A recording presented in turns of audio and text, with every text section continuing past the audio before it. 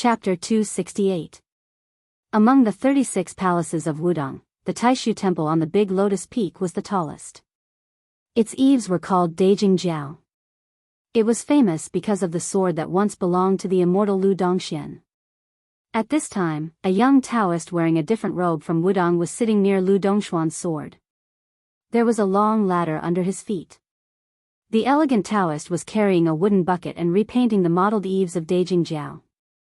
It was Wuxia Xianxia from the celestial master residence of Longhu Mountain. Looking around, the clouds were rolling and the wind was blowing. The 72 peaks of Wudong were like a celestial island on the sea. Wuxia Xianxia was in a daze for a moment as he heard the melodious sound of the morning bell on the mountain. These days, he lived on Wudong Mountain and wanted to defeat the leader of Wudong who rode the green ox. He rarely fought. Most of the time, he was forced to fight with the cowardly Taoist. Unintentionally, he also benefited a lot. When he heard that Daijingjiao needed to be painted, he thought that there was a celestial sword here that he had been fascinated by since he was young. He promised the lazy Hong to do the work.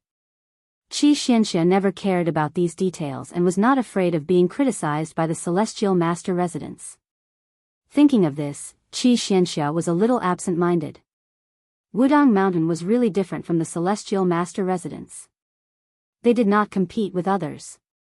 Occasionally, there were disputes, but Wuxia Xianxia did not care about them. He just tilted his head and glanced at Lu Dongshuan's sword. The name of the sword could not be verified. There was no record of it in the ancient books of Taoism.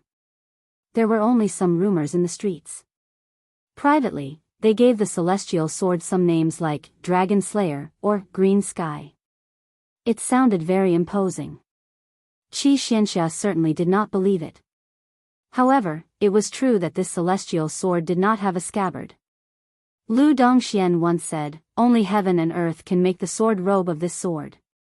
The sword robe was the scabbard. But now, the ancient sword had a peachwood scabbard. Wuxia Xianxia remembered this and did not know whether to laugh or cry. Some time ago, he asked the leader with the surname Hong. That guy hesitantly told the truth.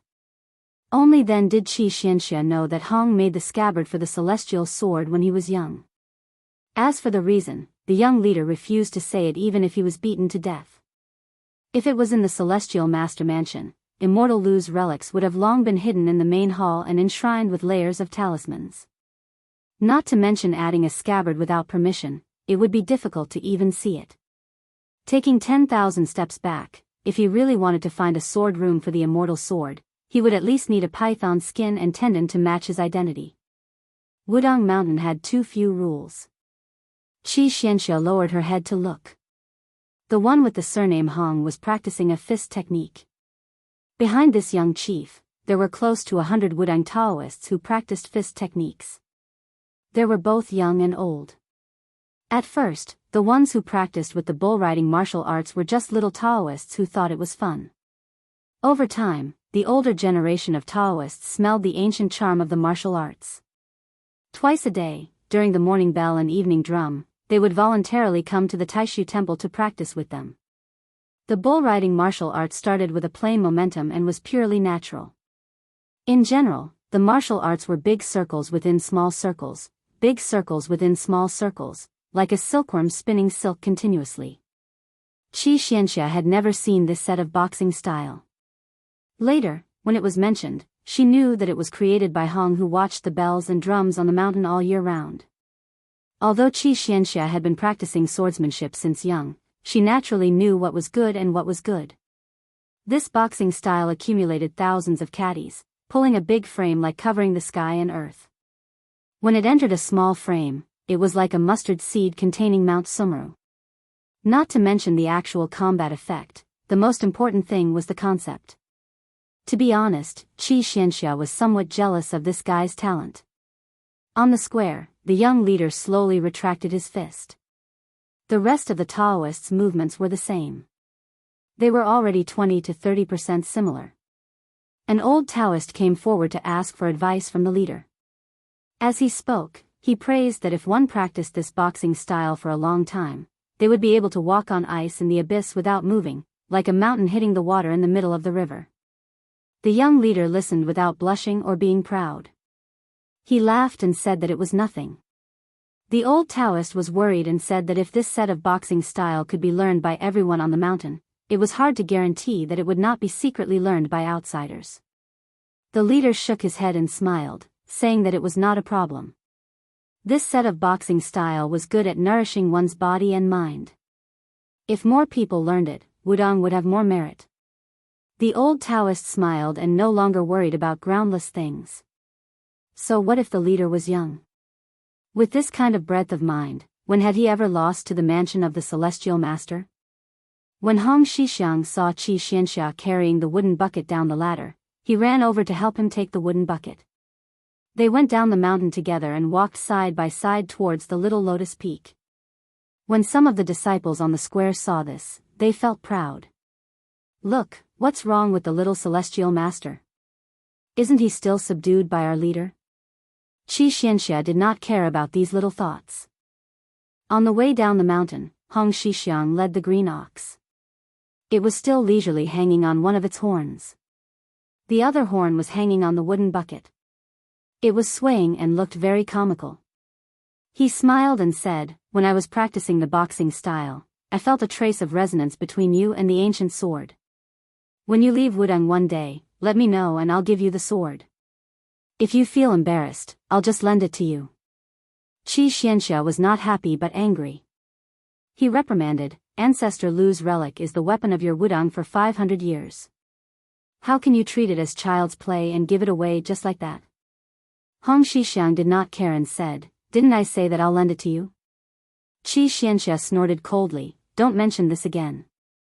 Hong Xixiang said with emotion, "His Royal Highness is still the most daring.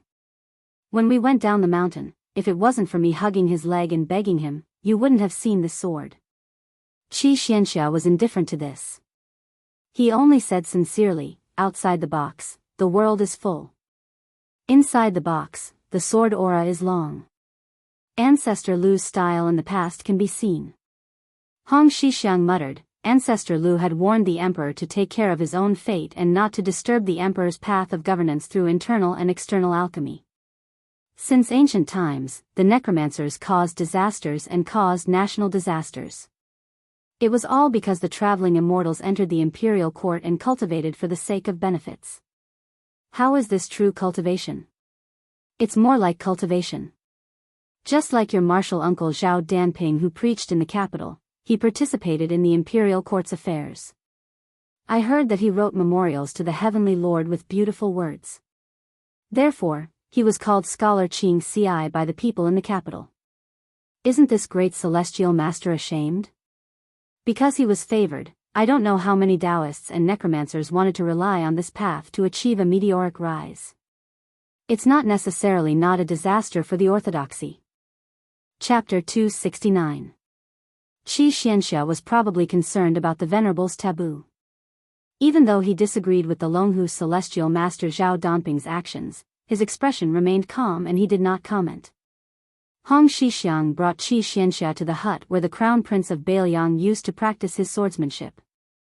The vegetable garden outside the hut was full of greenery. This year, he was the one taking care of it. He picked a cucumber, wiped away the thorns and put it into his mouth. The young chief sighed again and again. He thought of the slender girl who carried him up the mountain. He thought of the sword will that senior brother Wang praised under the big gung horn. Regarding the grudges between His Royal Highness and her, as an outsider, he felt like he was looking at flowers in a fog. If someone said that His Royal Highness did not care about her, Hong Xixiang would not believe it even if he was beaten to death. His Royal Highness had suffered many times because of that unreasonable maidservant. The girl at the foot of the mountain was his mother. Hong Xixiang looked up at the sky and muttered, "This Princess Taiping is really not living a peaceful life." Wuxia Xianxia stood outside the vegetable garden and looked at the young chief who was sighing. He asked, "When do you plan to leave the mountain?" Hong Xixiang said helplessly, "I don't dare."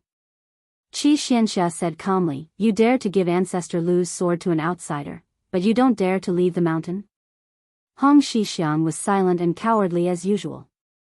Wuxia Xianxia sneered, "Afraid of ruining the black tortoise's prosperity?" Afraid of letting down the ancestors and senior brothers on the mountain? Hong Shixiang shook his head and said, no. Wuxia Xianxia turned and left, leaving behind a sentence, are you going to the debate on the peak of Mount Longhu? Hong Shixiang lowered his head and pinched his fingers, saying, allow me to calculate. Wuxia Xianxia sneered, calculate what? No matter how you calculate, you won't leave the mountain. Why deceive yourself?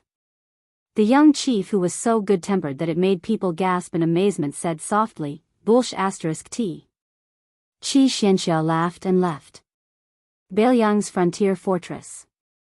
The huge town was heavily guarded and the cavalry was valiant. On this day, a sandstorm suddenly rose. It could be said that a river of crushed stones was as big as a bucket. Looking out from the city wall, all one could see was dust, giving off the desolation that was unique to a frontier fortress. But in this kind of chaos, there was still a man in white who went out of the city. Beside him was a graceful woman with a black veil covering her face. The man in white was leading the horse, and his posture was very, very low. It was really hard to tell which of the 6 major towns on the border was worthy of this honor. The woman's temperament was otherworldly. She held a pipa in her arms and faced the storm. Looking into the distance, one could see a tornado soaring into the sky. She sat on the horse and said softly in a clear voice, you openly allowed the enemy of Beimang to leave the city. Aren't you afraid that the king of Beiliang will have a grudge against your adopted son? The man in white continued to lead the horse forward slowly, remaining calm and collected. Wherever they went, the wind and sand would not be able to enter. The woman, who wore a black muslin dress but a pair of snow-white embroidered shoes, also fell silent. The man in white finally said, Chen Zhibao only knows that the first player of Beimang's horse drum, Fan Bai, has entered the city, but he doesn't know that Princess Qingwan of Beimang has left the city. The woman in black dress and white embroidered shoes said with a smile, how can Slave Bai dare to be called the first player? Sun Zigong's right hand is strong and fierce, like an iron horse rushing out. Zhu Qingshan's left hand presses the string to Tongxian, big and small pearls fall on a jade plate. Only then can he be considered a master of the pipa. The man smiled faintly and said, it's true that these two are good at playing, but the pattern is monotonous. They can't be compared to Miss Fan's own composition and music. The woman with a veil covering her face turned to look at the man in white. This master of the art of war, who made her risk her life to enter Beiliang's territory, did not act according to common sense. Her trip to Beiliang, which had a clear goal, was forcefully dragged into an ambiguous situation by him. She gritted her teeth and said in a low voice, General, Slave Bai can guarantee you a place in Beimang in the future. It will only be higher than the Liang dynasty. Chen Zhibao shook his head slightly and said, that's boring. The woman with a special identity frowned and said, General, are you sure Beimang will lose? Will you be able to make contributions that are not inferior to the spring and autumn war? The Beiliang cavalry can be said to be invincible, but because of the restrictions of the imperial court, they have not been able to display their full strength for the past 20 years. However, if you enter Beimang and take control of the military, I can guarantee that you will have no scruples. Is there anything more interesting in the world than being enemies with the Beiliang cavalry? Once Beiliang is pacified, you can go straight south.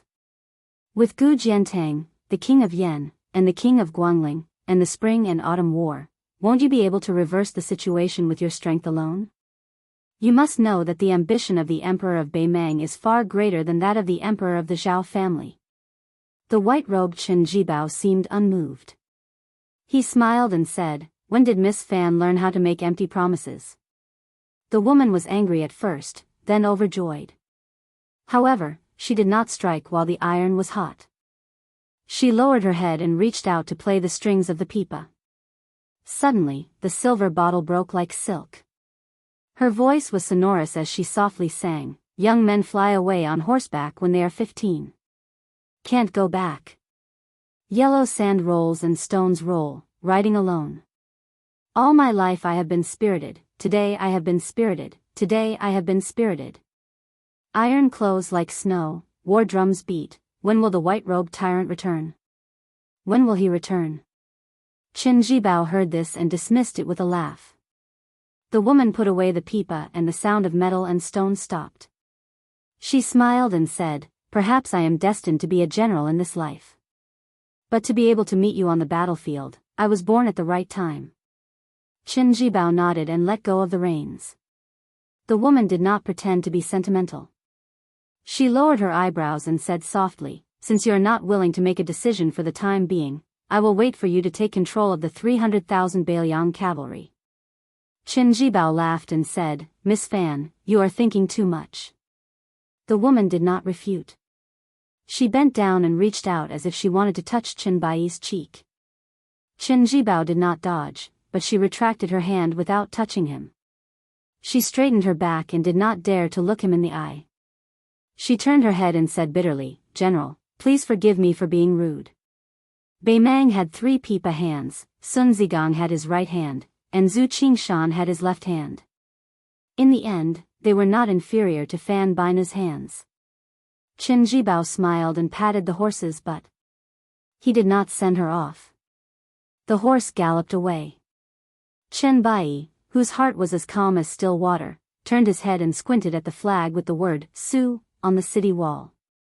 He was lost in thought. Liang Dragon, Bailiang Python, Bei Mang Flood Dragon, Bai could be killed together. Who was the one who said such an evil prophecy? Huang Longsher? Little did he know that Huang Sanjia, who was full of nonsense and revealed the heavenly secret, was dozens of miles away, forcing a poor ranger to chase after the tornado and practice his swordsmanship. Qin Jibao walked back to the border city expressionlessly. Chapter 270. Everyone knew that there was a saying in Jiangzhou, Jiangxi's dragon and tiger, Jiangdong Shenyuan. Jiangzhou was split into 2 by the Xi River. Jiangxi had dragon and tiger, while Jiangdong had Shenyuan. The former was the ancestral court of Taoism. The Zhao family of Taoism, which had the same surname as the emperor, had been hereditary for more than 60 generations. They had received the will of heaven and guarded the world for 1,600 years. The Dragon and Tiger Mountain, which had a radius of 100 miles, was the base of the Taoist sect, with the Taoist master mansion as the core. The confrontation between the peaks was like a battle between a dragon and a tiger. The mountain was red and the water was green. Purple chi rose. It was a beautiful scene. In a broad sense, the Dragon and Tiger Mountain was even more vast.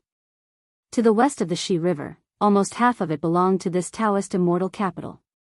Together with the Zhang family in the north, which had produced a saint master, they were known as Northern Zhang and Southern Zhao.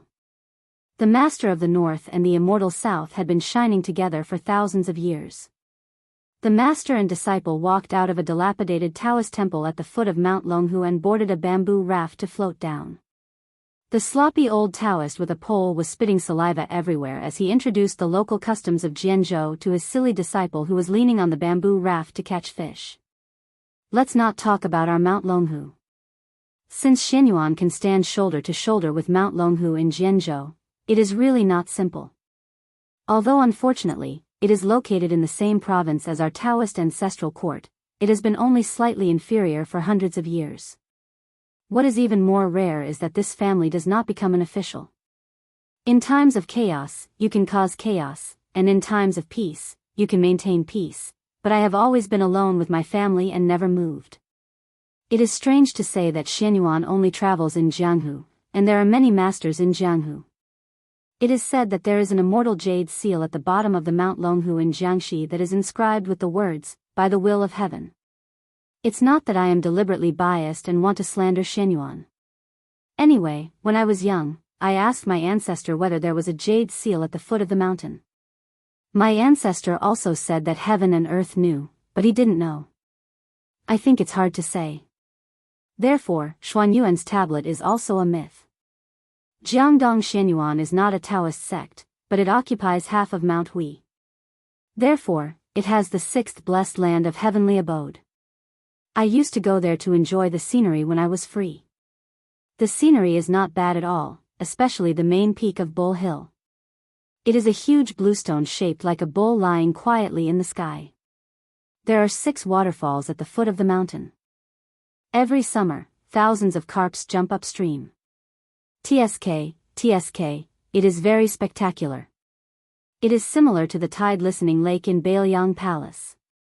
At the same time, because there is a saying that there is a dragon king imprisoned at the bottom of the lake, it is also called the Dragon Gate or the Gate of Heaven.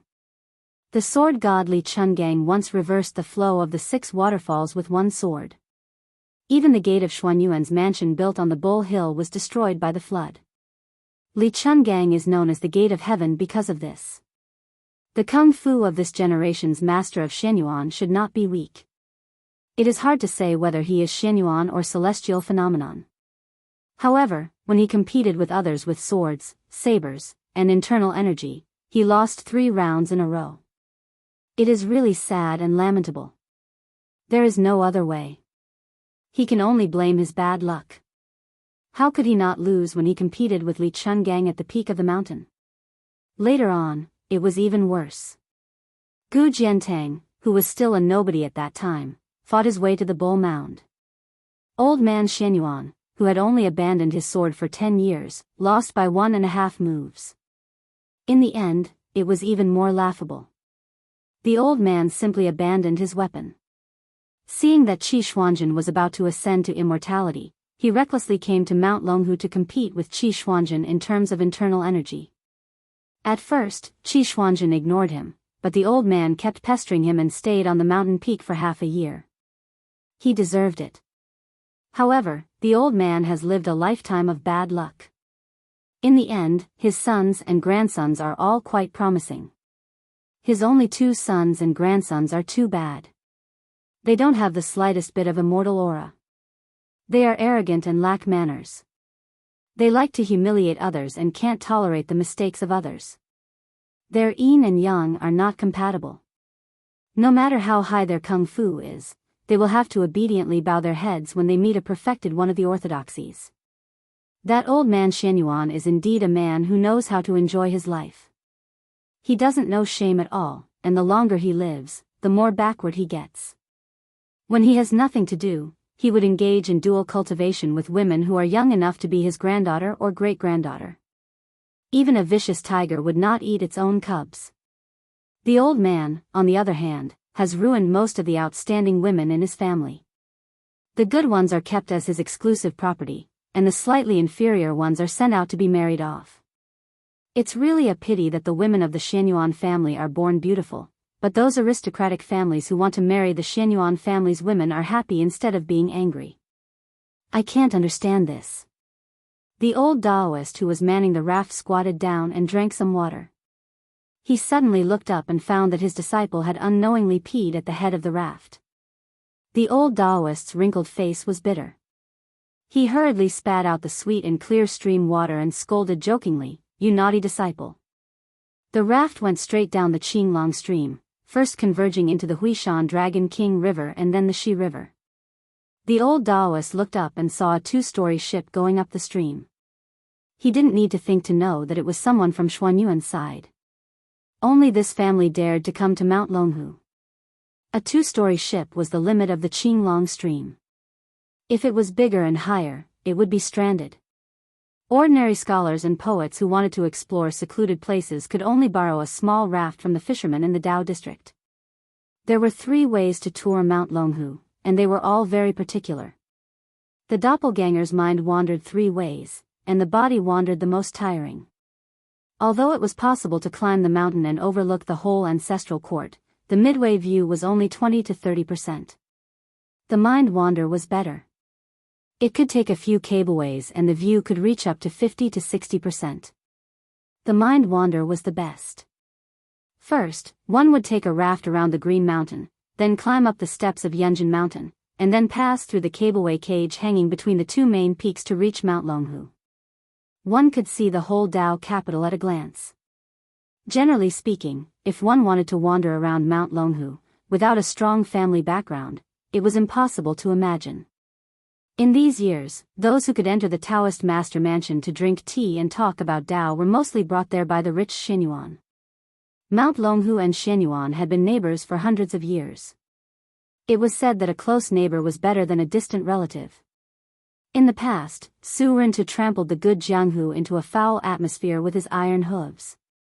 In the end, he didn't even let Mount Longhu go. Only the Xianyuan family dared to come and help. This was a huge favor, so the Taoist master mansion naturally remembered it.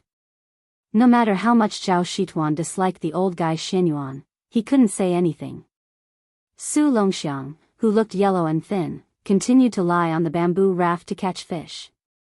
He caught and released them again and again, and it was endless fun. The old Taoist Zhao Shituan looked up and saw a few young men and women standing at the bow of the boat. The woman recognized them. They were the treasure of the Xianyuan family. Since young, she had been fond of slingshots. Her father, Xianyuan Pihua, spoiled her very much. He used gold to make pills and gave it to his daughter. Every time she went hunting in the spring and autumn, she would always shoot out dozens of golden pills. She treated gold like dirt. When the children of River East heard that Xianyuan Ferry was going out, they would follow her in large numbers. They would only wait for the golden pills to fall to the ground and snatch them. She never took them back. The woman was slender. She was wearing a narrow-sleeved robe and a white rhinoceros belt, which was no different from the men's attire. She was completely different from the wide sleeves that aristocratic women nowadays liked. If she didn't wrap a silk ribbon around her forehead with a large quality pearl, which added a bit of femininity, coupled with her handsome appearance, she would be regarded as a handsome and luxurious child. She was dressed even more casually on Mount Huishan, which was like the temporary residence of the Xianyuan family. Her clothes were even more casual. Chapter 271. She came from a great clan of the dynasty, but she had a very grassy aura about her. She would often wander the Jianghu with her servants. Most of the members of the Xianyuan family had strange names, and she was no exception. The woman's name was Qingfeng. Almost all the women of the Xianyuan family were beautiful, and each had their own merits. They did not follow the same rigid pattern.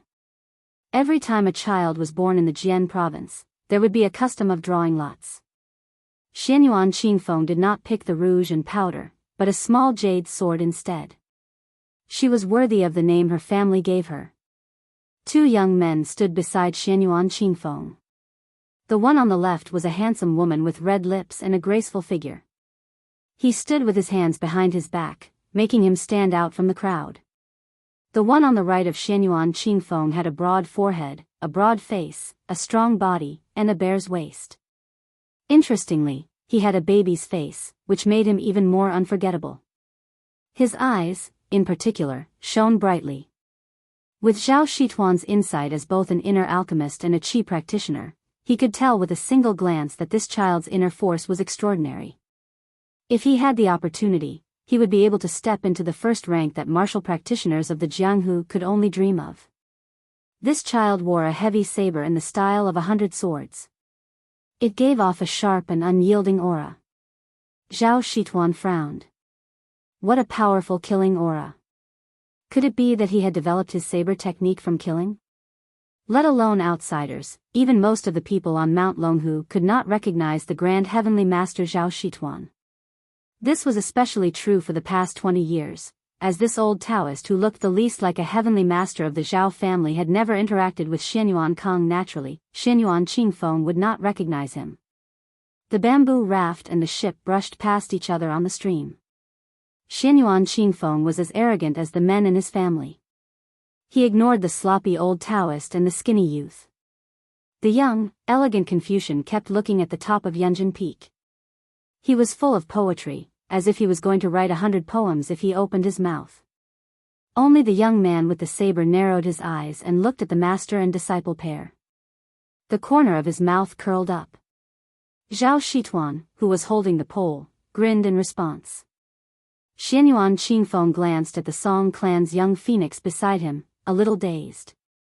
This person was undoubtedly outstanding. His grandfather, Song Guanhai, could be said to be well versed in Zen theory, good at appraising and storing, good at poetry, good at calligraphy, and good at ink painting. There was nothing he didn't know. When he was young, he spent a lot of money to study and find a master.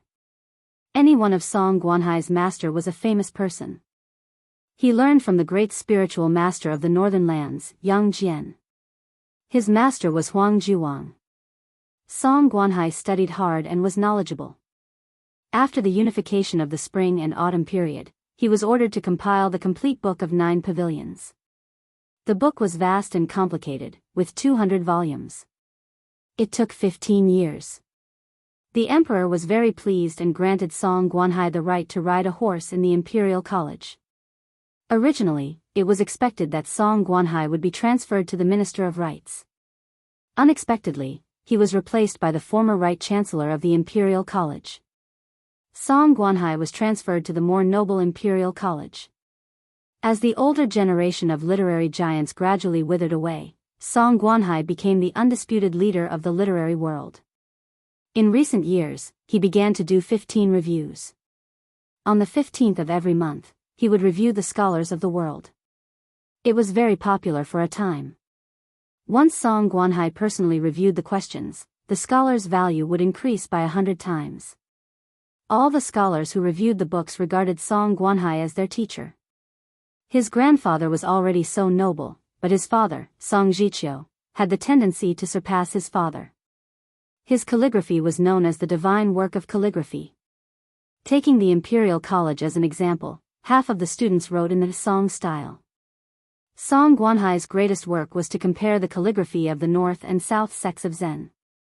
Although it was suspected that he was blindly raising the status of the Academy's painting, he gained a lot of popularity among the northern scholars. Song Zhiqiu took the lead in defining the realm of calligraphy with the rhyme, meaning, and spirit. He said, the rhyme of the word shu is the middle grade. The meaning of the word yu is the top grade. The meaning of the word chu is the first grade. And our dynasty values the spirit, so it is the divine work. When this was said, the Song family naturally made the emperor, who often copied the Song style in private, happy again. He promoted Song Zhiqiu to the Ministry of Rites as the Right Assistant Minister and gave him the title of scholar.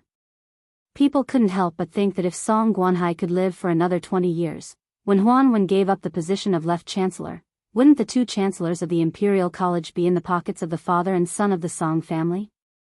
The Song family had established themselves as a wealthy family in just 2 generations. With such a grandfather and father, how could this young phoenix of the Song family besides Xianyuan Qingfeng be a mediocre person? Xianyuan Qingfeng couldn't help but glance to the other side. If the young phoenix, Song Kelly, was the son of a first-class family, then the man of the same age with the blade was the other extreme. He was born poor in the marketplace, and by chance, he became a bandit. He unintentionally obtained half of a blade manual and self-taught himself. He had fought countless battles with his life hanging by a thread, but he managed to carve out a future for himself. Later, he was chosen by a blade grandmaster and was accepted as his last disciple. However, his sect was destroyed soon after. He endured the humiliation and went into seclusion for 3 years, killing a second rank with his third-rank strength and killing 62 people from his enemy's clan. He obtained a secret manual, and his realm increased greatly, and his blade technique was close to perfection. Last year, this person came to Mount Hui and stood in the snow for a day and a night to learn superior blade techniques. His family didn't allow him to, but he was allowed to stay on the mountain. He then practiced the blade alone at the 6-layered waterfall. His character was extremely cold and tenacious. Xianyuan Qingfeng couldn't say whether he was angry or happy about this person who was called ambitious by the great ancestor, but he couldn't bring himself to dislike him. He came to Mount Longhu this time to sightsee and relax, and also to catch a few rare spiritual beasts that were unique to Mount Longhu. With him around, he could save a lot of effort. It was summer. Although Mount Longhu was cool and refreshing, the pampered Xianyuan Qingfeng still returned to the ship. Frogs in the well couldn't talk about the sea, and summer insects couldn't talk about the ice. The House of Bell and Cauldron food was not like this. Just like the northern Liang prince's mansion had a large lake where one could listen to the tide, this ship had 4 large barrels. They were filled with ice that was stored during the winter and would be taken out during the summer. The room was as cool as autumn. After Xianyuan Qingfeng sat down, he looked at the elegant Song Kelly and smiled. "Young Master Song, you've escorted your master's coffin several thousand miles south. This is a good deed." Song Kelly shook his head. That's how it should be. The young man with the saber, who was sitting with his eyes closed, raised the corner of his mouth slightly. There was a hint of mockery in it. Xianyuan Qingfeng was born with a cold temperament. Even when he got along with Song Kelly, he didn't try to curry favor with him. He stopped the pleasantries and looked out the window at the beautiful scenery. For some reason, he thought of a pair of bastards from a few years ago. He frowned slightly. He had long forgotten about those two bastards. It was just that he met Song Kelly, the son of an aristocratic family. Now, he realized that one of the two bastards was even more beautiful than Song Kelly. 2 or 3 years ago, when he was traveling in Mianzhou, he met two shabbily dressed lechers at the lantern market. One of them was good-looking, but very perverted. The other was unremarkable. Xianyuan Qingfeng only vaguely remembered that he had a funny wooden sword. They met on a narrow road in the Mianzhou lantern market. The beggar who looked like a human and dog blocked the road and refused to let her pass. His smile was very repulsive, and his eyes were fixed on her chest. They started a verbal argument. She didn't expect the one with the wooden sword to be a madman. He called a dog by the roadside "Dad" several times, then turned around and called her "Mom." There was also an old man who was watching the fun. He was missing his front teeth, so when he opened his mouth, his smile was very frivolous. Xianyuan Qingfeng had never suffered such humiliation before. He immediately ordered his servants to chase after them and beat them up several streets. His original intention was to break 6 of the dog's legs to vent his anger. However, he didn't expect the two bastards to be carried away by the old man with the missing front teeth. The most damnable thing was that before he disappeared, he shouted, "Little girl, remember that my surname is Su. Just you wait, next time you see me, give me a rabbit-sucking brush." Xianyuan Qingfeng gritted his teeth and thought, "Su, don't let me meet you in Jianghu." Chapter 272. Xianyuan Qingfeng's group entered Yunjin Mountain and chose a secluded path to search for spiritual items. Apart from the young phoenix of the Song family and the young man with the saber, the Xianyuan family also had a dozen or so elite retainers. Mount Longhu was the ancestral home of Taoism, so naturally, no one dared to cause trouble here. Xianyuan Qingfeng was born in a martial arts family, so his foundation was not bad. However, it was still difficult for him to walk along the rocky beach. Song Kelly, the well-read Confucian scholar, was unexpectedly relaxed and leisurely. He stepped on the rocks and crossed the stream with great agility, as if he had returned to his original state after practicing superior internal strength. This made the young sabresmen stop looking down on him and carefully observe him with cold eyes. They walked for 4 hours before they realized it. Xianyuan Qingfeng was looking for 3 spiritual items. First, the giant salamander. Giant salamanders weren't rare, but the horns on the forehead were. The second was the red-backed salamander, and the third was the black-footed snow civet. The latter two were relatively easy to find, but the giant salamander was hard to find. According to the ancient books, the salamander would grow horns if it lived for 100 years, and in another 500 years, it would transform into a mountain flood dragon. Xianyuan Qingfeng didn't expect to find it in one go, but she had already searched the mountain dozens of times. While resting on a rock, Song Kelly looked at the sky and smiled. "Miss Xianyuan, if we don't go back now, we'll have to spend the night on the mountain." Xianyuan Qingfeng nodded. They didn't get much from this trip, only catching a few salamanders. As for the black-footed snow civet, they didn't see any of them. This was reasonable. These little guys usually only appeared at night. They looked like foxes, but they had a natural musk. They would be the best if they were made into boudoir sachets. However, the process of collecting musk was very bloody and cruel. Xianyuan Qingfeng played with the cute salamander in the glass bottle, thinking that it was time to go home. At this moment, the silent young swordsman squinted his eyes and looked into the depths of the forest. Another 5 miles. Song Kelly smiled gently and didn't say anything. Xianyuan Qingfeng looked at the swordsman who spoke confidently. She remembered her father saying that this swordsman's intuition was rare. She thought about it and nodded. "Then let's go another 5 miles. Xianyuan Qingfeng didn't forget to look at Song Kelly. Young Master Song, how is it? I can still walk. Song Kelly smiled. Xianyuan Qingfeng stood up and took a deep breath before leading the way. When Xianyuan Qingfeng was about to turn around and leave the mountain, he saw a small green pond in the distance. Although the pond was not big, it was obviously very deep. What was even stranger was that there was a middle-aged Daoist sitting cross-legged beside the pond with his back facing everyone. Song Kelly furrowed his brows. The young swordsman, sneered. Xianyuan Qingfeng wasn't worried that bad people would appear in Mount Longhu, not to mention that the dozen or so people around her were all powerful. She was even more at ease. She lightly leaped over a few large rocks in the stream and came to a stop near the small pond. Only then did she see that the Taoist wearing the Mount Longhu Taoist robe had an ordinary face. The robe was sewn and could only be considered simple and clean. It wasn't the humble yellow and purple that could best show off the identity of the Taoist master's residence. Xianyuan Qingfeng was meticulous. When she leaped onto the blue stone with the clear spring, she deliberately increased her pace. However, the middle-aged Taoist didn't notice it immediately. The Taoist was focused on the pond. He held a bamboo fishing rod in his hand, as if he was fishing. The bamboo pole was long enough to sink into the pond. It wasn't like those distinguished scholars who were deliberately mystifying. Xianyuan Qingfeng was really tired of those scholars who fished for fame. If this Daoist threw out his fishing rod but didn't have any bait, with Miss Xuanyuan's temperament, she would definitely give him a good beating. There was a bamboo basket next to the Taoist, in which several fragrant vermilion fruits were placed. Xianyuan Qingfeng smiled. Did I disturb your fishing? The middle-aged Taoist smiled and shook his head. Don't worry. You won't disturb the fish I'm trying to catch.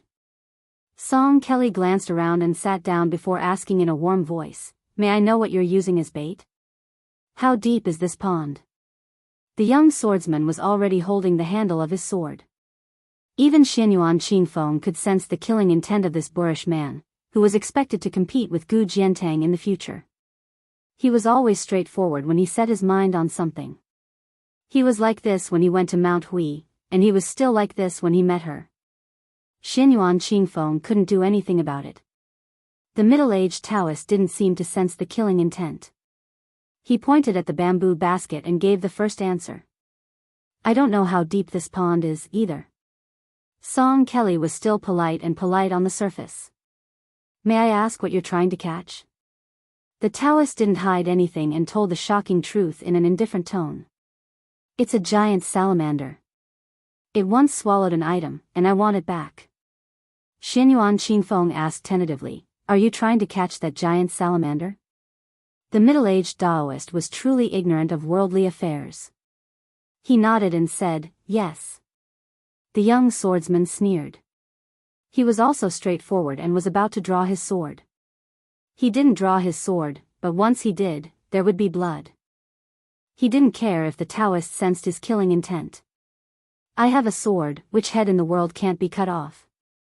The Taoist sighed and put down the bamboo pole. He glanced at the bamboo basket and turned to smile. I can't catch it this year. There are a few fruits left. If you don't think they're dirty, they can satisfy your hunger and thirst. Song Kelly smiled but didn't say anything. The young swordsman, who had inexplicably loosened his grip, casually sat down and grabbed a wild fruit, handing it to Xianyuan Qingfeng first. She shook her head, so he directly tossed it into his mouth. There were still 3 or 4 left in the basket, so he swallowed them all. The middle-aged Taoist smiled. Xianyuan Qingfeng asked, which Taoist temple do you cultivate in?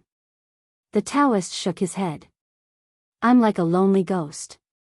I don't have a place to stay. Fortunately, the Taoist ancestral court can accommodate me. Song Kelly suddenly asked, there's something I don't understand. Please enlighten me. The middle-aged Taoist nodded. Please.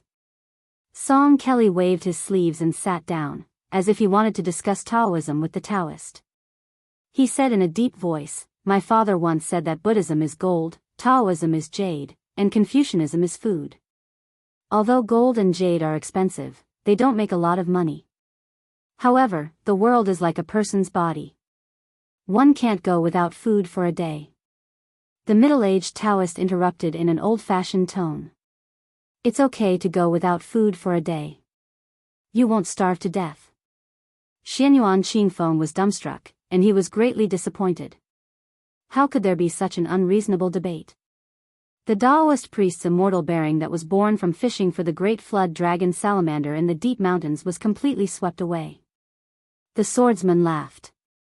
Song Kelly was good at maintaining his composure and wasn't angry at all.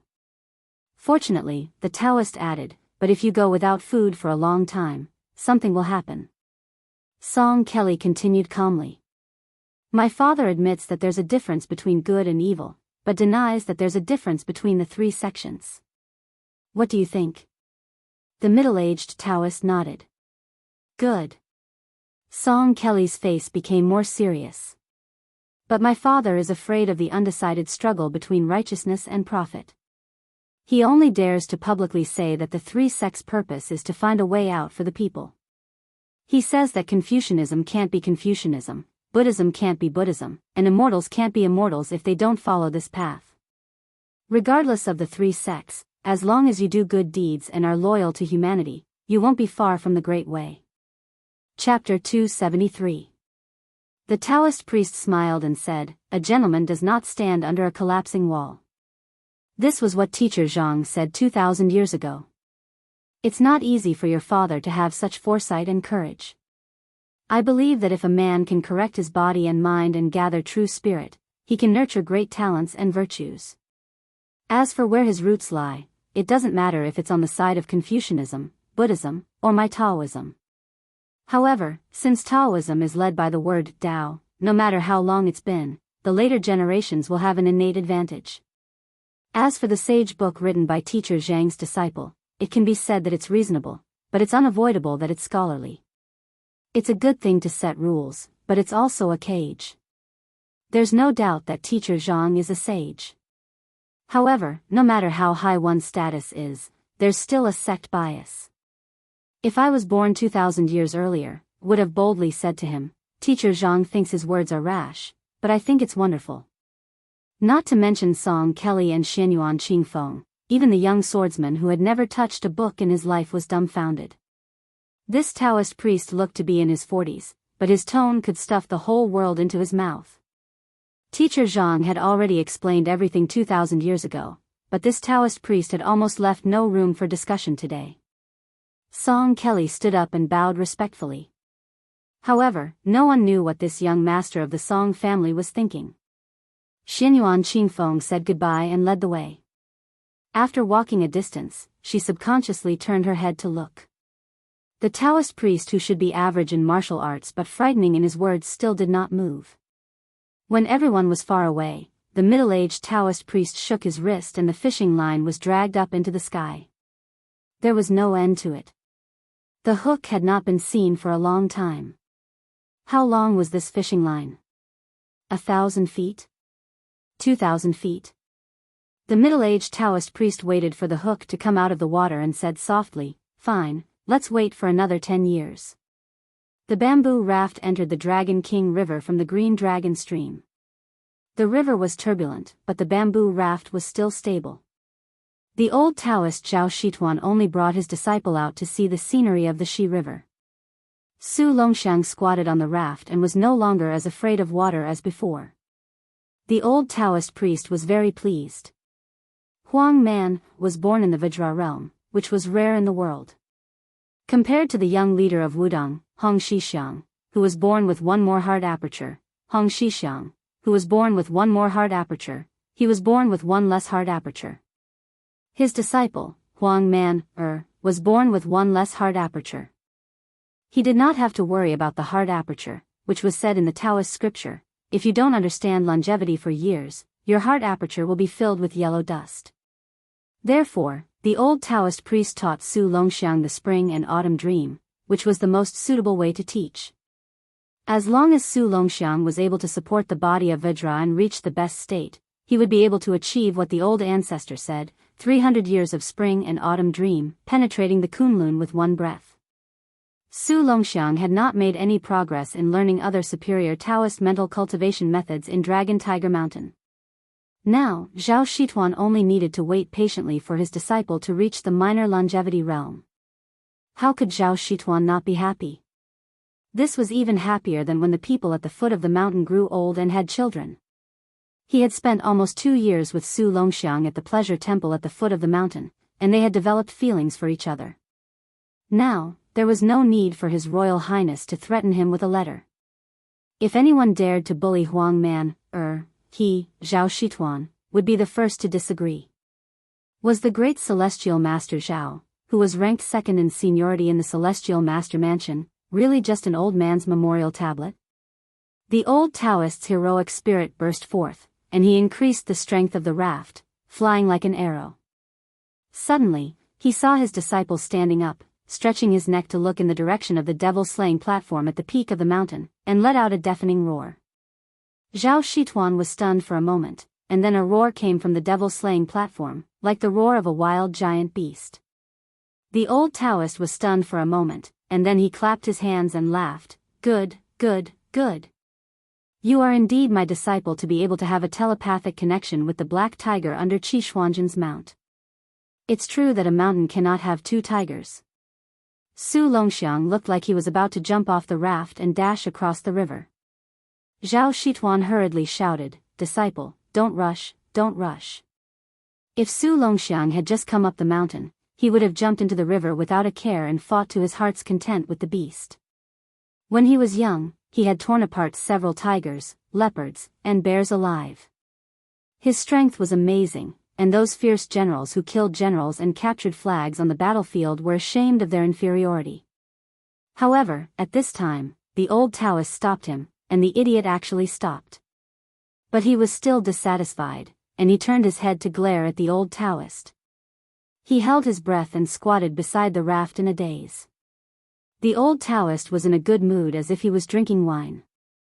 He laughed heartily and said earnestly, "Disciple, that black tiger is not a simple beast. It was originally the king of all beasts in our Dragon Tiger Mountain. Its frame is almost twice the size of an ordinary tiger, and its whole body is pitch black. For some reason, it went to the demon-slaying platform to listen to Qi Xuanzhen's lectures for many years. It is very intelligent. In terms of seniority, this guy is in the Jing generation on the mountain.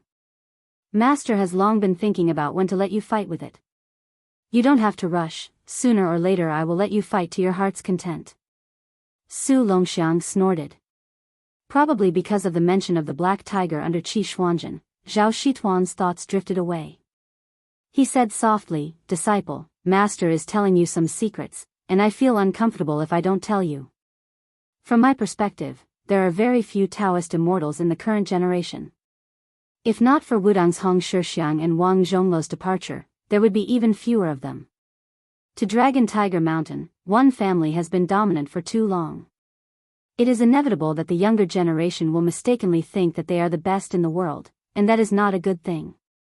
Let me calculate, of course my brother is one, and Danxia can also be counted as one. Zhao Danping is too smart, and she can't wait to calculate everything, which will damage her luck. Bai Yu and Wuxia Xianxia are both strange. One is like Master's father, and the other is like Lu Dongxian. I believe that there will be no problem for them to become immortals in the future, but they still need time. As for the rest of the Jing generation, they are all uncertain. The few with the surname Zhao and the Taoist master's residence will not be able to take on big responsibilities in the future. In the Northern Orthodoxy, there are still 2 rogue immortals, but they are already so old, who knows when they will pass away. In the end, there are only these few left. I can count them with one hand. How tragic, they are far inferior to Buddhism. God knows if Su Longxiang was listening, but Zhao Shituan did not care. He turned the raft back and looked at the continuous mountain range. Suddenly, he smiled and said slowly with pride, "That is not a problem. Dragon Tiger Mountain still has a land immortal guarding the mountain." Su Longxiang tilted his head. Zhao Shituan saw that there was a listener for the first time. He stroked his beard and smiled. 60 years ago, people only knew of my father and Qi Xuanzhen, but they did not know that there are immortals above immortals. The old Taoist wanted to keep them in suspense, but when he saw his disciple lowering his head to continue catching fish, he smiled and quickly said, "However, I can't say for sure how this immortal is. I only remember that when I was young, I went to the mountains to pick herbs and met a middle-aged Taoist. Later on, Qi Xuanzhen had already immortalized for more than 20 years. When I met that Taoist again, he did not seem to have aged at all. I was very curious, so I asked your ancestor. Do you know what your ancestor said? Your ancestor said that he met this person several times when he was young. Disciple, think about it, how old is he? Wudang Song Jiming has lived for 150 years and is known as the oldest person in the world. I conservatively estimate that the Taoist in the mountain is even older. Of course, this is similar to the Taoist jade seal at the bottom of the mountain. It is not easy to verify. Su Longxiang rolled his eyes. He had learned this habit from his brother. Zhao Shituan chuckled and slowly propped up his pole. He smacked his lips and said, "When your father led the army to Mount Longhu, he was forced by the general situation. Even our ancestor could not openly block the way. Everyone in the world knows that several courier soldiers ran 6 courier horses to death before they could deliver the imperial edict to the foot of Mount Longhu. However, no one knows that the last courier soldier died of exhaustion with his horse 60 li away. It was a nameless middle-aged Taoist who took over the imperial edict. Wherever he went, the rain of arrows could not reach him, and all swords and halberds were broken. During this time, more than 20 top experts under Bailiang were unable to stop him. They did not even see the Taoist's appearance clearly.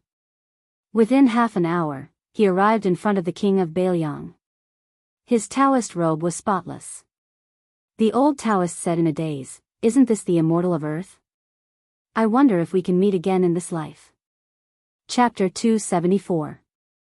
About to be published. The next VIP chapter will be uploaded at midnight. Once the Bailiang heir left, Yangchun City finally regained its peace and happiness. No matter how the scholars of Hutting County denied it, as long as His Royal Highness was in Yangchun City, they felt uncomfortable all over. They had originally hoped that the imperial concubines in the palace would put pressure on the widow in Linlang's Lu family mansion. Unexpectedly, there was more thunder than rain, and the matter was left unsettled. Later on, Sir Bian Qingzhai was unexpectedly beaten to death. It was rumored that the entire imperial college in the capital was in an uproar. No less than several thousand students joined together to write a petition. Unfortunately, they were still unable to request for an imperial edict to be sent down to Jiangnan. That eldest brother of the dynasty had eaten his fill, patted his buttocks, and left Yangchun City. The caravan of horses left the city from the Lu Manor. They did not linger in Yangzhou, heading straight for the Taoist celestial capital, Mount Longhu. There were 2 carriages. Blue Bird, whose body had recovered at lightning speed, and the old god of swords, who was bored to death, drove separately. Su Fengnian had Yu Yuwei and Princess Jing'an sit together in the same carriage. The 2 women, whose fates had been filled with trials and tribulations, were probably in the same boat. Although they did not talk much, when pondered over it, there was a hint of a common enemy. However, Yu Yuwei was clearly a bit colder, while Pei Nanwei was more fervent. Su Fengnian turned a blind eye to the little schemes of this princess consort of the Rouge evaluation. He treated it as a small amusement that did not affect the overall situation. He believed that Yu Yuwei would not switch camps with just a few words. Su Fengnian sat in the carriage, counting his belongings on his fingers. He muttered to himself, "I have more than half of the Fu general's red armor in my hands, but it is too damaged. I don't know if it can be repaired to its original state. Generally speaking, I can confirm that the Fu general's battle power is directly linked to the strength of the puppet when it was alive. Mount Longhu is the ancestor of this school of exorcism and enslavement, so I cannot return empty-handed from this trip up the mountain." From the purple forbidden villas, whale-slaying sword, he took the most murderous move, stacking thunder, from the green water pavilion sword practice manual, from Aunt Zhao's sword manual, he secretly learned the old god of swords, one sword immortal kneeling. During this period of time, He flipped through the Book of Arms, and learned from Qing Miao that reversed the meridians of the armor removal. The drawing technique was learned from the Dongyue imperial family, and he imitated the steadying disturbance of the Nanhai nuns. All in all, together with old Huang's 9 swords, he could be considered to have gathered more than 20 moves. Su Fengnian caressed Wu Meinyang's head and said with a smile, Gu Jiantang is the #1 saber user in the world. I wonder how many sabers he can block in a real fight. Yu Yue had expected this. She said lightly, I don't know. Su Fengnian did not expect to get an answer from Yu Yue. No matter how brilliant her sword dance was, it was not the way of the sword to kill. He flicked the white cat's head with his finger and said to himself, Chao Changqing inadvertently said that old Manly, other than the 2-sleeved green snake, also has an even more domineering sword to open the gate of heaven. It seems very arrogant, but why have I never heard of it before? There are no rumors of it in the Jianghu either. The old god of swords' 2-sleeved green snake sword technique focuses on the sword will. Each time, it is complicated and simple. It is said to be one move, but in fact, it is full of changes. Every time, it is too late to dodge and escape. It is very difficult to divert attention to secretly learn it. The old god of swords made it sound nice, saying that he wanted to impart an absolute art. He was clearly venting his anger on me because he was bored. Princess Jing'an said sarcastically, a man whose heart is not content is like a snake trying to swallow an elephant. Su Fengnian followed suit. He went tit for tat and ridiculed, swallow? I know that Princess Consort's little mouth is very clever. Don't show off in front of me. Be careful that you go for wool and come home shorn. I will punish Princess Pei on the spot. Princess Pei had been teased and humiliated by His Highness over and over again about her private matters. She felt as if her weakness had been caught. In the past, she would fly into a rage out of humiliation every time. But today, her expression did not change. She just looked at him coldly and mocked, I thought your highness was not even afraid of the vassals. I have a whole new level of respect for you at the Reed Marsh.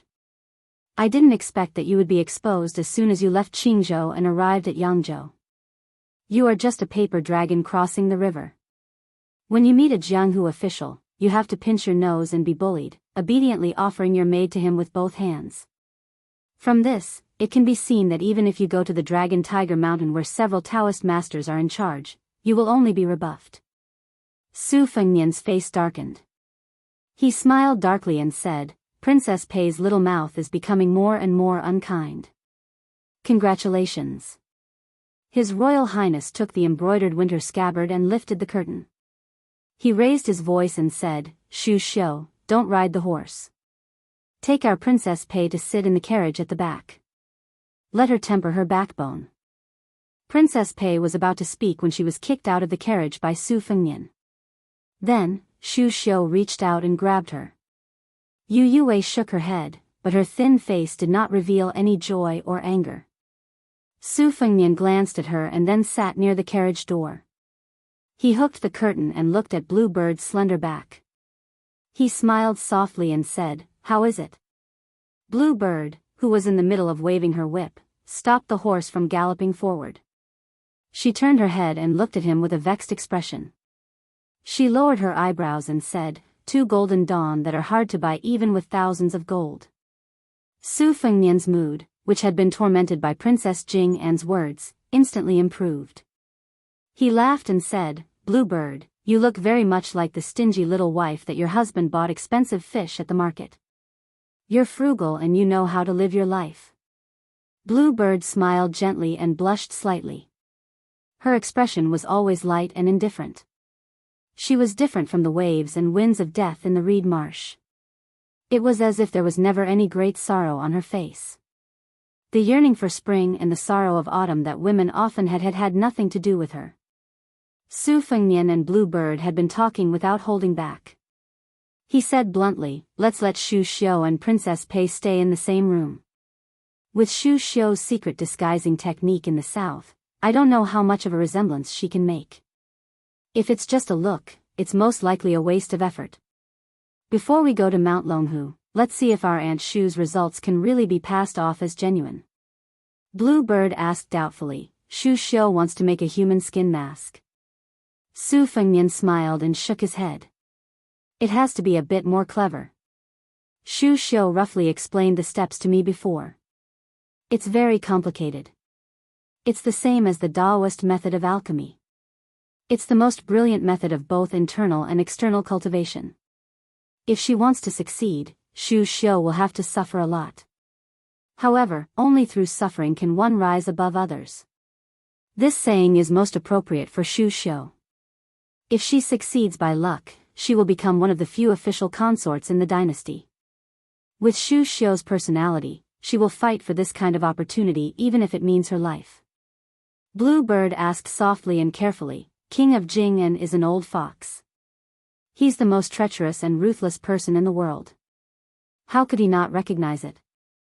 Su Fengnian nodded and said, the lecherous heir, Zhao Sun, might not be able to see through it, but his old man, Zhao Heng, would definitely be able to see through it with just a few glances. Thus, I had to first write a letter to test the waters and simply reveal the truth. If the Prince of Jianghu's estate is willing to accept the fake princess consort and put her up as a memorial archway to ensure that they won't lose face, then everyone will be happy. If they aren't willing, then it's also within reason. I'll just treat it as having Shu Xian discipline princess consort pay, then I won't lose anything. Putting aside the fact that I took the risk of keeping the good-looking but useless princess consort Jean gone, this woman still doesn't know what's good for her and comes to poke at me every few days. Bluebird still couldn't believe that the Jing'an palace would accept such an absurd arrangement. Would they allow a fake consort to take over the turtledove's nest? King of Jing'an, Zhao Heng, had always been scolded by His Royal Highness as a narrow-minded and jealous woman. Could he endure it? Su Fengnian could see the incredulity on Bluebird's face. He smiled and said, just treat it as a gamble. Su Fengnian heard the cry of the green and white Luan and lifted the curtain of the carriage. The handsome spirit bird instantly pierced inside. His Royal Highness held up his arm to stop the bird. His right hand took out a section of a jade tube and took out the secret letter. After reading it, he handed it over to Yu Wei. The latter read it carefully. She raised her head and said, the imperial court wants to change the system of prefectures and counties to the system of roads. The world will be divided into 16 roads. Su Fengnian smiled and asked, tell me what you think. Yu Wei thought for a moment and then said softly, after the 8 kingdoms were pacified, the territory of the dynasty expanded several times. Now, there are more than 1,800 prefectures and counties. The large prefectures that were originally set up to accommodate the old 8 kingdoms could easily become vassal towns. It is indeed difficult for the central government of the empire to control them. From the letter, it seems that everything will be messed up. There will be a new system of 16 roads and 76 prefectures. The large prefectures will be split into several smaller prefectures, and the large prefectures will all be raised to prefectures. The changes to the foundation of the 1,800 counties will be relatively small. Su Fengnian said calmly, I heard from Su Xiao that Grand Secretary Zhang Julu has been waiting for this day for almost 20 years. Yu Wei frowned and said, but the prefectures and counties will become level 4. Isn't the empire afraid that the decree will be blocked? If it is to reduce the vassal states, isn't the price a bit too high? Su Fengnian shook his head and said, it's not that simple. Except for the 7 vassal states including Su Xiao, the rest of the prefectures and supervisors will be changed every 4 or 6 years. However, the decree has not been issued yet. After about 3 or 4 years, when the situation is more or less stable, it will be Zhang Julu's turn.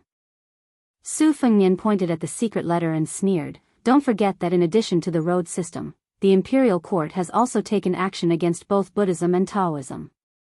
In the past, the management of Buddhism was not strict and only set up the Chongxian Bureau in the Honglu Temple of the Ministry of Rites to manage the monks and appoint the 3 principals. In the future, there will be the position of head monk. It is just that I don't know which monk has the qualifications to be the first head of the world's monks. I guess Yang Taisui may not be willing to show up. As for Taoism, the imperial court has a longer reach. All the disciples of Taoism will be tested and divided into 11 levels. Except for the Taoist mansion, which is the only exception. All the Daoists in the world will be promoted under this framework. Thinking back to the warrior selection system that took the lead not long ago, do you think that the three sects of Confucianism, Buddhism, and Taoism will all be under the control of the imperial court? Yu Wei murmured, Heaven's net has a long grind, but it does not escape. Chapter 275. Su San was a postman. He was the third in his family, so he was called Su San. Old man Lu, who was born 10 years later, did not have the good fortune to participate in the Great War of the Spring and Autumn period.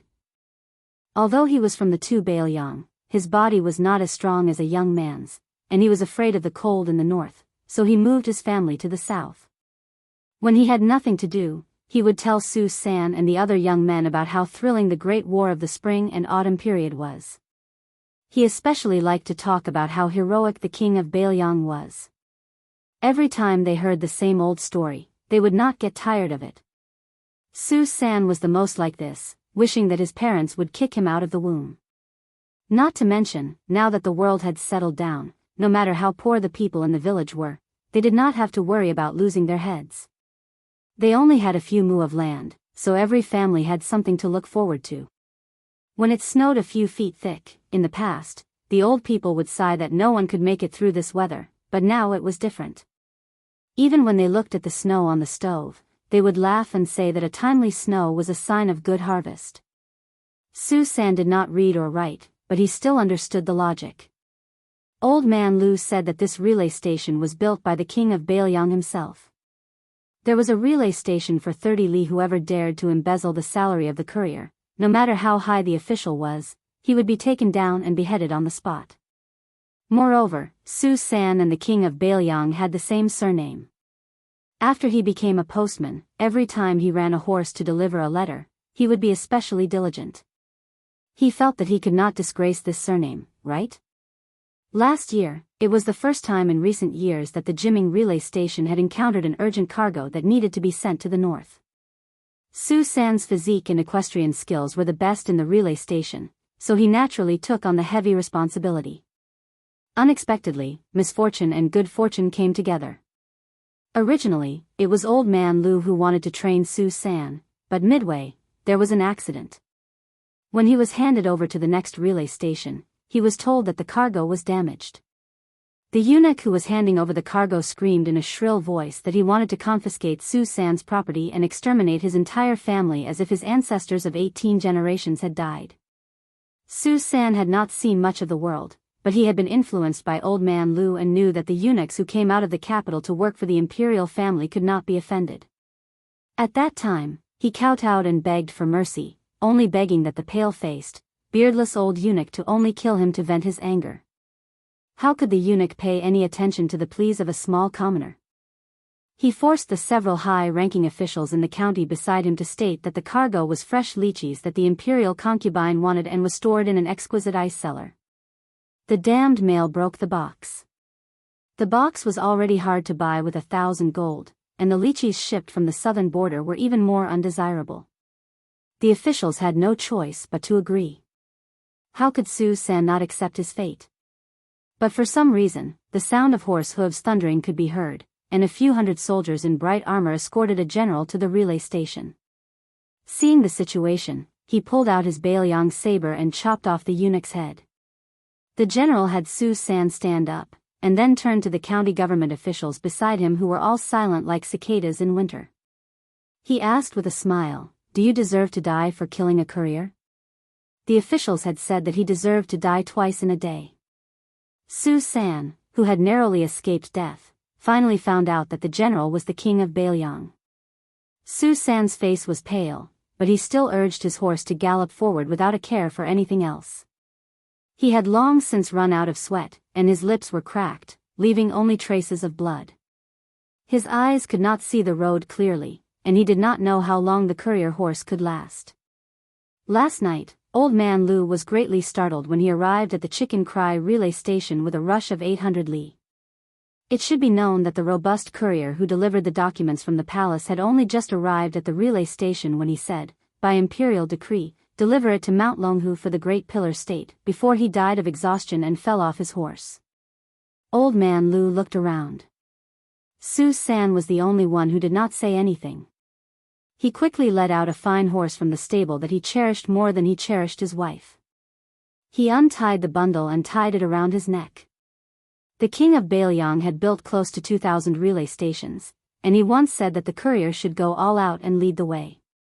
Su San was crude and could not speak of great principles, but he knew what it meant to lead the way. At this moment, Su San was on his last breath, and he was close to dying. He kept telling himself that he was just 20 miles away, and he could not die.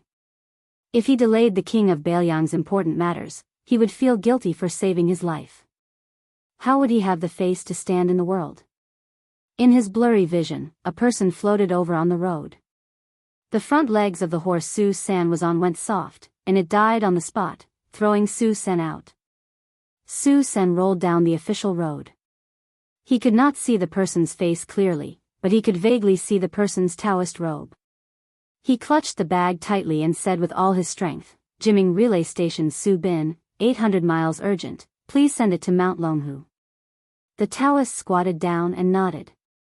Su San turned his head with difficulty to look at his beloved horse that had died on the spot, and then looked in the direction of Mount Longhu.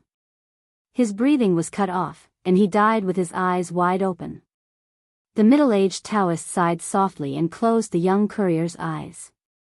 He took off the bag and opened it, revealing a bright yellow imperial edict.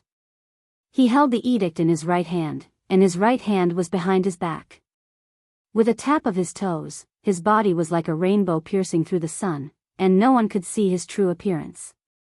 The middle-aged Daoist drove straight in until he reached the flag with the character, Su. He threw out the imperial edict and turned to float away. The two waves of arrows in the air froze, not falling forward. They only fell to the ground after the Daoist's figure had disappeared. That year, at the critical moment, the yellow Daoist priest on the mountain and the Bailiang cavalry at the foot of the mountain were finally able to coexist peacefully because of this imperial edict. Tonight, the primordial spirit of the middle-aged Daoist priest whose Daoist name was not seen on Mount Longhu had left his body and arrived at Mount Guanglu. Seeing that His Highness had put away the dagger talisman, hung it casually on his waist, and pulled out two knives, the middle-aged Daoist priest standing on the dragon's head said in an old-fashioned manner, "I have met Su Shao once at the foot of the mountain." Su Fengnian remembered a dusty past he had accidentally learned from Chu Lushan. He raised his head and asked, "You are the Daoist who delivered the imperial edict at the foot of Mount Longhu?" Chapter 276. The middle-aged Daoist said expressionlessly, "That's right." Su Fengnian hesitated for a moment before holding his sabers. He bowed and said, "Su Fengnian greets the immortal elder. My father once said that Mount Longhu was the best in the mystic enlightening realm, not Daoist Qi who ascended to immortality 50 years ago." The middle-aged Daoist was indifferent as he looked down at Su Fengnian and the talisman. Su Fengnian bowed and asked, "I'm curious as to why the immortal elder can ascend to immortality but not enter the heavenly gate but not enter it?" The middle-aged Daoist said calmly, "My surname is Zhao." "The same surname as the emperor?" These words were enough to explain many mysteries. Why did the previous great celestial master not hesitate to exchange his life to extend the life of the previous emperor? Why did the imperial court continue to confer titles to Mount Longhu and raise the status of this ancestral court? Why was the current great celestial master Zhao Danping like a fish in water in the capital? Why was Mr. White Lotus favored by the emperor? Su Fengnian's hands trembled as he looked up and gritted his teeth. The immortal elder is already an outsider. The Daoist whose age and cultivation were unfathomable smiled faintly. "Have you heard of the saying that when a man achieves immortality, even his chickens and dogs ascend to heaven? Besides, I haven't ascended to immortality yet, so what's wrong with protecting my descendants?" Su Fengnian asked again and again, "Immortal elder, may I know what lesson you have for coming here with your out-of-body primordial spirit?" The middle-aged Daoist did not answer the question. Instead, he pointed behind Su Fengnian. Su Fengnian did not dare to turn his head as he was afraid that he would not know how he died. The Daoist frowned and said, "Although I'm not a saint, I'm not going to argue with a junior like you." Back then, Su Shao had the same principle. "My descendants have their own fortune and misfortune. As long as no one deliberately deviates, even if the country is destroyed, I won't interfere with the heavenly secrets. Su Fengnian turned his head and widened his eyes. Unknowingly, a giant python with a red tongue appeared behind him, confronting the heavenly dragon Jianghu. The giant python versus the dragon. The giant python that seemed to have occupied the entire mountain was fearless. Su Fengnian was in awe of the golden dragon, but for some reason, he was not afraid of the giant python. Instead, he felt a sense of intimacy from the bottom of his heart. When the giant saw Su Fengnian turned around, it lowered its head and rubbed its head against Su Fengnian's forehead. The heavenly dragon seemed to be enraged by the giant python. The purple gas it breathed out grew thicker and its body rose higher, revealing half of its body. It bared its fangs and brandished its claws as it roared furiously at the peak of Quang Mountain. The purple gas seemed to have materialized and condensed into a purple pillar that charged forward. I don't care if you're a celestial being or an immortal. There's no reason for me, Su Fengnian, to accept my fate and beg for death. Just as Su Fengnian was about to draw his saber, the giant python at the top of the coiling dragon mountain raised its head and straightened its body. It bit the purple pillar of dragon chi and crushed it in an instant. In a trance, the middle-aged Taoist priest, who seemed to be standing on top of all living things, just watched coldly from the sidelines. The heavenly dragon roared. Su Fengnian saw that there were no longer any stars in the sky. The clouds rolled and surged like raging waves. They gathered above the heavenly dragon's head, layer upon layer, becoming increasingly dense. Fengnian. Su Fengnian was still terrified by the invincible might of the golden sky dragon when he heard a familiar voice. He turned his head abruptly and saw that person. At this critical moment of life and death, he was oblivious to everything in the world and was only crying. A white-robed woman's sleeves fluttered in the wind. She had once taken her sword out of the sword tomb. She had once played the fish dragon drum in white clothes. She had once punished him by holding a book against the wall. She had once worn the cloth shoes personally made by Su Xiao and entered the imperial palace alone. Su Fengnian's voice was hoarse as he carefully called out, "Mother." He was afraid that if he shouted too loudly, she would disappear with the wind. Her body was transparent, and she slowly floated over like a fairy from Dunhuang. She floated in the air as if she wanted to caress her son's cheeks. The middle-aged Daoist finally spoke. He snorted coldly and said, "You're going against the heavenly Tao." He waved his sleeves and smashed the giant white python's head onto the ground. "Wu Su, go to the Yellow Springs." He waved his sleeves again, and a strong wind blew. The white-robed woman who was only a few feet away from Su Fengnian retreated with the wind. The woman raised her head and sneered, "Zhao Huangchao, why didn't you enter the heavenly gate?" Su Fengnian saw his mother's body gradually becoming blurry, turning into a stream of light and dissipating. He was completely mad. His eyes were red as he stretched out his hand to grab her. The middle-aged Daoist was, after all, a well-deserved earth immortal. She, who had already defied the heavenly Tao, moved forward with difficulty and allowed her soul to dissipate. She stretched out her hand and held Su Fengnian's hand. The middle-aged Daoist's vast Daoist chi poured down from the sky. He raised his palm and said angrily, "The heavenly Tao is majestic. Demons, retreat." Instantly, thunder rumbled. The Daoist slammed his palm down. The Daoist carried out justice on behalf of the heavens. The white-robed woman, from her feet to her waist, slowly disappeared like dust along with the giant python. Su Fengnian, whose face was full of tears, shouted at the top of his lungs, "Mother." She smiled and said kindly, "Fengnian, I can't take care of you anymore. I can't bear to part with you." Su Fengnian shook his head like a madman. In that instant, 20 years of his life flashed through his mind, disappearing in an instant. Until Li Chungang said that he had a sword to open the heavenly gate. Su Fengnian only felt that his acupuncture points were exploding, his meridians were exploding, his flesh was exploding, and his soul was exploding. Everything exploded. Even if I die today, what's there to be afraid of? My mother is dead. You damned Daoist even dispersed my mother's soul. Why can't I kill you? He turned to face the golden dragon and the middle-aged Daoist and roared, F***ck the heavenly Tao. I have a blade that can slay the dragon. Su Fengnian didn't have a blade in his hand. As soon as he said that, the giant python and fireflies gathered, and a snow-white divine weapon appeared in Su Fengnian's hand. I have a blade that can kill immortals. The blade cut through the air. The color of heaven and earth changed. There were no more dragons, no more immortals. Su Fengnian slowly opened his eyes. The top of Quanglu Mountain was clear. Li Chungang, Blue Bird, and the others didn't come after hearing the news. Su Fengnian looked down. The divine talisman was still in his fingers, and the embroidered winter-spring thunder was inserted into the ground. Su Fengnian touched his cheeks. They were full of tears. So it was just a dream. Su Fengnian turned his head and squeezed out a smile. He looked at the silent void and murmured, "Mother, rest in peace." Then he turned his head and looked at the starry sky. Su Fengnian said word by word, "I have a blade that can kill the dragon." Chapter 277. Su Fengnian suddenly stood up and checked the flow of qi in his body. There was nothing unusual. The fourth floor was only the fourth floor. Just as he was about to pull out the embroidered winter-spring thunder and return it to its scabbard, he focused his mind and subconsciously leaned back until he was parallel to the ground. The tip of his foot kicked the scabbard of the spring thunder.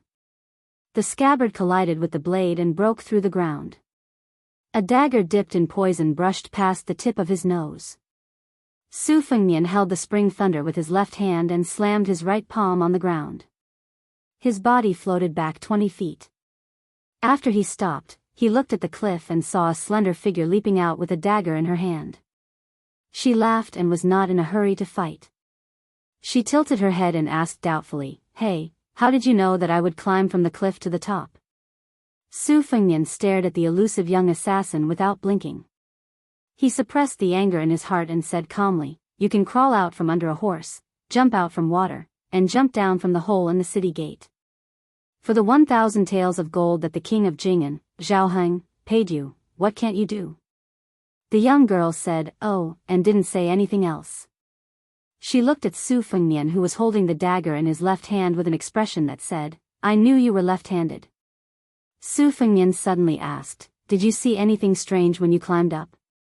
The young girl shook her head and said, "Climbing is boring."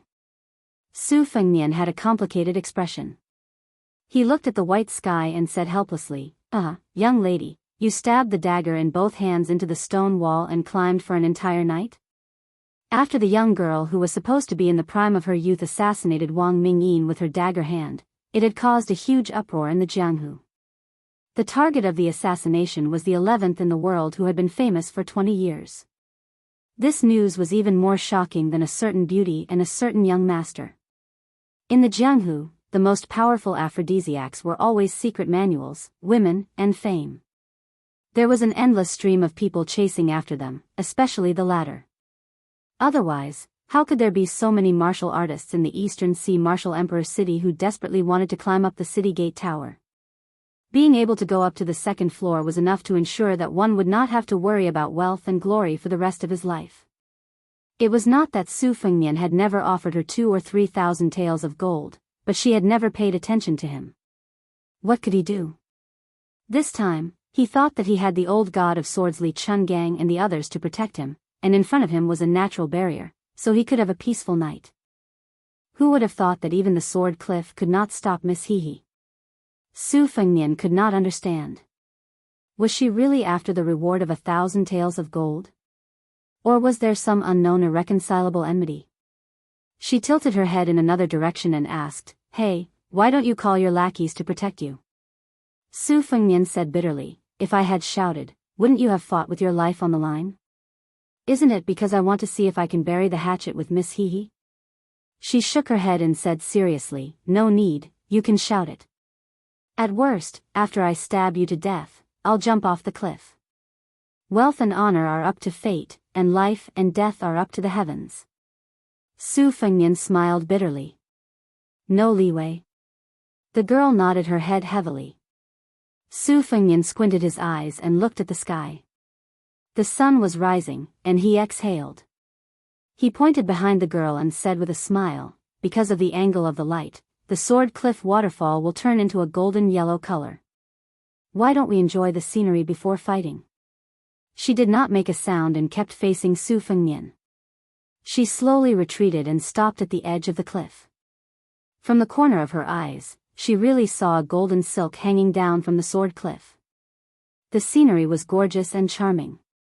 Su Fengnian was in a dilemma. In the end, he gave up the idea of running away. He walked to the edge of the cliff and enjoyed the scenery together.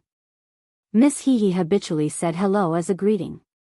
She asked, "Why are you crying?" Su Fengnian said calmly, "I had a dream. I dreamed of my mother. It's up to you to believe it or not."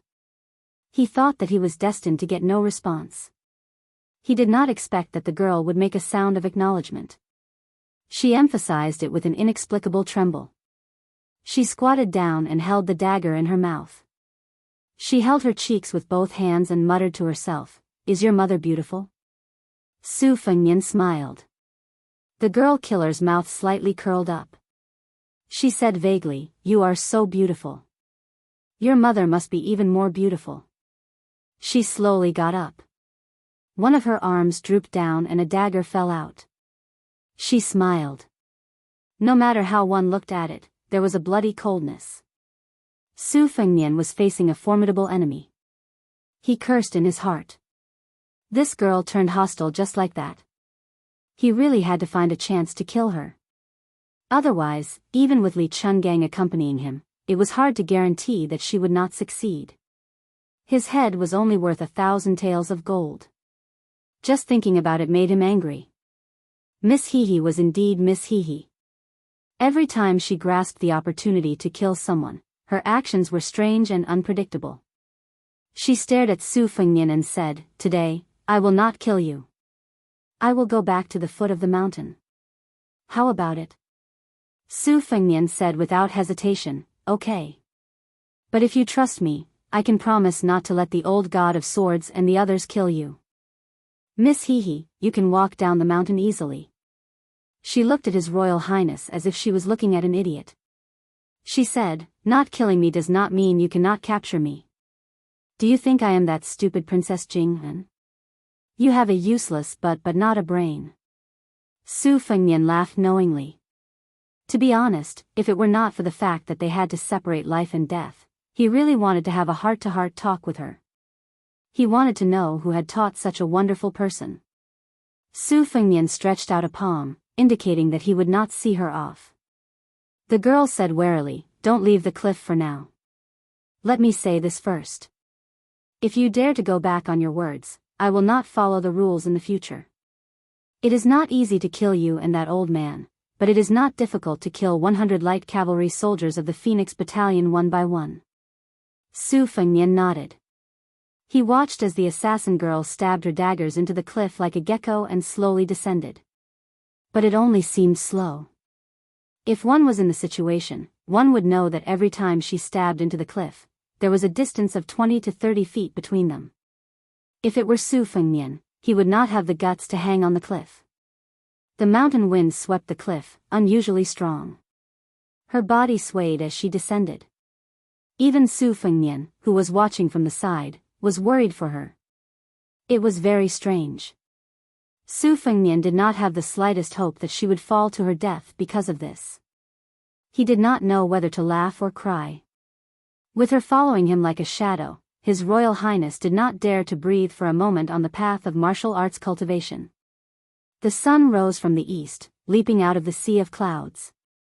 Su Fengnian did not know how long he had been standing there until Old Man Li slowly walked over to watch the sunrise. Su Fengnian turned around and smiled. "I have some understanding of Senior's sword opening the gate of heaven." Li Chuangang's face was full of disbelief. He said in surprise, "Oh?" Su Fengnian turned around and looked at the sea of clouds. He squinted his phoenix eyes, which could make a woman's heart flutter.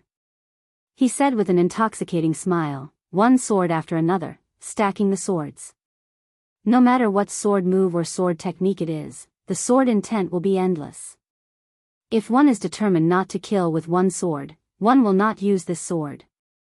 I bet my life's cultivation on this sword. If I were to learn the saber, I would do the same. I would strive to have the courage to kill the heavenly dragon with one move. Old Man Li did not change his expression. He said in a low voice, "That's reasonable. But with your current realm, aren't you courting death by using the saber like this?" Su Fengnian shook his head. "Of course not now. Wait until I reach the Vajra realm." Li Chungang sneered arrogantly. "It's not that this old man is looking down on you, kid. As long as you are His Royal Highness, you won't be able to master this move. Without this old man as your protective talisman, won't Su Shao find other experts to be your death exemption golden medallion? If you have nothing to fear, how can you achieve the realm in the midst of danger?" Su Fengnian said calmly, "As long as I reach the Vajra realm and return to Bailiang, I'll immediately enter Beimang alone." Li Chungang snorted coldly. "At least you have some ambition. You didn't waste this old man's 200 green hands snake." Su Fengnian dismissed it with a smile. The old god of swords suddenly asked, "You almost went mad after meditating last night. What happened?" Su Fengnian shook his head gently and said indifferently, "I'm fine." The old man wrapped himself in a sheepskin coat, curled his lips, and stopped asking. Yu Yue and Pei Nanwei had also woken up to look at the scenery. Blue Bird followed behind them. He had to admit that Princess Jing, who had been slandered by Miss Hehe as having no brains, was indeed worthy of the praise of outshining the moon and putting the flowers to shame. When a woman was so beautiful, it seemed that it didn't matter whether she had brains or not. Moreover, how could there be so many beautiful women with such great intelligence in this world? His Royal Highness' second sister, Su Weisheng, could be said to have stunning military strategies, but wasn't she just plain looking? With Su Fengnian's 100 copper coins as a judge of beauty, among all the beauties he had seen in his life, Pei Nanwei was undoubtedly the number one. She should be at the standard of 94 to 95 copper coins. After she fell from grace, she wore a wooden hairpin and a narrow-sleeved cloth skirt, which was difficult to hide her charm. During this period of time, if she needed to appear in public, His Royal Highness would ask her to wear a soft guanine hood, with a light muslin draped over her shoulders. When conservative women went out, most of them would wear this kind of hood. Young ladies who were yet to be betrothed would generally wear a headband with a bright color. Their faces could be seen 70 to 80% clearly, so it didn't matter whether they wore it or not. Yu Yue didn't need to be so cautious and reserved. She wore a well-styled brocade with large sleeves, exquisite embroidery, and a pair of brocade boots full of the style of the western regions. In terms of appearance, she naturally lost 2 or 3 copper coins to Pei Nanwei, whose skin was publicly recognized as whiter than snow. However, Yu Yue's bosom was as small as the mountains. As long as one had the hobby of playing with the peeled lychee meat on their chest, no one would not submit under her skirt. On this trip out of Bailiang, intentionally or unintentionally, he discussed some court politics with Yu Yue. Perhaps it was because she was born in a family of officials and had been influenced by what she saw and heard since she was young, but she was always able to reveal a rather extraordinary view. Su Fengnian returned the embroidered winter and spring thunder to its sheath and hung it around his waist again. He walked straight back to the Phoenix Battalion's camp. Yu Yue and Pei Nanwei stood together, looking at the gorgeous sky with blurred eyes. And beneath their feet, on a cliff that looked like it had been cut by an immortal sword, a young girl held the hilt of a knife with one hand. Her body swayed, like a stubborn blade of grass between the cracks of the wind. She, who was neither above nor below the ground, stared blankly at the morning glow. She didn't laugh. She just stood there in a daze. Chapter 278. The Chang, an escort agency, was neither too big nor too small in the eyes of Jianghu, which was said to be a province without escorts. It was good that the old escorts and the young escorts were well matched. There were only 50 to 60 of them. However, most of the old escorts were heroes and retired soldiers, so their combat power was not weak. The old escorts were tired of licking blood on the blade and became escorts. Not only did they have a solid foundation in martial arts, but they also had a strong network of connections. When they went out, they relied on their friends. Since they were escorts, it was inevitable that they would pass by many local strongholds, carry the escort flag, and announce their family's name that they used to be in Jianghu. Perhaps they used to snatch a maiden together. Therefore, most of them were willing to give them some face. As for the old escorts who had been on the battlefield, they might not be as clean and straightforward as Jianghu boorish men when it came to fighting, but if they were in formation, they would be able to intimidate their opponents even more. The young escorts of Chang, an escort agency, under the guidance of the old escorts, were not inferior to the disciples of the top few escort agencies. The only thing they lacked was that they did not have a top-notch secret manual to support them. This was the most helpless thing. The size of the escort agency depended on how many living escort flags were raised in the agency. The only ones that the Chang, an escort agency, could bring out were the head escort, Shi Qingfeng, and the martial arts instructor, Yu Hanliang, who was in charge of the escort this time. They did not have a single guest. Han Xiangma was an orphan. At that time, near the end of the Great War of the Spring and Autumn period, the infant Han Xiangma was thrown into the snow by his heartless parents and was picked up by instructor Yu, who happened to be passing by. He grew up in the Chang, an escort agency. Han Xiangma was narrow-minded and active, and was willing to endure hardships when he practiced martial arts. He was regarded as his own son by the great bandit Yu Hanliang, who had washed his hands in a gold basin. Among the young bodyguards, he and the head bodyguard's son, Shi Xiangyang, each led 2 batches of bodyguards. In the agency, there was a girl who grew up together with his childhood sweetheart. Shi Xiangyang adored her to death, but that girl only cast affectionate glances at the glib-tongued Han Xiangma. Han Xiangma did not have any feelings for her, and this made Shi Xiangyang increasingly see her as a thorn in his side.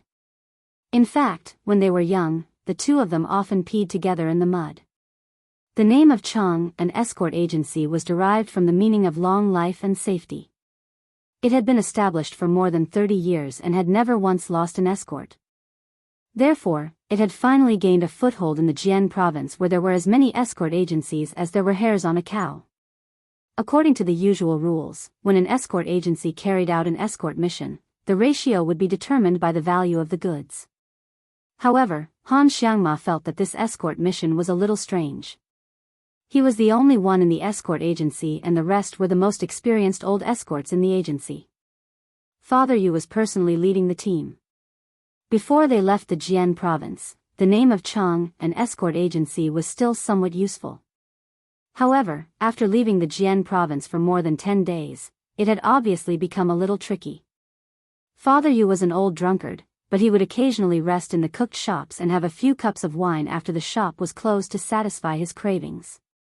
However, this time, he didn't even bring a wine pot. Han Xiangma rode the horse and guarded the escort box with his saber.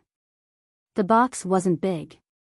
According to Father Yu's private disclosure, when the chief escort received the escort that day, he said that it was a piece of family heirloom jade. There was an expert in the escort agency who specially appraised it and said with trembling hands and feet that the jade was worth at least half of the Chang, an escort agency. Han Xiangma glanced at the escort box and then turned his head to look at the heavily veiled carriage. It was 2 local Jian province girls dressed as men. Although they were wearing heavy veiled hats that covered their faces, Han Xiangma, who had accompanied his father to visit his aunts and sisters in the brothel when he was 8 or 9 years old, had sharp eyes. He could tell the truth just by glancing at them when they got off the carriage in the middle of the night. Han Xiangma, who had been making a living in the brothel since he was a child, was convinced that these 2 girls were absolutely beautiful. When they brushed past each other, they smelled good. When Han Xiangma was not on night duty, he would occasionally lie on his bed and toss and turn. He thought that it would be worth it if he could get a good look at them during this escort mission. Instructor Yu Hanliang carried an ox horn bow on his back and a large saber on his waist. He rode his horse around the escort team. When he saw Han Xiangma smiling foolishly, he kicked him and scolded him. Han Xiangma patted his butt and said with a smile, "Dad, when are you going to pass me your bow? My hands are itching." Yu Hanliang's father was an illiterate boorish man. The name of his adopted son, Han Xiangma, was given to him by a gentleman in the escort agency. He had spent a few jeans of wine. Although he had raised him as his own son, he naturally hoped that his son would become a dragon.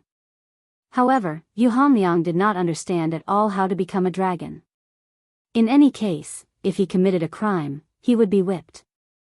If he felt that this brat had grown up, he would take out some money and let him have fun with his friends. Whether it was drinking or visiting brothels, they were all grown men. Why would he pretend to be a scholar? That brat from the Shi family was not pleasing to the eye. He was obviously a martial artist, yet he spent all his time reciting poems, writing couplets, and dancing in calligraphy. Did he King recite poems for a deaf person? He deserved to be disliked by Las Lu. The older generation, no matter how vicious and merciless they were when they were young, wasn't their greatest joy now that they were older, comparing their descendants to see who was more promising? Yu Hanliang felt that Han Xiangma was not bad. After a few more years of polishing, he would become a man. He would not have to worry about not being able to find a wife. Yu Hanliang was in a good mood. He pointed at the saber on Han Xiangma's waist and scolded him jokingly, "Don't be unsatisfied. Including the 2 from the head escort, there are only 6 Qilin sabers in total." Yu Hanliang's father stroked the ox-horn bow on his back affectionately, as if he was caressing the smooth skin of his lover. Seeing Han Xiangma's nauseating and disgusting expression, he glared and said, "The earliest I can pass it to you is when I'm in my coffin. If you didn't make a good trip this time, I'll take this bow with me into my coffin. Pass it to you, my ass." Han Xiangma tightened the reins so that the 2 horses could run side by side. He hooked his arm around Yu Hanliang's shoulder and said with a flattering expression, "Dad, you're treating me like an outsider. I work like an ox and a horse to save money for you when you're old and when you die. How can I roam Jianghu without some money? It's not like you don't know that I'm one of the best in the escort agency. Even the head escort doesn't dare to compete with me in archery. A good horse deserves a good saddle. Dad, if you disgrace this treasured bow, you'll be punished by the heavens." Yu Hanliang's father rolled his eyes and said, "Go, go, go. Keep an eye on the front. We're taking a small path this time, so it won't be safe. Don't ruin the reputation that the escort agency has painstakingly built up over the past few decades." Han Xiangma smiled and said, "Understood." Then he spurred his horse forward. Yu Hanliang's father's eyes were kind. He really couldn't imagine that this fellow was a bandit who killed people like scything flax.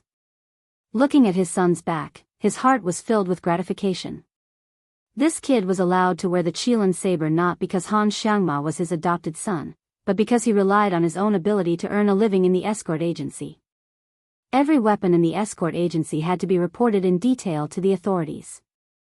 Every addition or loss of a weapon had to be recorded. The Chang, an escort agency, only had 6 Qilin sabers. This type of saber was an imitation of the Bailiang saber, tempered into steel. The blade was narrow, light, and sharp. It was a first-rate treasure for both horse and foot battles. There were several Guangling retired soldiers in the escort agency. Han Xiangma's temperament was restless, but he had absolutely no qualms about learning the saber from the Guangling old soldiers. As long as he was allowed to hold a saber, his buttocks would be rooted to the ground. He could practice bitterly for an entire night without complaining about being tired. In fact, this adopted son's archery skills were even better. Even the old soldiers said that Han Xiangma's ape arms were good at shooting and that he was a good seedling. However, compared to practicing the saber, Han Xiangma was unwilling to practice his archery skills. This made Yu Hanliang's father, who couldn't do anything about it, angry. He was unwilling to hand over the ox-horn bow to this little bastard. Yu Hanliang was very cautious when escorting the escort out of Jianghu. First of all, the escorts were exceptionally precious. If they were lost, not only would the Chang, an escort agency, suffer a huge loss, it was also highly likely that they would no longer be able to accept jobs in Jianghu where competition was fierce. Therefore, other than him, the martial arts instructor, and Han Xiangma, a meticulous and skillful bodyguard, the rest of the escorts were all experienced Jianghu escorts. There were more than 30 of them. It could be said that they had turned out in full force. Including the assistants and odd job workers, there were nearly 50 of them. It was a mighty force. Even if they didn't take the official road or the small path, the average mountain stronghold wouldn't dare to show their head to block the way. Chapter 279. When Yu Hanliang thought of the two people sitting inside the carriage, he frowned, thinking to himself that this escort wasn't simple at all. On the surface, they were escorting that priceless jade pendant to Songzhou, which was the most common type of escort, but on the inside, they were more like human escorts. The two people in the carriage lived in seclusion. Yu Hanliang had spent most of his life as a fugitive and had only managed to settle down after joining the escort agency. However, he had never met any young ladies from noble families, and he hadn't even come in contact with many pretty girls from humble families. But even if he hadn't eaten pork, he had at least seen pigs run. The two people in the carriage didn't seem like ordinary girls from noble families. Using the name of being escorts to leave Jianghu, they looked like they were fleeing from disaster no matter how he looked at it. When the heads of the Chang and escort agency had first gathered together to discuss the matter, Yu Hanliang didn't really want to accept the escort. However, the Chang and escort agency's business had been slow for the past 2 years, and they had been squeezed quite a bit by the other big escort agencies. On top of that, the two people on the other side of the carriage had been generous enough to pay a deposit of 600 taels of silver, and they had promised to pay another 60 taels of gold when they reached Songzhou. The head escort gritted his teeth and accepted the mission. Han Xiangma, who was at the front of the escort team, raised his hand and made a gesture.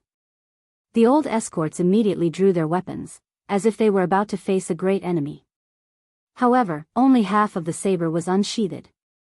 This was an unwritten rule of escorts. Since the other side didn't launch a sneak attack, but instead openly blocked the way, as long as they didn't really fall out with them, if the escort agency unsheathed their saber first, it would be tantamount to smashing the bandits' reputation. It was a very disrespectful act. When traveling the Jianghu, one couldn't be careless in the slightest. About 70 to 80 people jumped out of the dense forest on both sides of the small path with shiny sabers and spears. More than 20 riders appeared from the fork in the path, all of them strong. Yu Hanliang had been an escort for 20 years, so of course he could tell that this group of bandits wasn't ordinary. They were most likely the kind of bandit who set small shrimps to catch big fish. Yu Hanliang was puzzled. He had never heard of such a troublesome bandit king on this mountain. He had even been here last year and remembered that the bandits who occupied the mountain were Qin Yaozi's acquaintances. Qin Yaozi was an expert in the 3-emperor cannon fist and the 16-style whip kick. Yu Hanliang had no chance of winning in a one-on-one fight. However, the bandits under Qin Yaozi were not very useful. They were old, weak, and disabled. Thus, when he was escorting in the past, he had only paid a small amount of silver as a tribute to the emperor. Both sides were still able to live with each other. After a while, Yu Hanliang and Qin Yaozi had become half-acquainted. According to the head escort, Shi Qingfeng, this time, he wanted to see if he could use this opportunity to rope Qin Yaozi in as a guest of the Chang and escort agency. However, he didn't expect that the Bandit King's banner would be so ferocious. There were 20 bandits on horseback. This wasn't something an ordinary bandit could have. Not only was a horse expensive, but there was no market for it. Raising a horse was even more difficult. Father Yu exhaled a long breath of turbid air. He tightened his grip on the saber at his waist and urged his horse forward. First, he had Han Xiangma, a newborn calf that wasn't afraid of tigers, roll back. Facing the group of bandits, he cupped his fists and shouted, "Jian Province's Chang and escort agencies Yu Hanliang would like to borrow the path for you heroes." The other party didn't move at all. Father Yu braced himself and took out 2 bags of silver fragments. He raised his voice and said, "Taisui offers 20 taels of filial piety." The 20 riders didn't move an inch on the small path. Han Xiangma, who was originally ordered by Father Yu to bring up the rear, was furious. 10 taels of filial piety was already considered quite generous for an escort agency. These bastards relied on their numbers and didn't want to give them face. He turned his horse around and was about to draw his saber. Father Yu, who was familiar with this kid's violent temperament, was afraid that he would mess up the important matter. He turned his head and scolded, "Xiangma, don't mess around." Han Xiangma had no choice but to sullenly withdraw his saber. Suddenly, he opened his eyes wide and shouted with reddened eyes, "Father, be careful." A person jumped down from a tree on the side of the road. He was dressed in black and carried a saber as he rushed forward. Yu Hanliang had just felt a chill. He didn't even have time to draw his saber to block before the person drew his saber and slashed him and his horse into two halves. Everyone felt as if their liver and guts were about to burst. They only saw the semicircular flowing light on the saber's edge. This kind of cold and silent killing technique was truly terrifying. Blood dripped on the small path. The bodies of man and horse were cut into two halves. Han Xiangma, who had depended on Father Yu for more than 20 years, was extremely angry. He lost his reason. He clamped his legs on the horse's belly and pulled out his Qilin saber, urging his horse to gallop forward. The young saberman standing on the small path lightly twisted his wrist. The blood on his saber splashed onto the ground, forming a scarlet line of blood. He pointed the tip of his saber at Han Xiangma, who had borrowed the momentum of his horse to strengthen his saber. Instead of retreating, he advanced and madly galloped forward. The two sides brushed past each other in an instant. After Han Xiangma's saber fell, he realized to his surprise that he had not hit his enemy. The next moment, he fell off his horse and rolled on the road. It turned out that the four hooves of his horse had been cut off by the saberman. When he looked down at himself, his legs below the knees had long been separated from his body. It was only now that the saber was too sharp that Han Xiangma felt the piercing pain. Even someone as tough as him howled in pain. His 10 fingers subconsciously bent into hooks on the road and pierced into the mud. He did not even realize that his fingernails had been uprooted. Han Xiangma, who had dreamed of being in Jianghu for as long as he could remember, raised his head and saw Father Yu not far away. He slowly crawled over. At this moment, the young escort no longer had any thoughts of being free and unfettered in Jianghu and making a name for himself in the martial world. He only wanted to see his father one last time. The saberman who committed the murder did not even look at the nameless soldier Han Xiangma. Facing the hurried formation of the escort agency, he walked forward leisurely and easily deflected a few arrows that were shot at him. The saber's edge was as clear as snow and the momentum of his saber was majestic. The old soldiers of Guangling who had formed the formation at the front could not withstand it at all. The saberman with a stiff face only needed one clean stroke each time, cutting these old escorts of the Chang, an escort agency, into a pool of blood as if he were cutting melons and vegetables. Except for Han Xiangma, who did not die on the spot, those who met him were all killed instantly without exception. In less than half an hour, the carriages were in a mess. The old escorts protected the carriages with their lives. The workers and handymen did not have the courage to flee in all directions. The saberman also did not chase after the carriages. Naturally, the 20 valiant cavalrymen chased after them on horseback. Raising their sabers, they easily pulled out a fatal wound that was so deep that the bones could be seen. The burly young man pulled out the tip of the saber that was stabbed into the heart of the last old escort. He wiped the saber on the body that was slowly falling to the ground to wipe away the blood stains and then used the tip of the saber to lift up the curtain of the carriage. He said coldly, "You have been chosen by Ancestor Shenyuan. Where can you escape to?" The curtain was lifted up and a dagger stabbed out. The young saberman pinched the dagger with 2 fingers and casually broke it. He threw it on the road and then reached out to grab her slender white neck. He first dragged her out of the carriage and then hung her in the air. Her veil hat had fallen off, revealing a cold and peerless face. However, the cold-blooded swordsman did not care about her appearance. He only lowered his gaze slightly and saw that her feet, which were quite high from the ground, were trembling violently. Her hands were patting his thick arm in vain.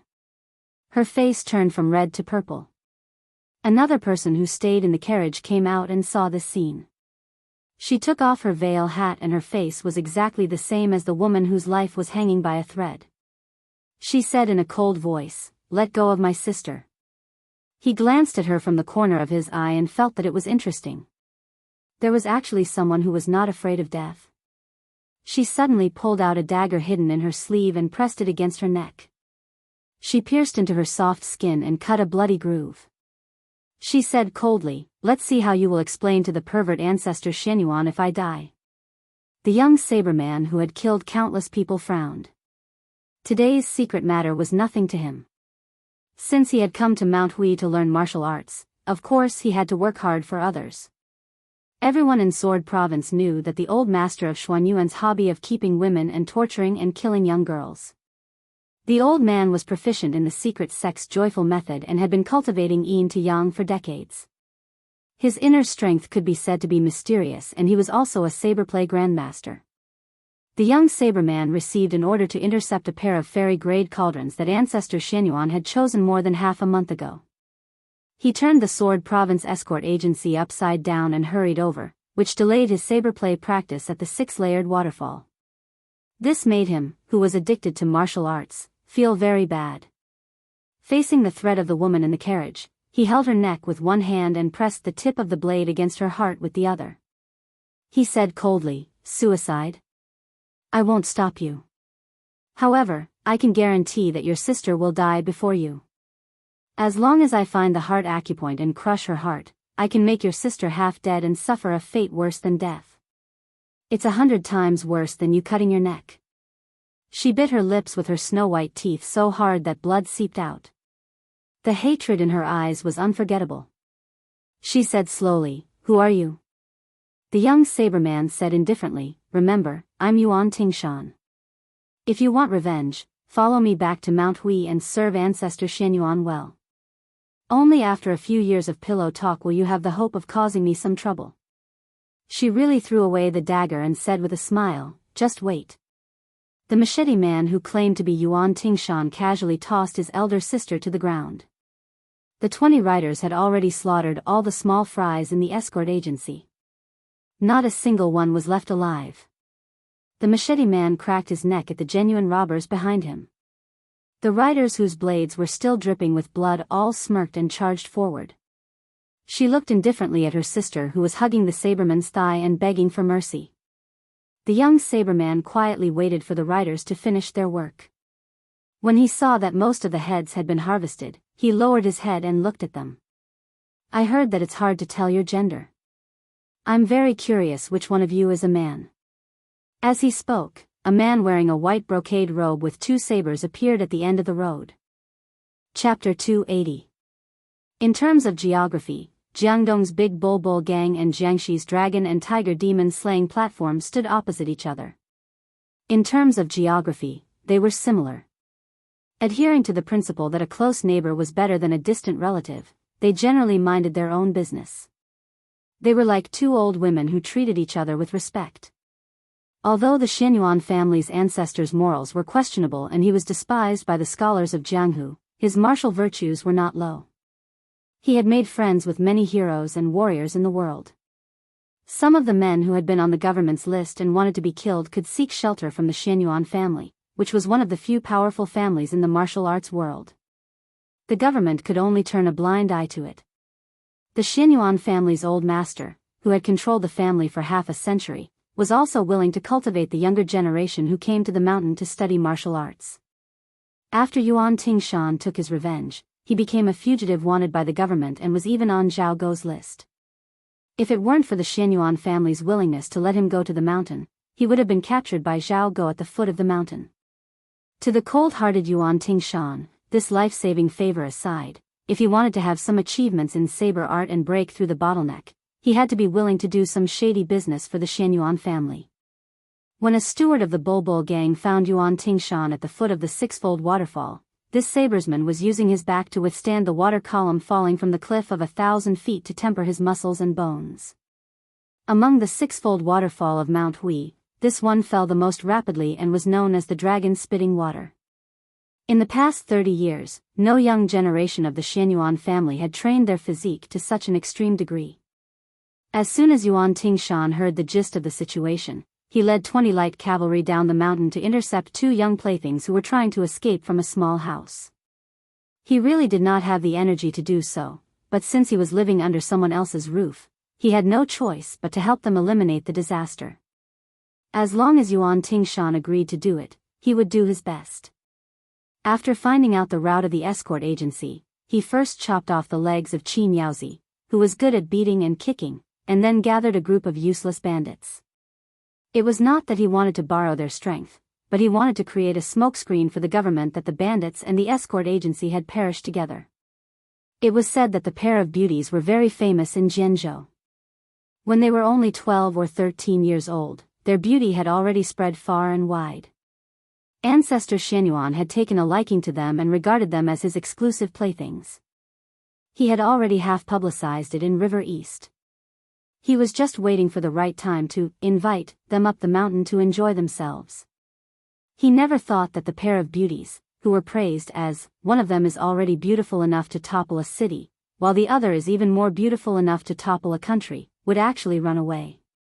Yuan Tingshan, who was slow to realize many things, glanced at the two people who had almost the same face and body, then pointed at the one standing on the coach with the tip of his blade, laughed out loud and said, "Your skin is even better than a woman's. No wonder Patriarch Xianyuan cares more about you.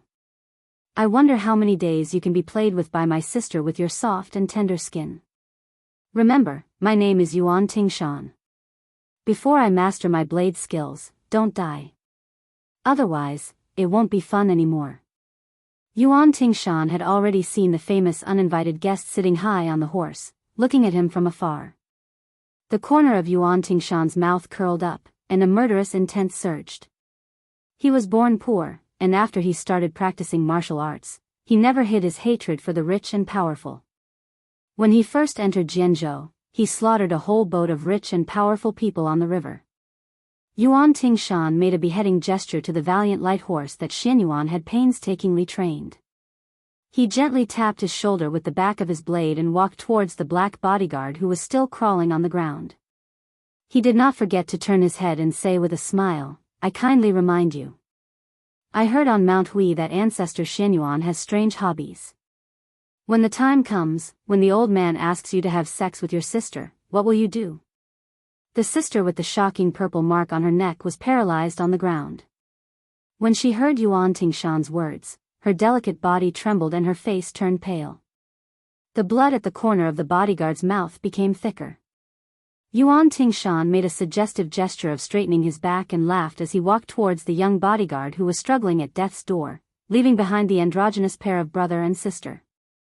The sister who was sitting on the ground raised her head in fear and looked at her brother who had been very opinionated since he was young.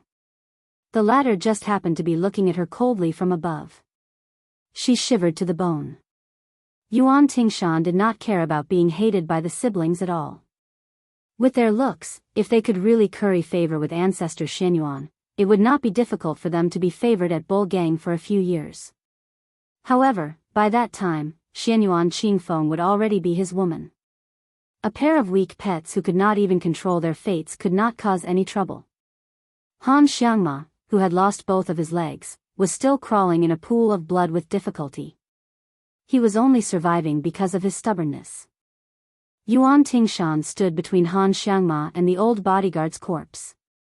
He stabbed his saber into the ground and bent down with a smile. "Try a little harder. You will see your father's head soon."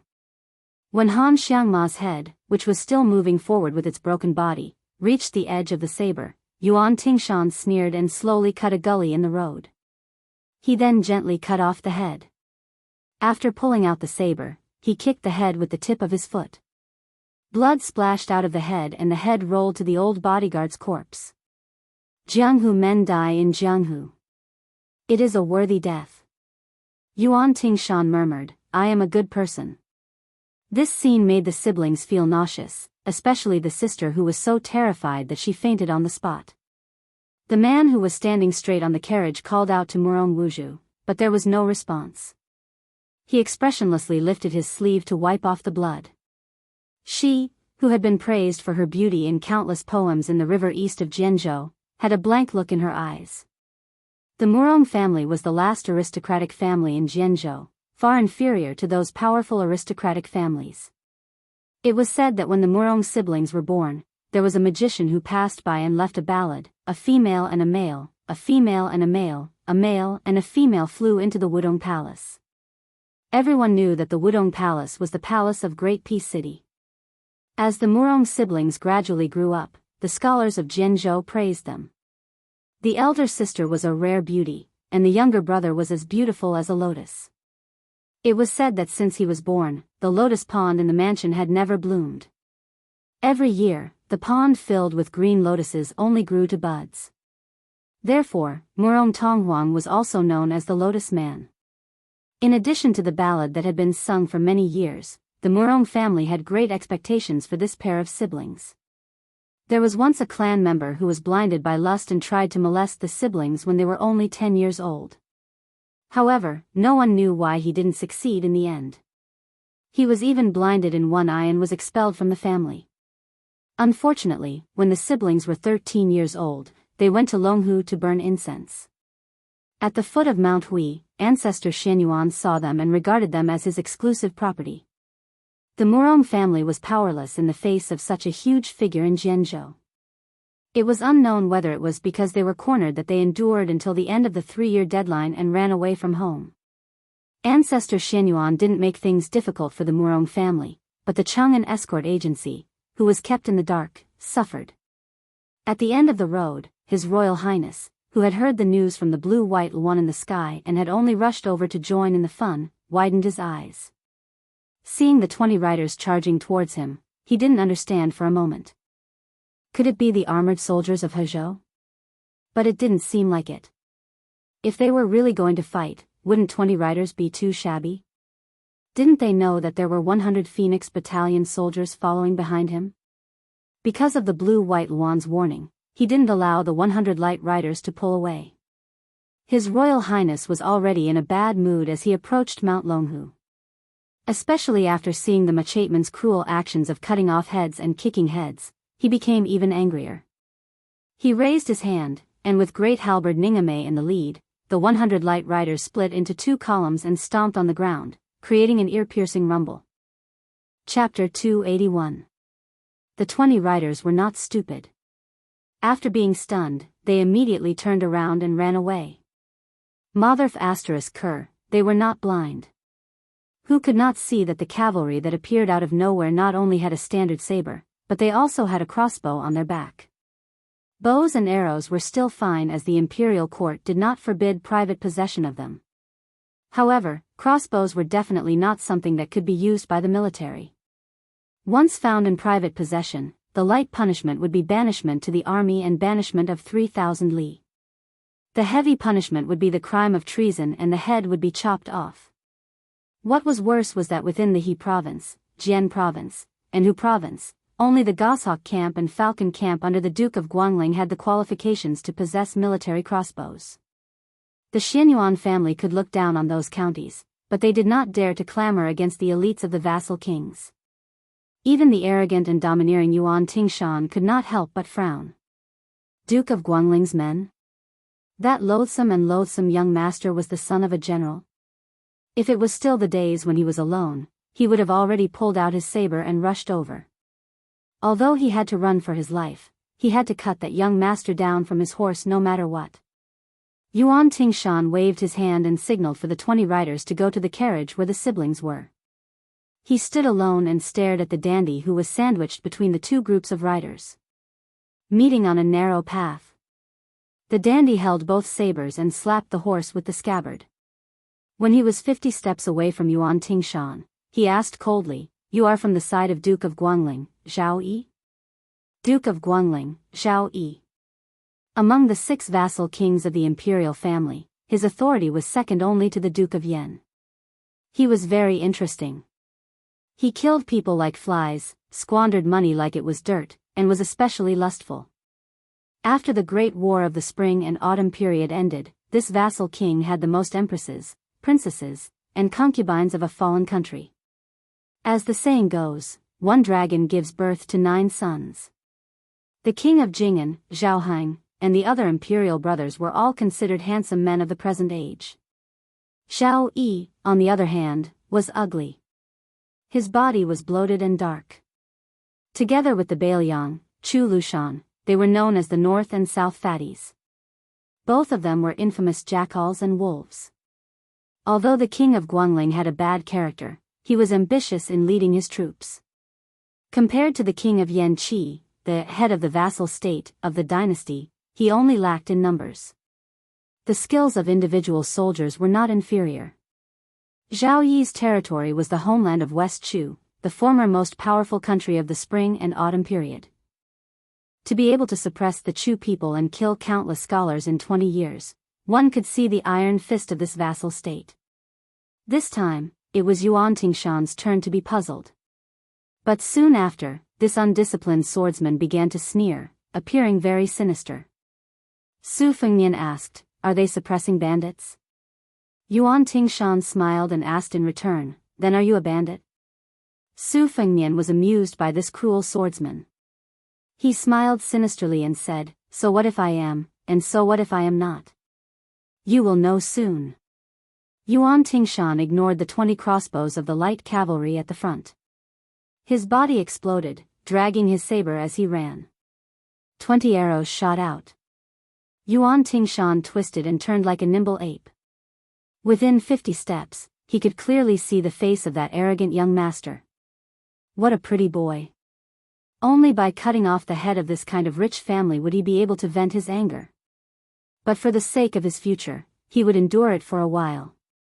He would let you keep your head for a while. When his saber skills surpass old ancestor Xuanyuan's, with Mount Huishan in his hands, Xinyuan Qingfeng would become his crotch. But it was true that he would let you live temporarily, but it did not mean that he would let you continue to sit on the back of a horse and order people around. But Yuan Tingshan dodged a wave of arrows. Just as he leaped into the air, wanting to injure the son of a general, a black horse charged out from the side. The general held a large halberd and stabbed it straight at Yuan Tingshan's chest. If he was stabbed, there was a 100% chance that his heart would be pierced. Yuan Tingshan's body fell from the sky. When he landed, he exploded again. The famed saber in his hand just happened to slash at the horse's head. The heavy halberd swung in the air. It just so happened that it met the saber head-on. Yuan Tingshan narrowed his eyes. The saber in his hand no longer retreated. It chopped at the body of the halberd. The halberd swung backward.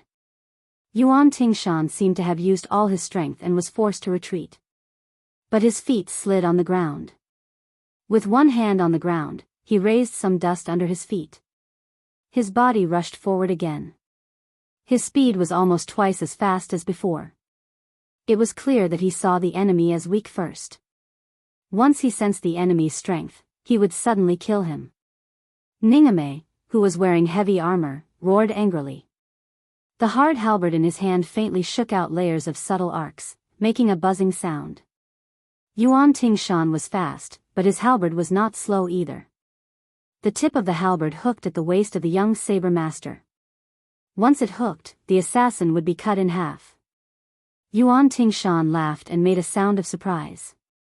His free left hand suddenly pressed on the back of the saber, making contact with the halberd again. This time, he did not use brute force. Instead, he used the strength of his palm to drive the saber in his right hand. With the halberd as the center, Yuan Tingshan nimbly drew a semicircle in the air. Once again, he closed in on the unmoving and ignorant young master on the horse. Yuan Tingshan was a ruthless man who had slaughtered his way through the streets and alleys of the marketplace. He dared to risk his life, but at the same time, he cherished his life. Not only was he good at pestering others, but he also knew how to take advantage of the situation. He roughly knew the strength of the halberd-wielding general. After bypassing the halberd, Yuan Tingshan did not take advantage of the situation to directly strike with his saber. In this way, he would leave his entire back to the heavily armored general. His father's life was more precious than the heavenly emperor's, so it was not worth it to exchange a life for a life. Therefore, not only did he not immediately strike with his saber, he instead bent his waist to the side of the horse's abdomen. Unexpectedly, the halberd did not follow him, but before the halberd arrived, a scarlet iron spear pierced towards him from a tricky angle. If Yuan Tingshan did not pull back, his temple would have been pierced by the tip of the spear, but he did not regret it. Twisting his body, this time his left hand was placed on the saber's body. The side of the saber was pressed against the tip of the spear, and the blade was bent in an arc borrowing the force of the spear. Yuan Tingshan suddenly shot backwards like an arrow, withdrawing from the abdomen of the debauchee's white horse. Then, he slid out from the abdomen of Ning Amei's black horse. With a tap of his toes, he lifted his body and knocked into a light horseman on the side of the road. After knocking him down, he successfully entered the dense forest. Yuan Tingshan laughed loudly and said, "We'll meet again someday." Previously, under the white horse's abdomen, he clearly saw the red spear and the pair of blue embroidered shoes. Could it be that the one who brandished the spear was a woman? From beginning to end, Su Fengnian did not make any movements. Seeing Yuan Tingshan escape into the dense forest, he narrowed his eyes and said, "Yang Qingfeng, you and Xu Xiu follow this guy. General Ning, take 10 cavalrymen and follow him. If you can't catch up before dark, then forget it." The 20 cavalrymen on the other side of the road looked a little sluggish. Everyone knew that Yuan Tingshan practiced his saber skills on the mountain. This guy's saber skills were learned from a pile of dead people. It was not an ordinary fierce saber skill. Although it was amazing that the light cavalryman went in and out of the crowd, the fact that the disciple of the military family was unscathed was more than enough to explain the situation. The guy who could resolve Yuan Tingshan's killing intent so easily must have a strong family background. What's more, except for General Great Halberd and the woman in blue who really attacked, the rest of the people were just watching. The next few retainers who jumped into the dense forest to chase after Yuan Tingshan did not seem to be simple. What to do? Nonsense, the leading cavalryman did not care about Yuan Tingshan's safety. He turned his horse around and directly retreated. When he passed by the carriage, he bent down and picked up Murong Wuzhu, who was sitting on the ground in a daze, and put him on the horse's back.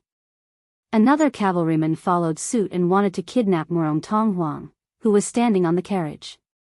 Unexpectedly, this beautiful woman stretched out her hand and stabbed him. The cavalryman who was unprepared felt a burst of pain. He looked back and glared at her fiercely before continuing to rush forward. Murong Tonghuang did not wait for the next cavalryman to make a move. He quickly retreated into the carriage and hid in a corner. Su Fengnian turned his head and smiled at Yuan Meng, who was eager to give it a try. He ordered, "Field Officer Yuan, take some people and chase after them. It's up to you whether to leave them alive or not." The two groups of light cavalrymen chased and fled. The small path was very noisy and lively. Su Fengnian came near the carriage. He lifted the curtain with the scabbard and saw a slightly immature but cold and beautiful face. He also saw a pair of cold and hostile eyes. Su Fengnian just opened his mouth and smiled. This lady, the lady, who had escaped from the tiger's mouth, glared at him and scolded ungratefully, "You are the lady." Chapter 282. Su Fengnian was only slightly absent-minded. Fortunately, he had Bai Hu's face in front of him, so he quickly came to his senses.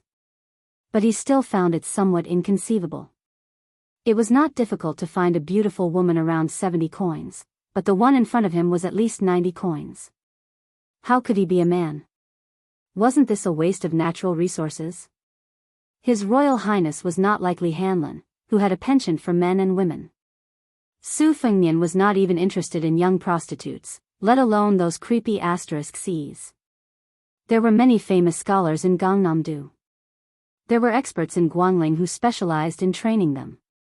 When they were young, they were bought cheaply for a few dozen taels of silver.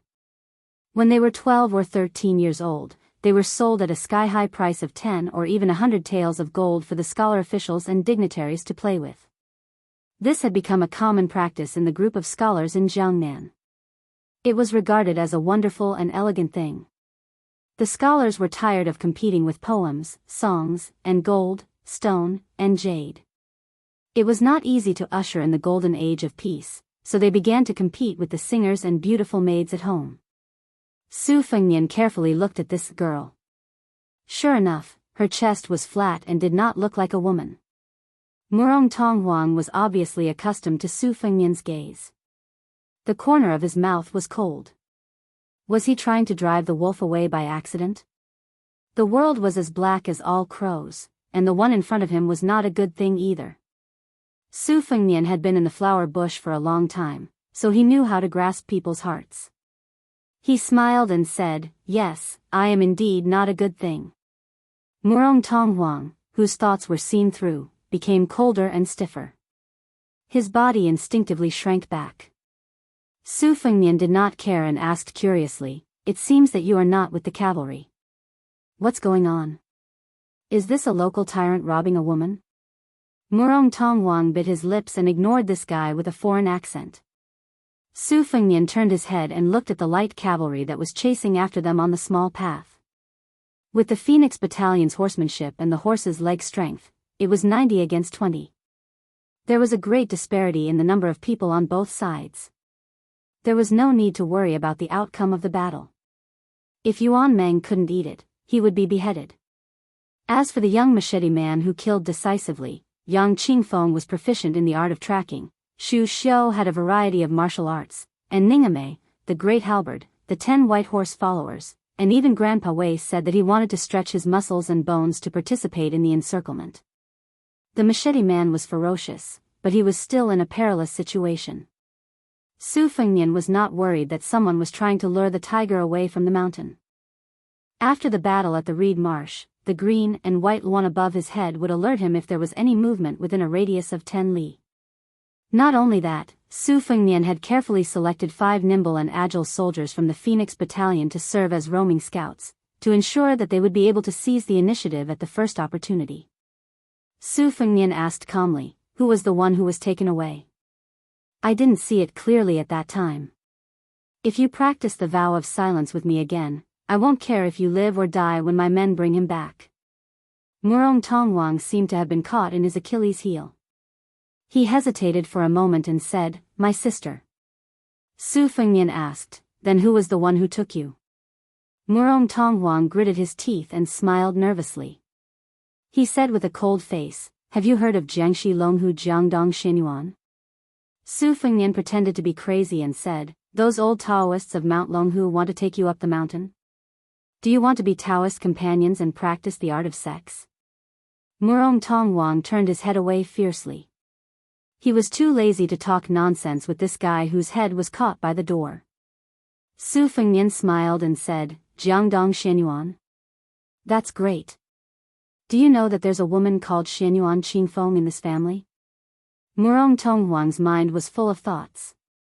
He said in a flat tone, "Xianyuan Qingfeng is even more prestigious than the princess in Jianghu." "Why? Did you come here because of her?" Su Fengnian, who had been lifting the curtain with the scabbard, laughed out loud and said, "Because of her? That's right, that's right. I'm about to fall in love with this woman." That's a good way to put it. That guy Wenhua must be rolling on the ground when he hears it. You know, when he was chased and beaten by this woman, he even flirted with her because she didn't shave her armpit hair clean. Murong Tonghuang stared at this guy in a daze. Was there really something wrong with his head? Su Fengnian put away the embroidered winter and slowly let down the curtain.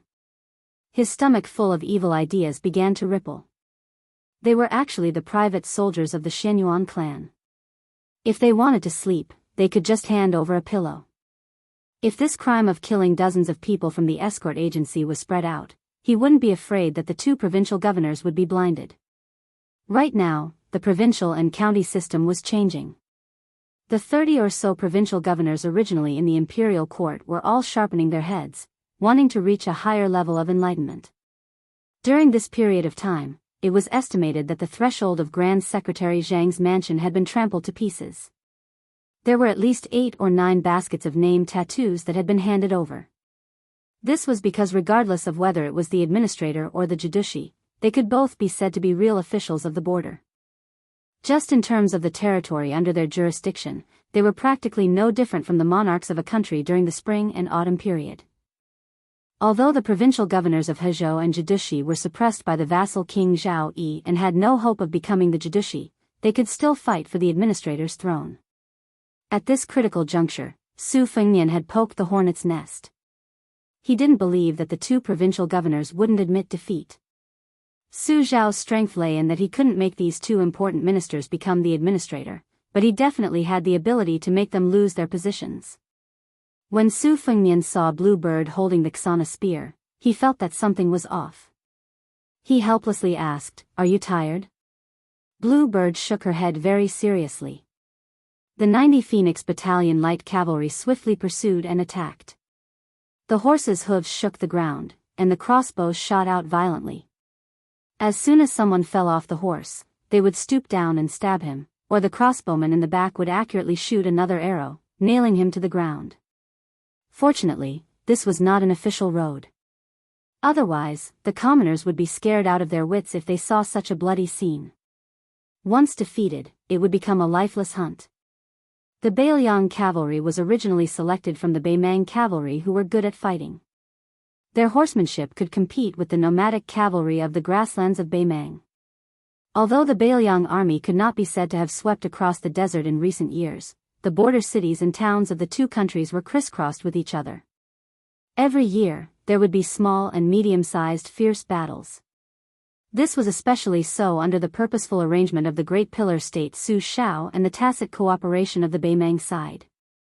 The scouts from both sides were habitually grouped into a group of 100 to 120 people to fight in pairs. Once they came into contact with each other, it would be a cruel battle of hunting and counter-hunting. The excellent horsemanship of the Beiliang cavalry was forcefully honed in this way. The soldiers of the Yan imperial and Guangling vassals were also considered ferocious soldiers in the past. Why was it that in the past decade or so, they were unable to compete with the Beiliang army and fight for the title of the world's greatest hero? It was because the Beiliang had the Beimang as a whetstone. The whetstone had the blood of both sides flowing on it. Before it dried, fresh blood would splash on it. The 20 riders were not able to withstand the slaughter. Soon, only the rider with the woman on his horse was left.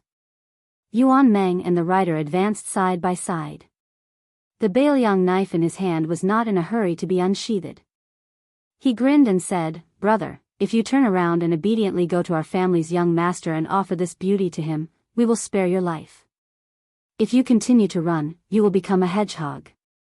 The rider from the Xianyuan family did not dare to believe it.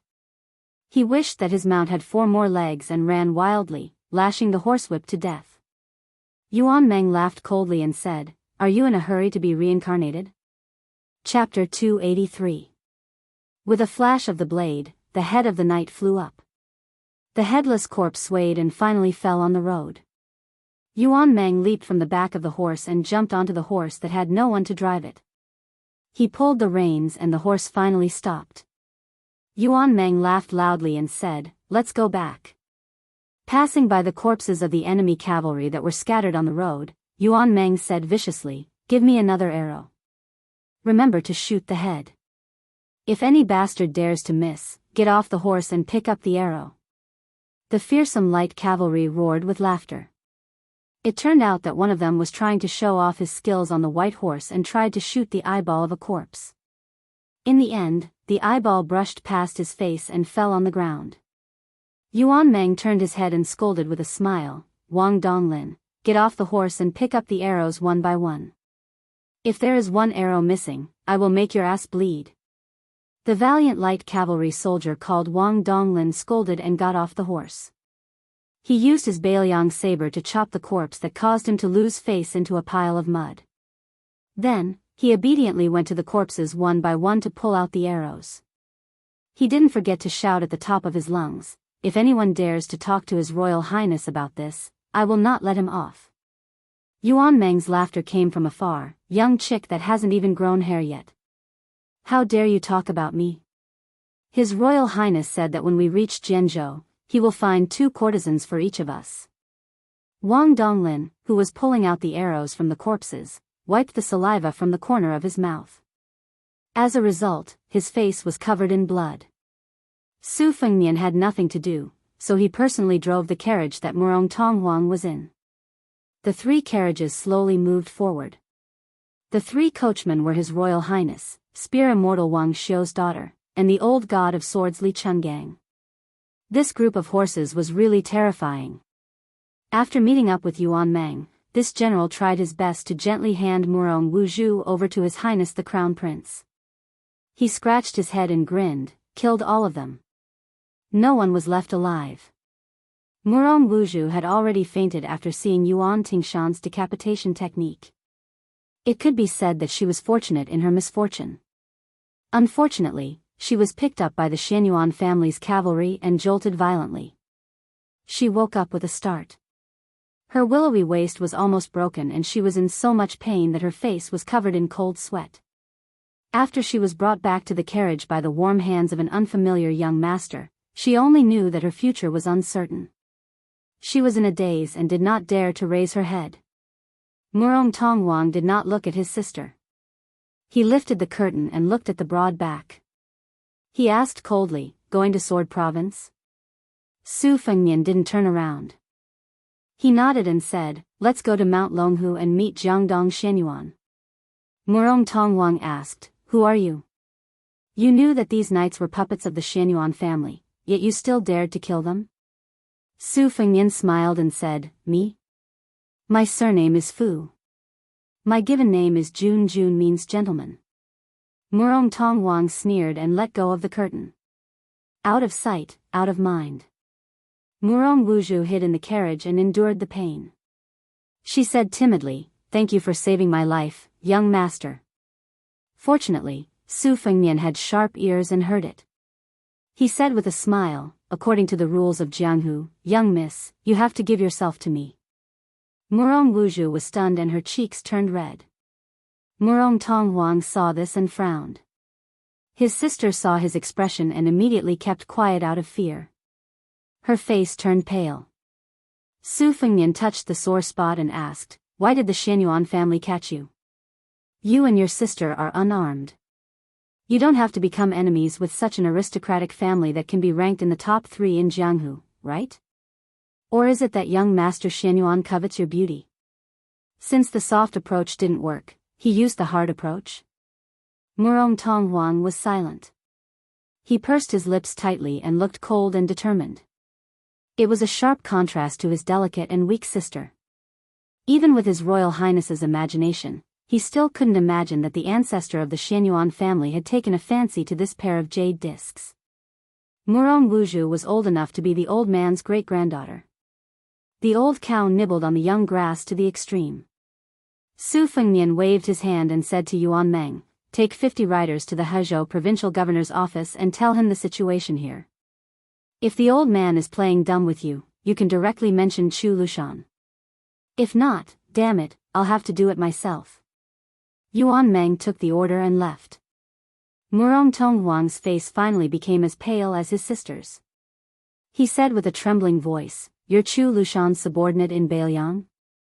Su Fengnian was a little jealous of this damn fatty's reputation. He said angrily, "Don't worry, Chu Lushan won't touch you." Indeed, according to Lu Qiu's temperament, this fatty would even worship his Royal Highness's dog like his own father and mother. However, how could Murong Tongwang, who didn't know the inside story, be at ease? Wouldn't it be equally miserable if he fell into the hands of Chu Lushan and that old freak Xuanyuan's hands? He handed the dagger to his sister and said coldly, "Without the dagger, I know you don't have the courage to bite your tongue and commit suicide. This is the last one. Hide it well." Murong Wuzhu took the dagger with trembling hands. She lowered her head and didn't dare to look at Murong Tongwang. The convoy drove into Jichang City at the border of Hezhou. In fact, His Royal Highness had all the official plates, but whether he wanted to show them or not depended on his mood. Su Fengnian looked up at the top of the city wall. This city was unfortunately massacred by Su Shao during the Spring and Autumn War. Not 1 out of 10 families was left alive. It was only slightly better than Xiangfan. Su Fengnian drove indifferently into the city gate. Although there were only more than 30 light cavalry guards behind him, the gate guards didn't have the courage to be difficult to deal with. They could make things difficult for anyone, but they couldn't make things difficult for the soldiers. It would be strange if they didn't have a layer of skin ruthlessly peeled off when they encountered a military ruffian with a background. Su Fengnian had a deep impression of Jichang City. The tragic massacre was secondary.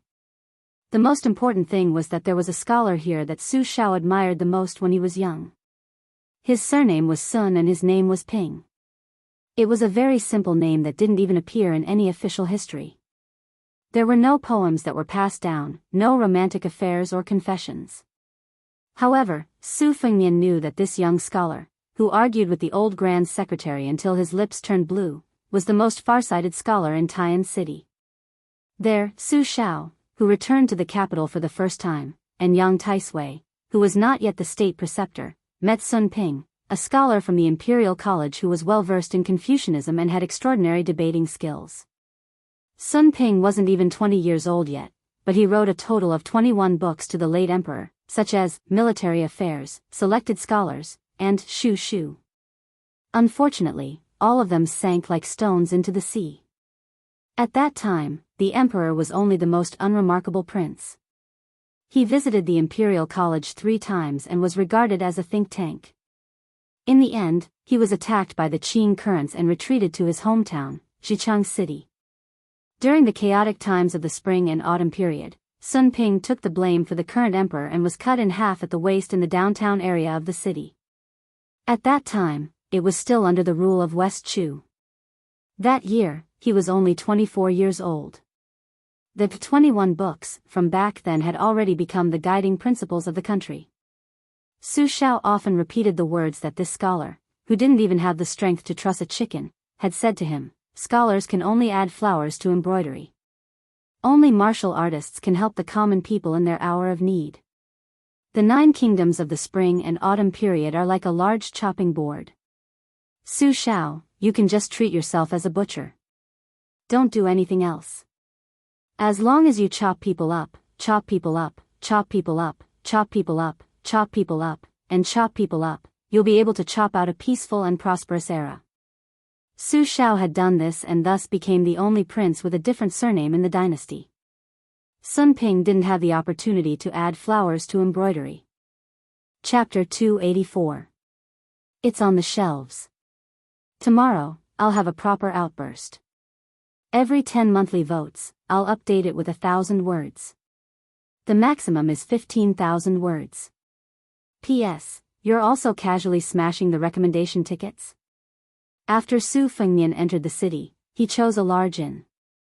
According to the dynasty's military regulations, the light cavalry behind him had to go to the government office to submit a military document. Then, Jianghu City would arrange for a military camp to be stationed there.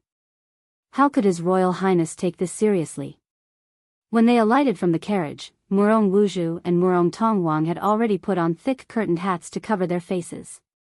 When Murong Wuzhu saw Yu Yuwei holding Wu Meinyang, she was stunned. Clearly, she didn't expect that there would be such a beautiful woman in the cavalry. After that soul-stirring robbery and counter-robbery, her spirit was at rock bottom. She lowered her head and followed closely behind Su Fengnian.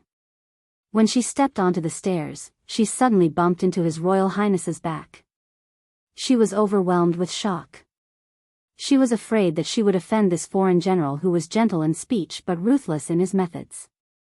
However, Su Fengnian only raised his head to size up the 2 large red lanterns hanging at the entrance of the inn. There was a couplet written on them: "Not too late, first cast 28, the rooster crows earlier, c. 33.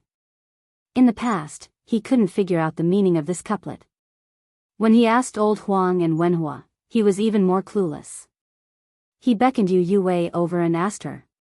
Only then did he know that it was a missing character couplet.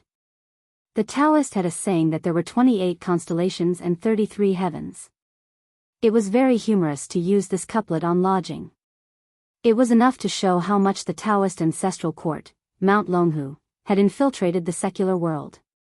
When the innkeeper saw that the young master had brought along beautiful women and a large group of tiger-wolf armored soldiers, he didn't dare to be negligent and personally went out to welcome them. He didn't care about the fact that it was difficult for him to bend his back. After seeing this handsome young master in luxurious clothes and jade belt, he couldn't straighten his back and eagerly recommended the inn's signature wine and meat. After receiving the room number, the hungry Su Fengnian asked the innkeeper to set up a table in the small courtyard. A middle-aged woman personally brought a pot of wine. When Su Fengnian wolfed down the food, he only caught a glimpse of her extremely slender waist. Therefore, her plump buttocks were especially shockingly curved. Moving his gaze up, he saw that her chest could also be considered spectacular. The innkeeper had a shifty-eyed appearance and wasn't very likable.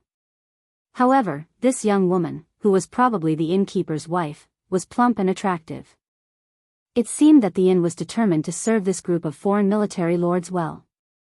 When the young woman saw that the guests at the table had brought their own bowls and chopsticks, silver chopsticks inlaid with jade, emerald wine cups, and a servant girl in green clothes to test for poison, she was even more alarmed.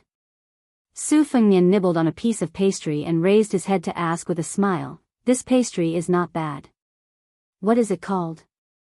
The young woman carefully placed the pot of wine on the table and bent her waist to curtsy. Her plump chest bounced up and down as she spoke with a unique charming voice, reporting to the young master, "This is my inn's specialty lampcore cake."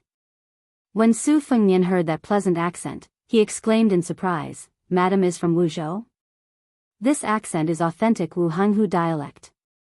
It's very pleasant to the ears. Compared to the Piling Creek dialect, it's softer and more glutinous. The young woman covered her mouth with one hand and held her chest with the other. She smiled sweetly and said, "Young master has good hearing. Even some Wuzhou natives can't distinguish between Wuhanhu and Piling Creek accents." Su Fengnian waved his hand and smiled with squinted eyes. "If madam doesn't mind, please sit down and chat. I'm afraid that madam will be tired if she stands." The quick-witted young woman, who was looking around, saw that when the handsome young master said this, his eyes quietly swept across her chest. She secretly rejoiced in her heart and did not pretend to be shy. She openly sat down. She knew that she was no longer in her prime. If she pretended to be a young girl, it would only annoy people. She might as well be straightforward and rely on her mature and plump body to tease men. However, after entering the courtyard, she did not dare to look carefully. She only focused on the handsome man in front of her. After sitting down and looking around, she suddenly felt ashamed of her inferiority. The woman with the white cat in her arms was really beautiful. Although she could not see the faces of the three women with curtains covering their faces, her refined temperament made her feel as if she was sitting on pins and needles. She wanted to cry but had no tears. This time, she had lost a lot of face. Fortunately, the young master did not dislike her and talked to her about the local customs of Wuzhou. This made her originally dead heart reignite. She thought to herself, could it be that this handsome young man is tired of eating bird's nest and shark's fin and wants to try this unpresentable but tasteful lampwick cake? Su Fengnian suddenly asked, "Who has Xianyuan taken a fancy to recently?" The young woman subconsciously said, "Young master, are you talking about the brother and sister of the Murong family? I heard that recently they will be brought to Mount Hui. The young scholars in Jianghu who are in love with them are stomping their feet and cursing them." Su Fengnian gently smiled and said, "Which Xianyuan young master is so lucky?" "The elder sister is called Murong Wuzhu and the younger brother is called Murong Tonghuang.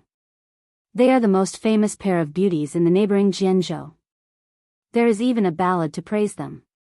It is said that they will be able to go to the imperial palace in the capital in the future." "Isn't there a Wudong palace in the capital?" When the siblings were born, an immortal elder revealed the will of heaven and left a ballad as a prophecy. The general meaning is that the male and female will enter the Wudong palace together. The young woman saw the gentle smile on the young master's face and drank a mouthful of wine. She became bolder and whispered, "I also heard that the Xianyuan family is afraid that the siblings are too famous and will spread to the imperial palace. Isn't there a rouge review in the Jianghu?" In order to prevent the Murong family from being listed on the review board, the Xianyuan family's ancestor put in a lot of effort. Su Fengnian narrowed his phoenix eyes. The purple-red mark between his eyebrows was like a vertical eyebrow. He became more and more elegant. He said softly and playfully, "Then isn't the taste of the Xianyuan family's ancestor a bit too heterogeneous? He won't even let Murong Tonghuang go?" The young woman was already stunned. She only came back to her senses when the maidservant in green coughed. She lowered her head to drink wine to cover up her embarrassment. She raised her head to look at the young master and smiled charmingly. "I heard that Murong Tonghuang is more beautiful than a woman." Chapter 285. Princess Jing and sat at the table while the Murong siblings stood behind Su Fengnian. Their expressions were different. Murong Wuzhu was sad, worried, and helpless. She just stared at the back of Xianyuan and felt that she had luckily grasped onto a life-saving straw. No matter how big of a storm Xianyuan would cause or whether this straw would be broken by the deep-rooted Xianyuan family, she was not a tenacious woman. If it wasn't for her brother's insistence, even if she was taken to Mount Hui to be Xuanyuan's plaything, she would only cry a few times and accept her fate. Murong Tonghuang was furious. He pursed his lips and didn't say a word. Su Fengnian laughed and said, "Madam, tell me how handsome Murong Tonghuang is." "I don't believe that a man can be that handsome."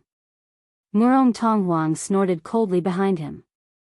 If the last dagger wasn't given to Murong Wuzhu, he would have stabbed him in the back. The proprietress had a strange look in her eyes and goosebumps.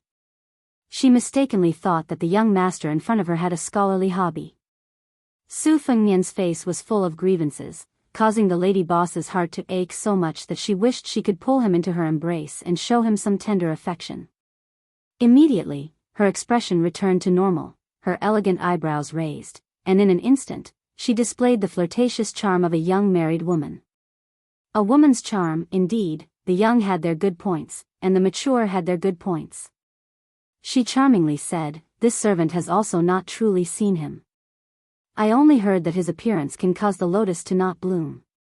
Su Fengnian nodded and said with emotion, "Xianyuan is indeed worthy of the name of a womanizer." No matter how ignorant the young woman was, she still knew that Xuanyuan's family background was splendid. She nervously reminded him, "Young master, you should be careful with your words.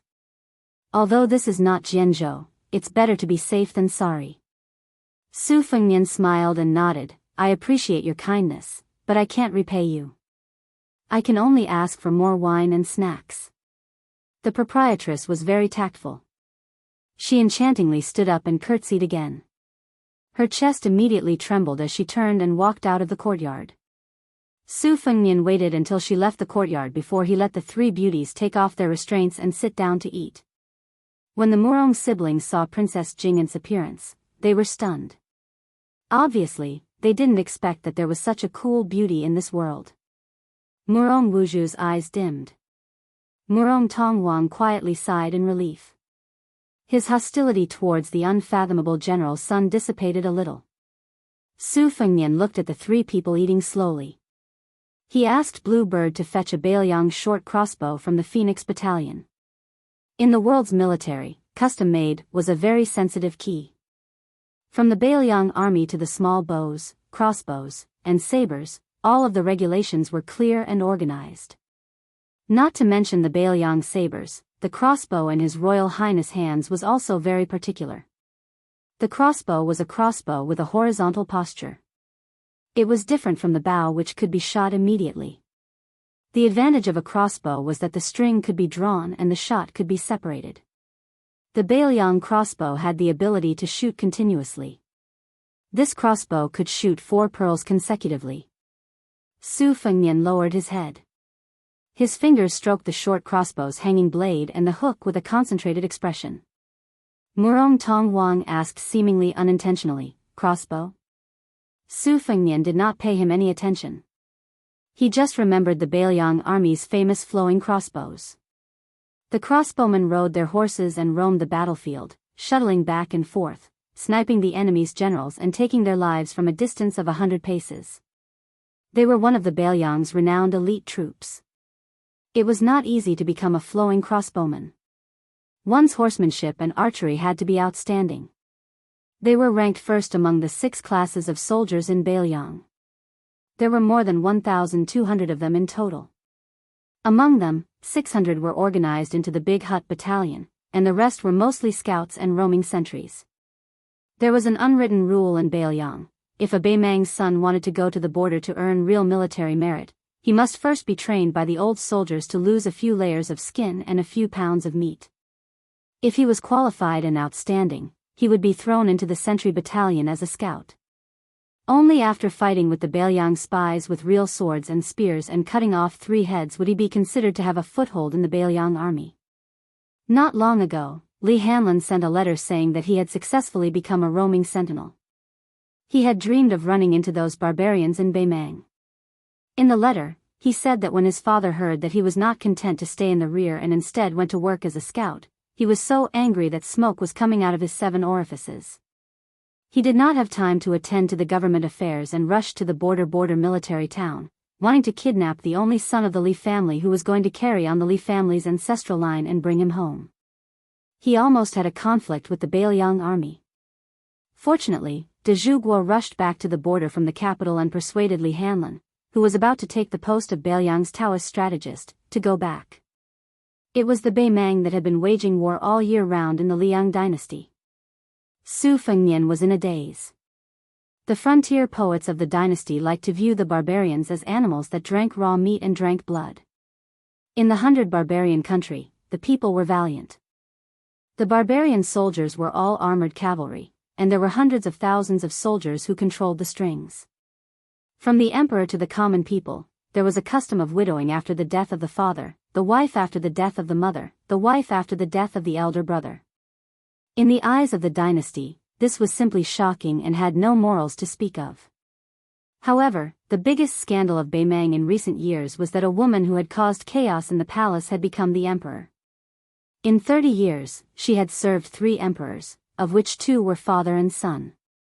The last emperor, who had only ascended the throne for 13 days, could even be considered her nephew. This was something that was absolutely unimaginable in the Liang dynasty. It was said that this empress had 3,000 male companions. She was over 50 years old, but she was still very lustful. A few years ago, she had even sent a secret envoy to send a message to Su Shao. As long as Su Shao was willing to surrender to Beimang, she was willing to be his wife and share the world with him. Su Shao was also straightforward with this huge meat pie that could sow discord and win him over. He first killed the envoy and then sent a message to Beimang. It was just 5 words: "Slave Su still thinks I'm too old." Su Fengnian smiled. Su Shao was too vicious. That old woman was the empress of Beimang, but he still thought she was too old to be his servant. However, that old woman's scheming was really terrifying. She was not angry at this monstrous humiliation. She just laughed it off. Su Fengnian put down his crossbow and looked up to see the unhappy Murong Tonghuang. He frowned and said, "Don't put on airs in front of me. Even a stray cat or dog on the roadside knows how to wag its tail." Murong Tonghuang's eyes were cold as he stared at Su Fengnian. Su Fengnian stretched out his hand and flicked the embroidered winter scabbard. The embroidered winter rose up and with a bang, the most famous beautiful youth in Jianghu staggered back and fell to the ground. Su Fengnian sneered and said, "I'm not that pervert Xianyuan Pan. I'm not interested in you. So what if you look like a woman? Can you give birth to a son for me? A mule born from a donkey and a mare. Do you know that? You're one." Murong Wuzhu was stunned by Su Fengnian's vicious words. Murong Tonghuang lowered his head and squeezed out a laugh from the gap between his teeth. It was unknown where Murong Wuzhu's courage came from. He held a dagger with both hands and faced Su Fengnian. Su Fengnian picked up the crossbow again and pressed it against Murong Tonghuang's head. Murong Wuzhu, whose face was full of tears, cried out in alarm, "No!" Murong Tonghuang raised his head. The crossbow was pressed against his forehead. He looked up at Su Fengnian and unexpectedly smiled. His smile could bring disaster to a country and its people. It was especially natural and charming. He said softly, "I know I'm wrong." Murong Wuzhu's dagger fell to the ground. He stared at Murong Tonghuang in a daze as if he was staring at a stranger. Princess Jing and smiled strangely. Yu Yuwei did not look at this scene. She stroked Wu Meinyang's soft hair. Su Fengnian squatted down and looked at that face. He said calmly, "So pitiful." Chapter 286. Chapter 1, 4,000 words. Yang Qingfeng participated in the hunt for Yuan Tingshan. He had learned a wide variety of skills and was proficient in unorthodox methods. He was good at controlling animals. Xu Xiu, who was born as a witch in Nanjiang, was not bad either. She had many secret techniques. She kept a distance of 100 steps from Yang Qingfeng and advanced side by side. Ningame threw away the bow, iron halberd. With the halberd pouch on her back and 2 flying halberds in her hands, she led more than a dozen light cavalry to abandon their horses and enter the forest. Assuming a fan-shaped formation, she held short crossbows and charged forward. Jitami priest Wei Shuyang's body was like a mountain elf, leaping from branch to branch, coordinating with Ningame. The 3 tracking forces cast an inescapable net in pursuit of the young swordsman. After Yang Qingfeng entered the forest, he bent down from time to check for clues on the ground. At first, he could still see footprints in the forest, deep and shallow. It was easy to chase, but soon the footprints began to fade. His footsteps suddenly widened. The escape route was no longer as simple as simply stepping on the ground. Instead, it was placed on tree trunks or rocks. Yang Qingfeng stopped and squatted down. He stretched out 2 sickly snow-white fingers to pinch some soil and sniffed it. His other hand took out 3 red-clawed black rats from a small pouch tied around his waist. He sprinkled the soil on the tips of their noses, and the little fellows scurried into the depths of the forest. Xu Xian came to Yang Qingfeng's side at some point and said lightly, "I didn't expect this kid to have some skills. I think we should just split up and completely widen the distance between us. Otherwise, if we accidentally hang ourselves on a tree, we won't have the face to see His Highness." The gloomy Yang Qingfeng nodded. He didn't want to work with this woman. It would be best if he could do it alone. He could also use some of his hidden tricks. Xu Xiu didn't dare to neglect His Royal Highness's important task. She waved her sleeves and changed direction. Like a goshawk, she soared into the sky. She stepped on the branches like a dragonfly skimming the surface of the water. After several bounces, she stood at the top of the tree. However, she didn't open her eyes to look into the distance. Instead, she closed her eyes and wrinkled her small nose. She suddenly opened her eyes and the corners of her mouth curled. Her delicate body swooped down quickly. She changed direction in the forest and chased after a breath. The swordsman was very cunning. He had already carefully and deliberately concealed his footprints. However, Xu Xiu was still able to follow him by relying on the breath that was against the wind. She muttered seductively, "Little guy is really naughty. Sister is so tired that I'm sweating all over. If I catch you, I'll skin you alive and pull out your tendons." In less than an hour, Xu Xiu successfully saw the swordsman's back twice. One time, the swordsman didn't run away. Instead, he ambushed Xu Xiu.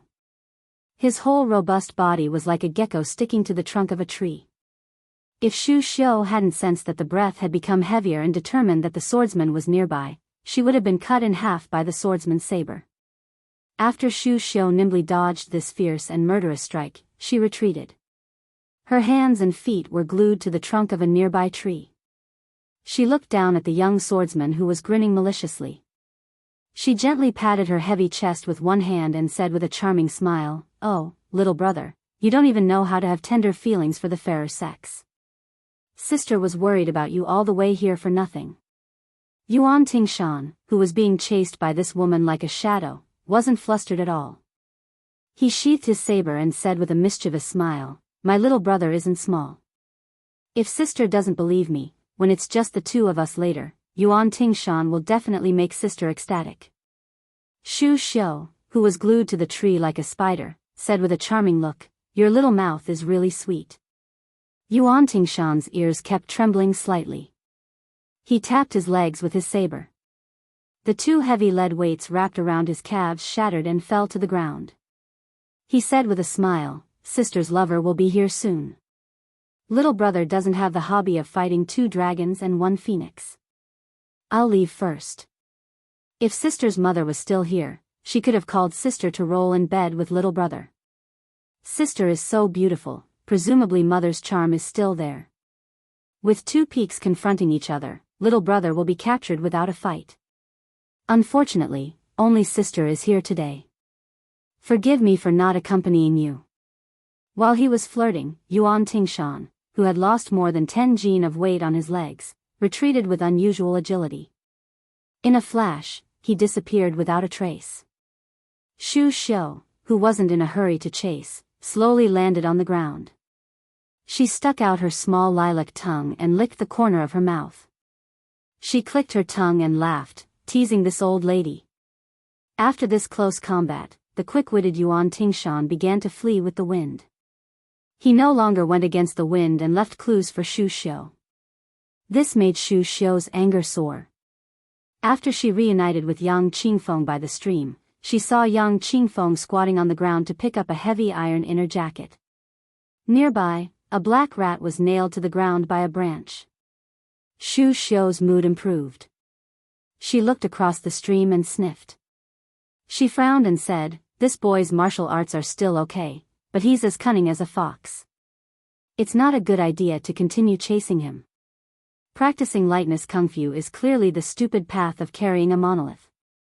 I estimate that he's carrying at least 20 jin of weight. You and I are not afraid of competing with just the strength of our legs. But he's going to attack faster and faster. The one surnamed Yang, don't fail miserably at such an easy task. Lu Qiantang is dead. Don't fall here. Sister is very lonely." Yang Qingfeng snorted coldly. Stepping on a rock, she prepared to leap across the stream. Although Xu Xiu seemed to be chatting idly, she had been sniffing Yuan Tingshan's scent all along. It drifted over from a distance. In addition, there were footprints on the ground by the stream. Logically speaking, they should have crossed the stream and entered the forest. But as Xu Xiu sniffed, her expression changed dramatically. "Be careful." Her voice had barely faded when the water in the middle of the stream splashed up violently. He had accurately calculated the flow of Yang Qingfeng's qi. At the critical moment when Yang Qingfeng's body was slanting downwards, this ruthless saber stabbed out at the perfect moment. Fortunately, Yang Qingfeng's legs kicked against the cloud and rose up, forcibly raising her body by 10 feet. But if she stopped there, Yuan Tingshan's determined saber strike could still seriously injure Yang Qingfeng's legs. Xu Xiu's mind was instantly filled with hundreds of thoughts. Gritting her teeth, she kicked out a pebble with the tip of her foot, which violently shot toward Yuan Tingshan's Taiyang acupoint. In this rapidly changing situation, the outsider Xu Xiu held the initiative. If she did not interfere, Yang Qingfeng would most likely be at a disadvantage. Xu Xiu's kick could be divided into two subtle situations.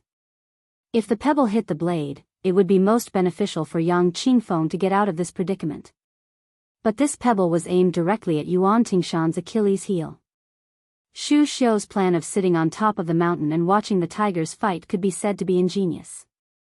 Without the slightest hesitation, Yuan Tingshan withdrew his saber and blocked the pebble. His body sank into the stream, and then he exploded the stream water and swept to the opposite bank. Laughing loudly, he said, "Sister, you have a new lover, but you still don't forget your old one. You're so greedy. Be careful not to overfill your stomach." Expressionless, Yang Qingfeng's toes tapped on the surface of the water. Like a swallow, she swept to the opposite bank. She said flatly, "I owe you one." Xu Xiu narrowed her eyes and did not say anything. Chapter 287. Chapter 2. With a calm and collected face, Su Fengnian left the city together with the old god of swords to visit the tombs. The accompanying green bird brought along Zhichang City's most famous Angelica wine. Li Chungang mocked, "How can such a soft-hearted person accomplish such a dog-fart important matter? There are so many pitiful people under the heavens. Do you have 3 heads and 6 arms or what? Can you take care of them all?" Su Fengnian rolled his eyes and said, "I already don't like the Xianyuan family, which is one of the top 3 families in the martial world. Now that I finally have something to use against them, if I don't go to the bull gang and cause a ruckus, I'll be sorry for being chased out by Xianyuan Qingfeng. Doesn't the Xianyuan family see siblings as food on the plate? Heh, I'll make the meat in my mouth fall into my own plate." If he's not convinced, he can make a move. When the time comes, it's no big deal for the old senior to open the gates of heaven again. The old god of swords glanced at him and said, "Can you stop scheming against this old man all the time? Now that you don't have Jiang and I to support you, if you really annoy this old man, he'll open the gates of heaven with his sword. Su Fengnian changed the topic and asked, what kind of person is that old Xianyuan guy? I heard that if this pervert doesn't have a woman for a day, his eyes will turn red, his cheeks will become red like fire, and his skin will crack and his tendons will twitch. It sounds like he's possessed by the devil. The old man with the sheepskin fur coat thought for a moment and said with a crooked mouth, what else can he be like? Su Fengnian said helplessly, tell me in detail. We're about to go to Mount Hui to cause trouble, so we have to know ourselves and the enemy. If we go down the mountain with great fanfare and end up rolling down the mountain with our tails between our legs, that woman Xianyuan Qingfeng will laugh her head off. Li Chungang had an impatient expression and said lightly, this old man can probably be considered half a martial genius, but he can't compare to Wang Xianji. Su Fengnian whispered, nonsense, if he's the same as Wang Xianji, why would I go to the bull gang? The old god of swords kicked his royal highnesses butt and turned around to ask Blue Bird for Angelica wine to quench his thirst. In the end, he was met with a cold look. He sighed and said, brat, you only care about showing off in front of the siblings, you don't know the immensity of heaven and earth. If. Goo. And. It sounded like he had been lustful and disrespectful all these years, but it was not that simple. This fellow had been proficient in Buddhism since a long time ago. In addition, his inner strength was already profound when he was in the prime of his life. He used the yin cauldron to supplement the yang cauldron to adjust the heart obstacle. Once he succeeded, he would have achieved immortality and his cultivation would be comparable to the great Jinren of Taoism. It's up to you whether you want to go to Mount Wishan. Su Fengnian rubbed his chin and thought about it seriously. The old god of swords asked softly, which one do you like between the siblings? Su Fengnian's mouth twitched, old senior, you're wrong. The old god of swords said, indeed, with that guy who borrowed your spring thunder embroidered winter double blades, I'm afraid Murong Tong Huang won't catch your eye. Then when do you make a move on that white fox face? The later it is, the more you can't beat him. You won't even have the chance to force yourself on him. Actually, this old man can teach you a simple method. You just have to think of yourself as a woman. That white fox face is a man. Anyway, he's the most beautiful woman in the world. You won't lose out. Su Fengnian felt his hair stand on end and goosebumps appeared all over his body. He was full of grief and indignation. Li Chungang said disdainfully, what? You want to fight with this old man? Su Fengnian immediately flattered, how can I? I'm still waiting for old senior's sword to go against the flow of the six-layered waterfall and flood that bull mound. Li Chungang said disdainfully, virtue. After leaving Zhejiang City, they walked for 2 hours before they finally found a lonely grave. Weeds grew crazily in the 3-foot-long grave. Su Fengnian squatted down and pulled out the weeds that wrapped around the tombstone. He looked at the tombstone that was less than 3 feet tall and remained silent. After more than 20 years of cold wind and rain, the writing was already mottled and unclear. He could only vaguely see the fragmented sentences. The sun rises from the East Sea, the earth's chi surges boundlessly, the sun sets in Kunlun, the vault of heaven returns to rest, spring and autumn return to spring and autumn, the sound of horses' hooves breaking the sound of reading books, I will encompass the universe, the vastness is the same as Qingming. The old god of swords had nothing to do, so he squatted down and squinted at the broken text on the tombstone, clicking his tongue in wonder. Su Fengnian took the wine from Blue Bird and slowly sprinkled it in front of the grave. The grave was at the top of the mountain. After offering a pot of wine, Su Fengnian sat on the ground and looked at the fields in the distance. He muttered to himself, I've always been good at writing, so I can only spend money to buy some poems from the scholars of Beiliang. Second sister was right, most of the poems I bought were just to express my worries. When read out loud, it's like a resentful woman crying for love. It's unbearable to the ear. But why can't the one in the grave live a few more years and write a few more sentences, 50 years of great work, told to the mountain ghosts? The old god of swords sat cross-legged and took off his boots. He picked his toes with his fingers and brought them to his nose for a sniff. He chuckled and said, if he's dead, he's dead. The one in the grave is not bad. There are still people coming to visit his grave. Like this old man, who would bring wine to the grave after his death and sweep the grave and pull out weeds. Su Fengnian nodded and said, "That's true." The old man rubbed the soles of his feet and turned his head to ask, "Young Su, do you think you're pitiful?" Su Fengnian laughed involuntarily and said, "Me? I'm the Motherf * king heir of Bailiang. Didn't someone from the previous dynasty say that I'll be the food of a cauldron when I'm alive and be cooked in a cauldron when I'm dead? I was born with mountains of gold and silver and didn't have to worry about food and clothing. There aren't many people in the world who care about food and clothing more than I do. Now that I even have hereditary inheritance, I still * king feel pitiful. I'd rather hang myself with my hair or suffocate myself to death with a woman's breasts. That's why I only feel pity for the descendants of a fallen country and the Jianghu assassins who went to Bailiang Palace to seek death. I don't think they're hateful. Since I'm Su Zhao's son, should have this awareness. There's no such thing as enjoying life without suffering the cold or hunger. I still had some resentment before I left with old Huang, but it's gone now." The old god of swords laughed and said, "You're quite open-minded." Su Fengnian said self-deprecatingly, "Actually, I'm also worried." Li Chungang smiled and asked, "What are you worried about?" Su Fengnian pulled up a weed and flicked the dirt off its roots. He put it in his mouth and chewed carefully. He said, "I'm just worried about not being able to learn the two-sleeved green snake." The old god of swords said heroically, "This old man's supreme art isn't something that can be learned so easily." Su Fengnian said softly, "Actually, I know that Senior's 216 green snakes are like forging iron, making the big yellow cord in my body more stable. As for how much of the two-sleeved green snake's essence I can learn, it's all up to fate, right?" Li Chungang narrowed his eyes and said slowly, "You're indeed not stupid. To put it bluntly, the two-sleeved green snake's sword moves are already extremely complicated, almost untraceable. Even if you wanted to learn it, you wouldn't know where to start. As for the sword opening the gate of heaven, it's purely sword intent, so you won't be able to learn it." Su Fengnian sighed bitterly while Blue Bird smiled behind him. The old god of swords also picked up a weed and chewed it. He spat it out and said, "Next, this old man will have to trouble you a little to feed you moves. Kid, don't bite off more than you can chew. First, you'll have to work on those 20 moves that you've pieced together."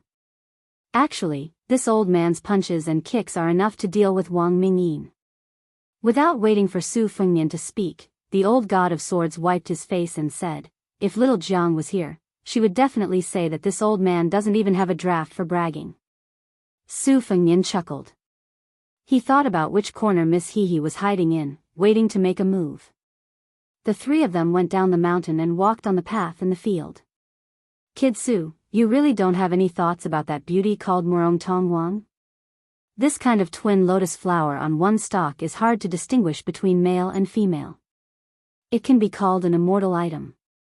Even with this old man's outstanding eyesight, it's a once-in-a-century chance. Are you really not tempted? You can be tempted. This old man can turn a blind eye to your beastly behavior this time. Just think that Murong Tong Huang is a woman.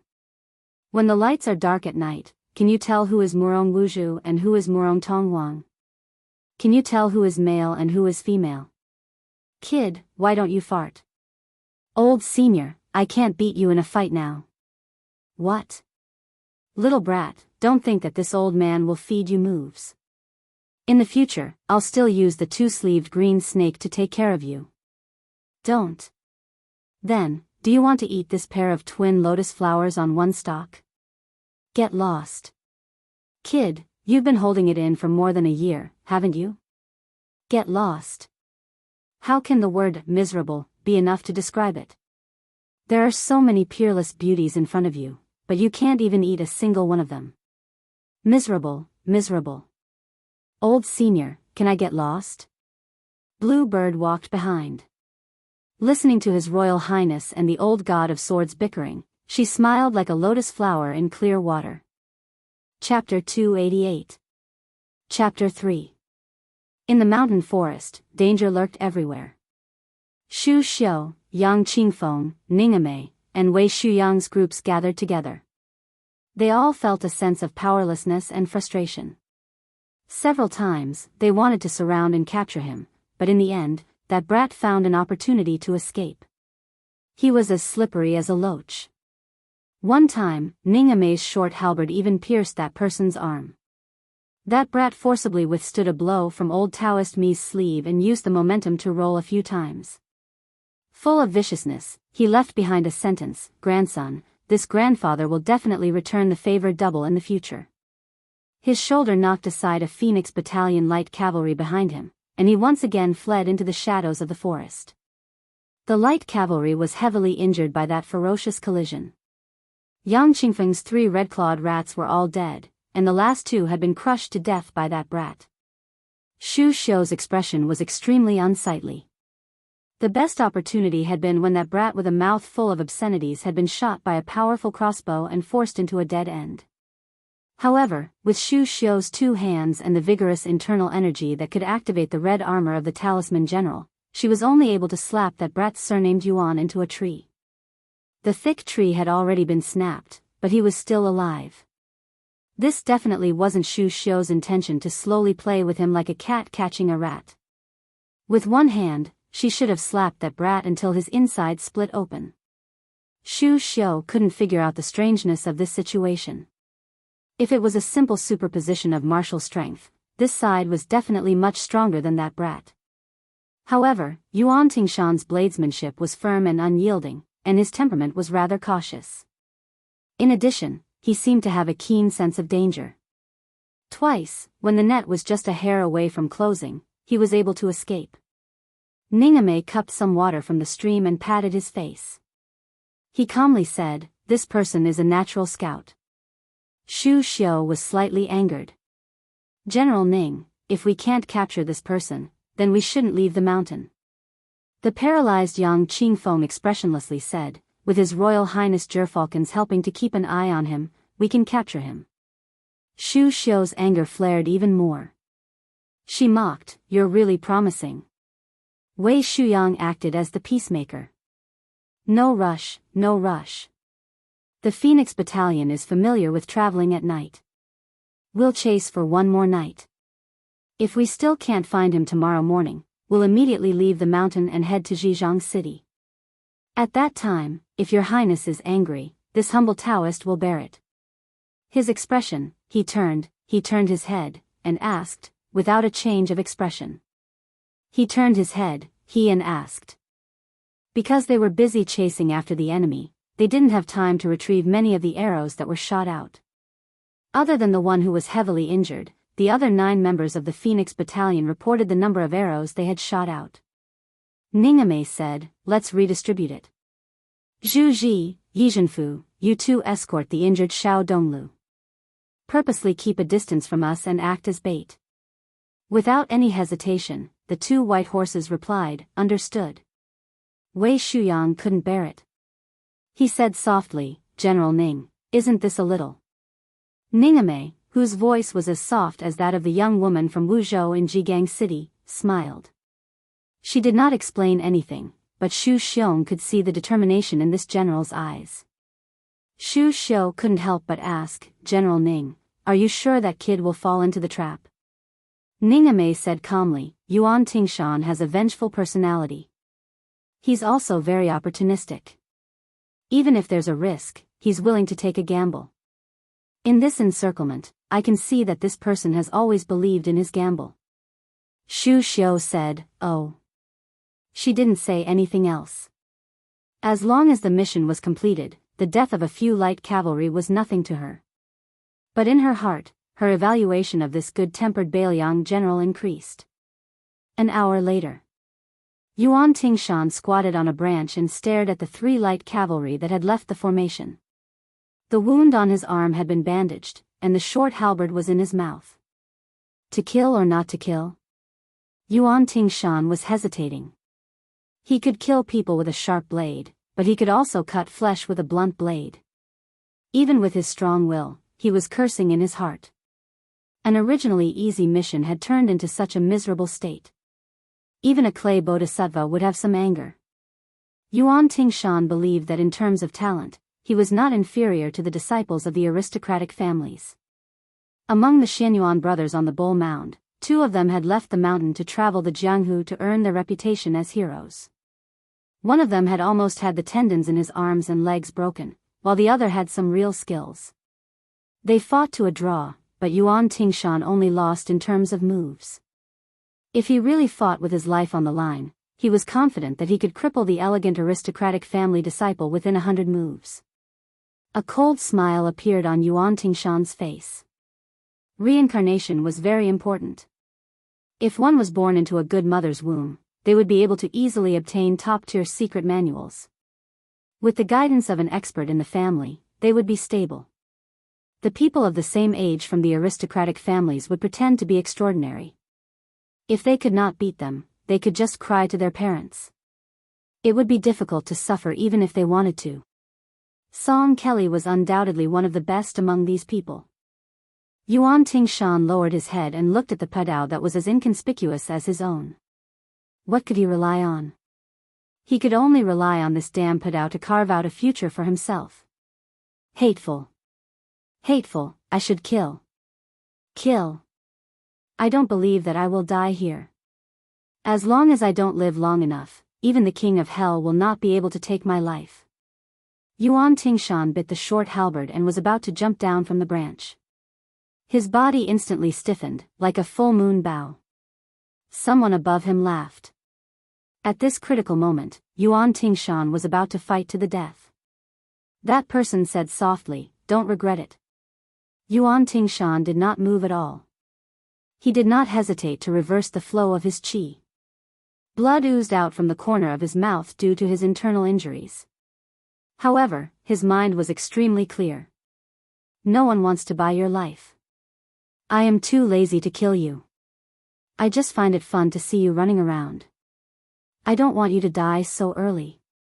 Yuan Tingshan gritted his teeth and asked, "Who are you?" There was no response. Yuan Tingshan risked looking up and saw a little girl squatting on a swaying branch. She was carrying a golden sunflower. On the tree and under the tree, they stared at each other. Other than an old man who taught me how to kill, I usually only talk to the dead or those who are about to die. If you speak more than 20 words, you will die even if you don't. How many words have you seen? The girl spoke very stiffly. At the end of her sentence, the corners of her mouth curled up. Yuan Tingshan's qi surged. He was not only bleeding from the corner of his mouth, but also from his 7 orifices. However, at this moment, his blade emitted an inch-long bluish-purple glow. That day, he went deep into Mount Longhu with Xianyuan Qingfeng and saw a middle-aged Daoist fishing. He was the only one who ate all the vermilion fruits. At first, Yuan Tingshan did not think much of it. However, when he went down the mountain and boarded the boat, he heard a voice. It was that Daoist's voice. He only said the words "dragon spits water." However, when he looked around, he could not see that Daoist. Then, his qi began to roll. When he arrived at Mount Hui, he vomited blood all the way up the mountain. When he arrived at Sixfold Waterfall, he almost crawled under the dragon spits water. Later, he had to carry the torrential water on his back. With his physique, it was reasonable to say that he could hold on for half an hour. Any longer and he would hurt his internal organs and meridians.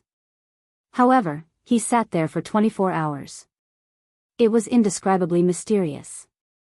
His realm advanced rapidly. This was the biggest reason why Yuan Tingshan dared to use his blade against that young master on the white horse. Now, he only lacked a secret blade technique manual. Yuan Tingshan raised his blade and chopped off half of the branches of the towering tree. At some point, the little girl was squatting on a nearby tree. She was still carrying that eyesore of a sunflower. She said calmly, your realm advanced." This time, Yuan Tingshan was really running for his life. Chapter 289. The original name of Yinshi Pass had long been forgotten. It became Yinshi Pass only because a poet from the frontier fortress of the previous dynasty said that the southern geese wept to the north. This pass was heavily guarded by Bailiang. With one man guarding the pass, it forcibly blocked the northern barbarians' passage to the south. Dark clouds covered the city, wind and rain filled the buildings, and sand and rolling stones were flying in the desert. However, in the distance, one could vaguely see Bailiang's soldiers continuing to train in the sandstorm. Bailiang was as cold and bitter as the Bailiang cavalry. Further north, although there were more deserts, there were also patches of fertile water plants. The area around Yanxi Pass was completely desolate and barren. A white-clothed man stood at the top of the city wall. On his left was Dian Xiongzong, who looked like a western lion. On his right was Wei Fucheng, who looked like a poor old pedant.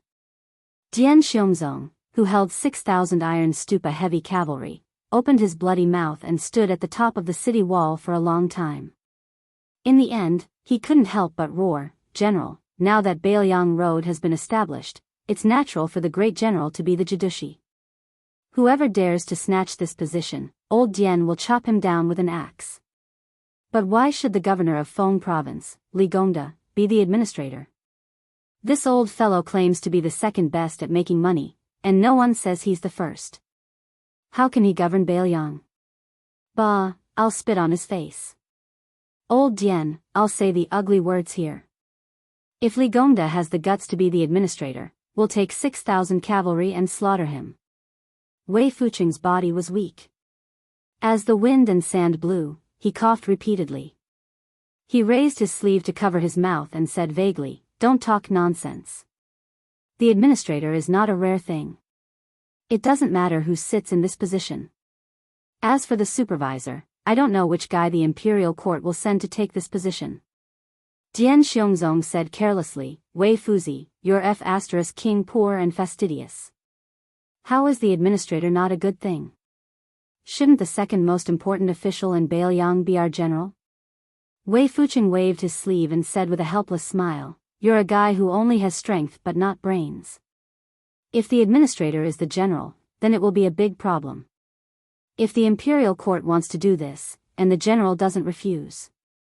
Teacher Wei stopped speaking halfway. He narrowed his eyes and looked at the rolling black clouds in the sky. He sighed softly. Stunned, Dian Xiongniu said, "What do you mean?"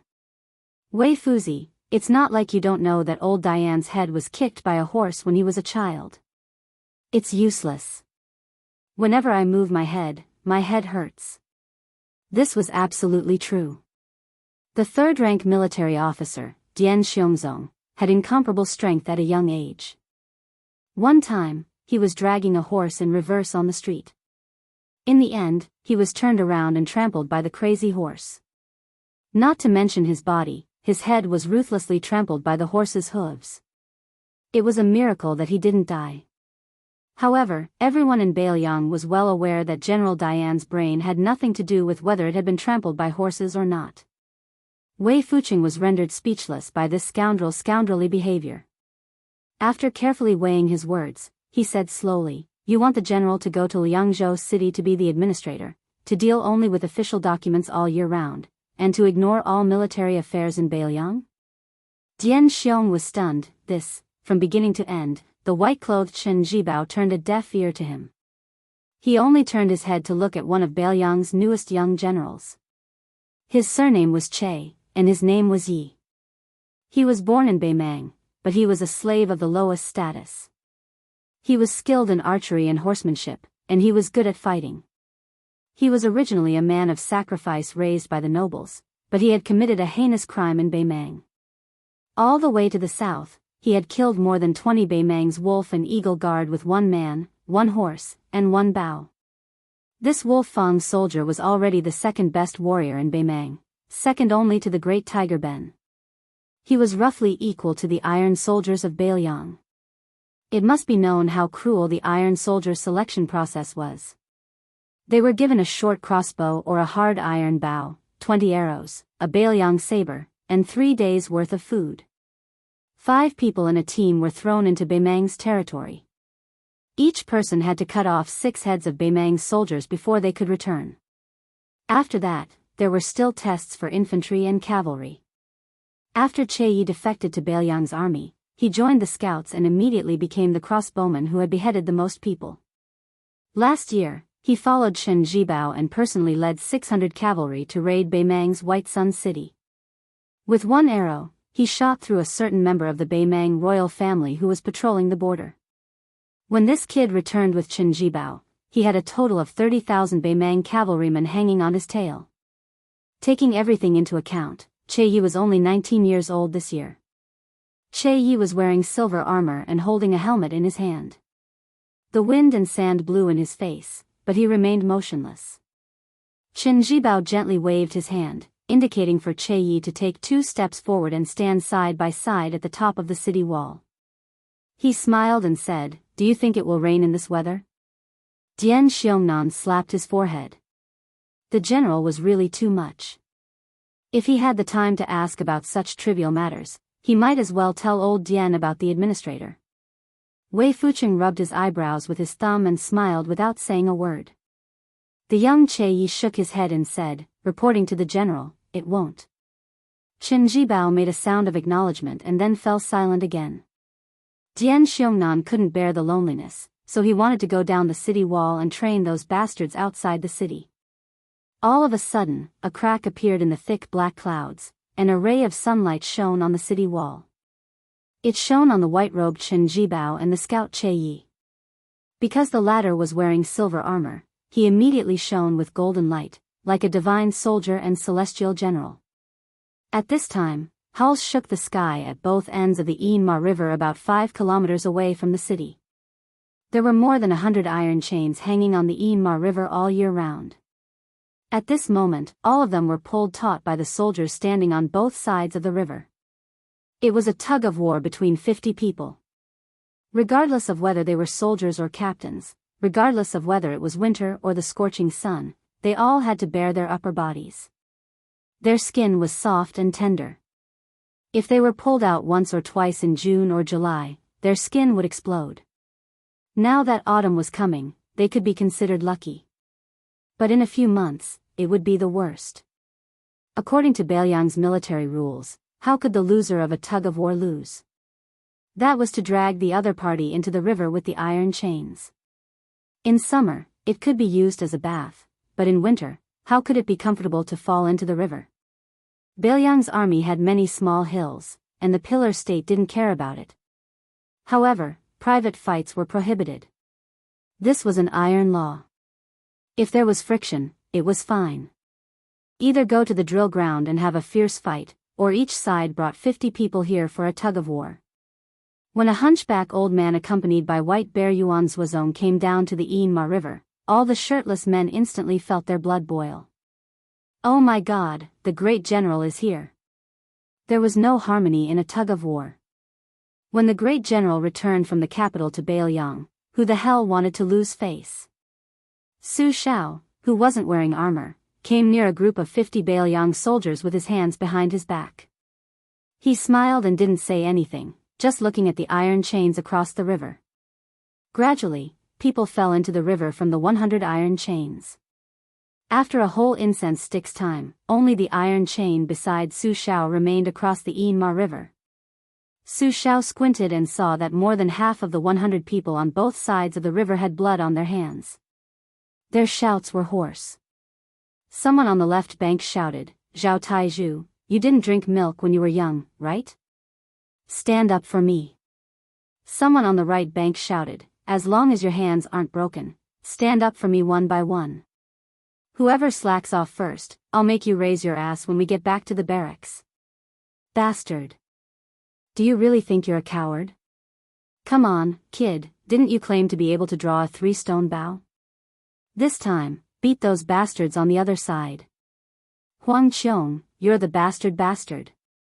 No one expected that the iron chains would be broken by 2 groups of people. The 100 people were all lying on the ground, unable to move a finger. Their hands were all covered in blood. Su Xiao smiled and said, "Okay." No one knew who was the first to shout, but all the soldiers who could still move shouted at the top of their lungs, "Long live the great general! Long live the great general!" The hunchback old man didn't stop them. If he didn't say anything, who would dare to go to the capital?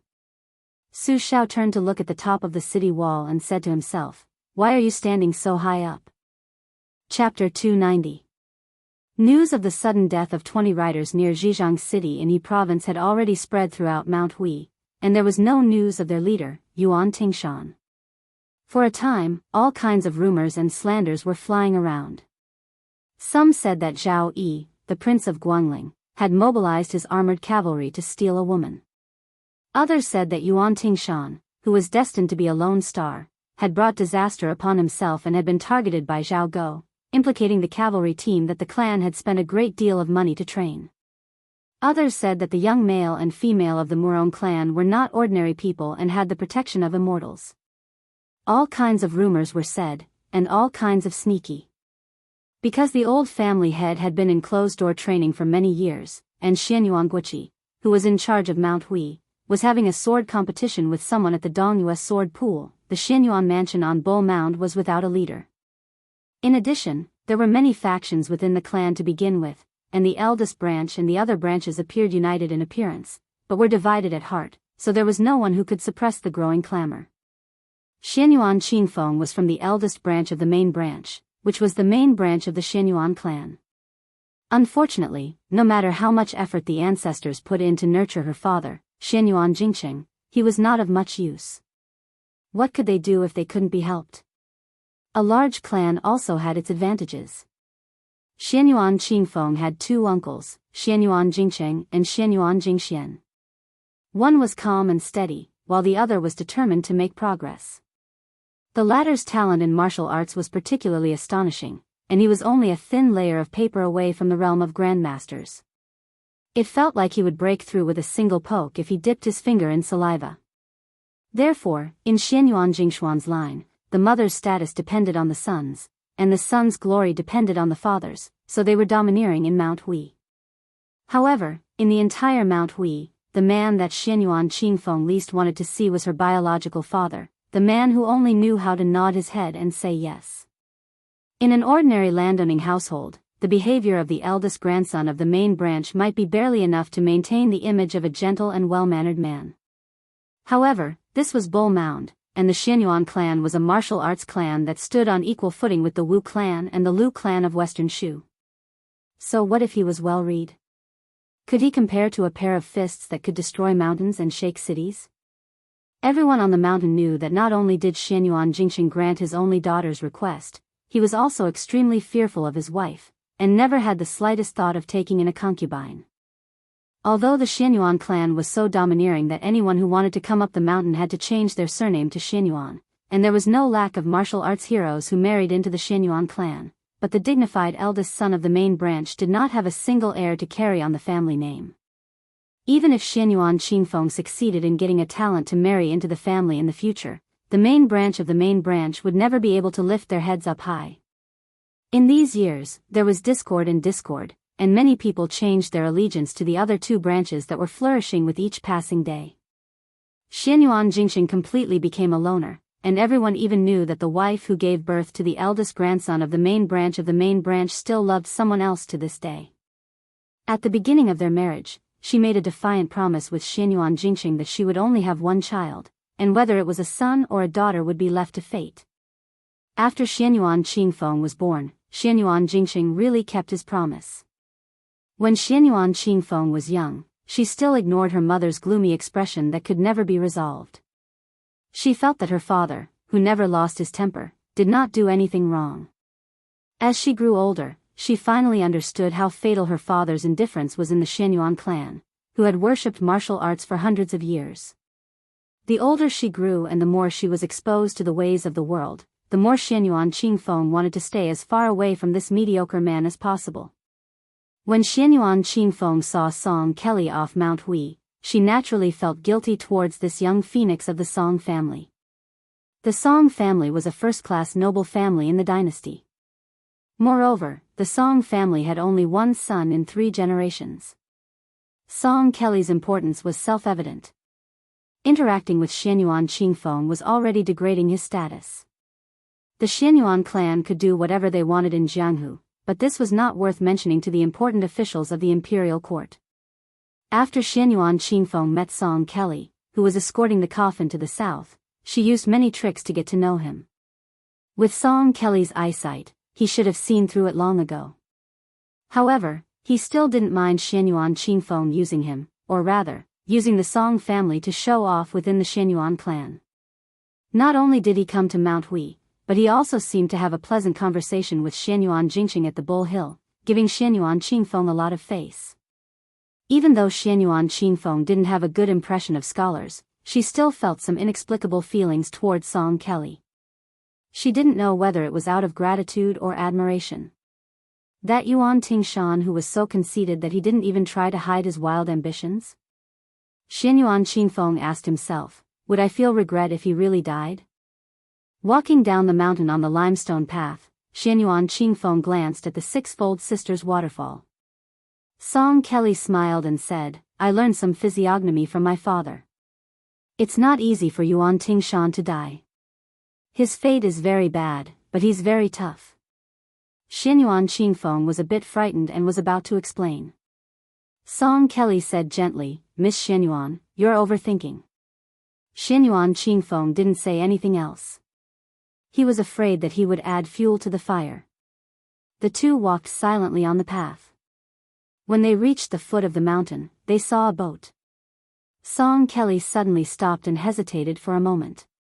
In the end, he said, Mr. Shouzhua is very knowledgeable and has analyzed the three doctrines in simple terms. I've been talking with Mr. Shouzhua through candlelight for the past few days and have learned a lot. Mr. Shouzhua said that learning from reading scriptures is like looking at plum blossoms and drawing pancakes. His words enlightened me. In the past, I remembered my family's teachings to be humble and respectful in all matters and not to be overbearing. However, in the end, I didn't understand why I had to be humble. In the eyes of a wise person, my childish words and actions would only make me a laughing stock. Miss Xianyuan, please forgive me for speaking bluntly, but Mr. Shouzhua is definitely not a mediocre person. Xianyuan Qingfeng smiled and didn't think much of it. He only joked, did my father ask you to be a lobbyist? How many books did he give you?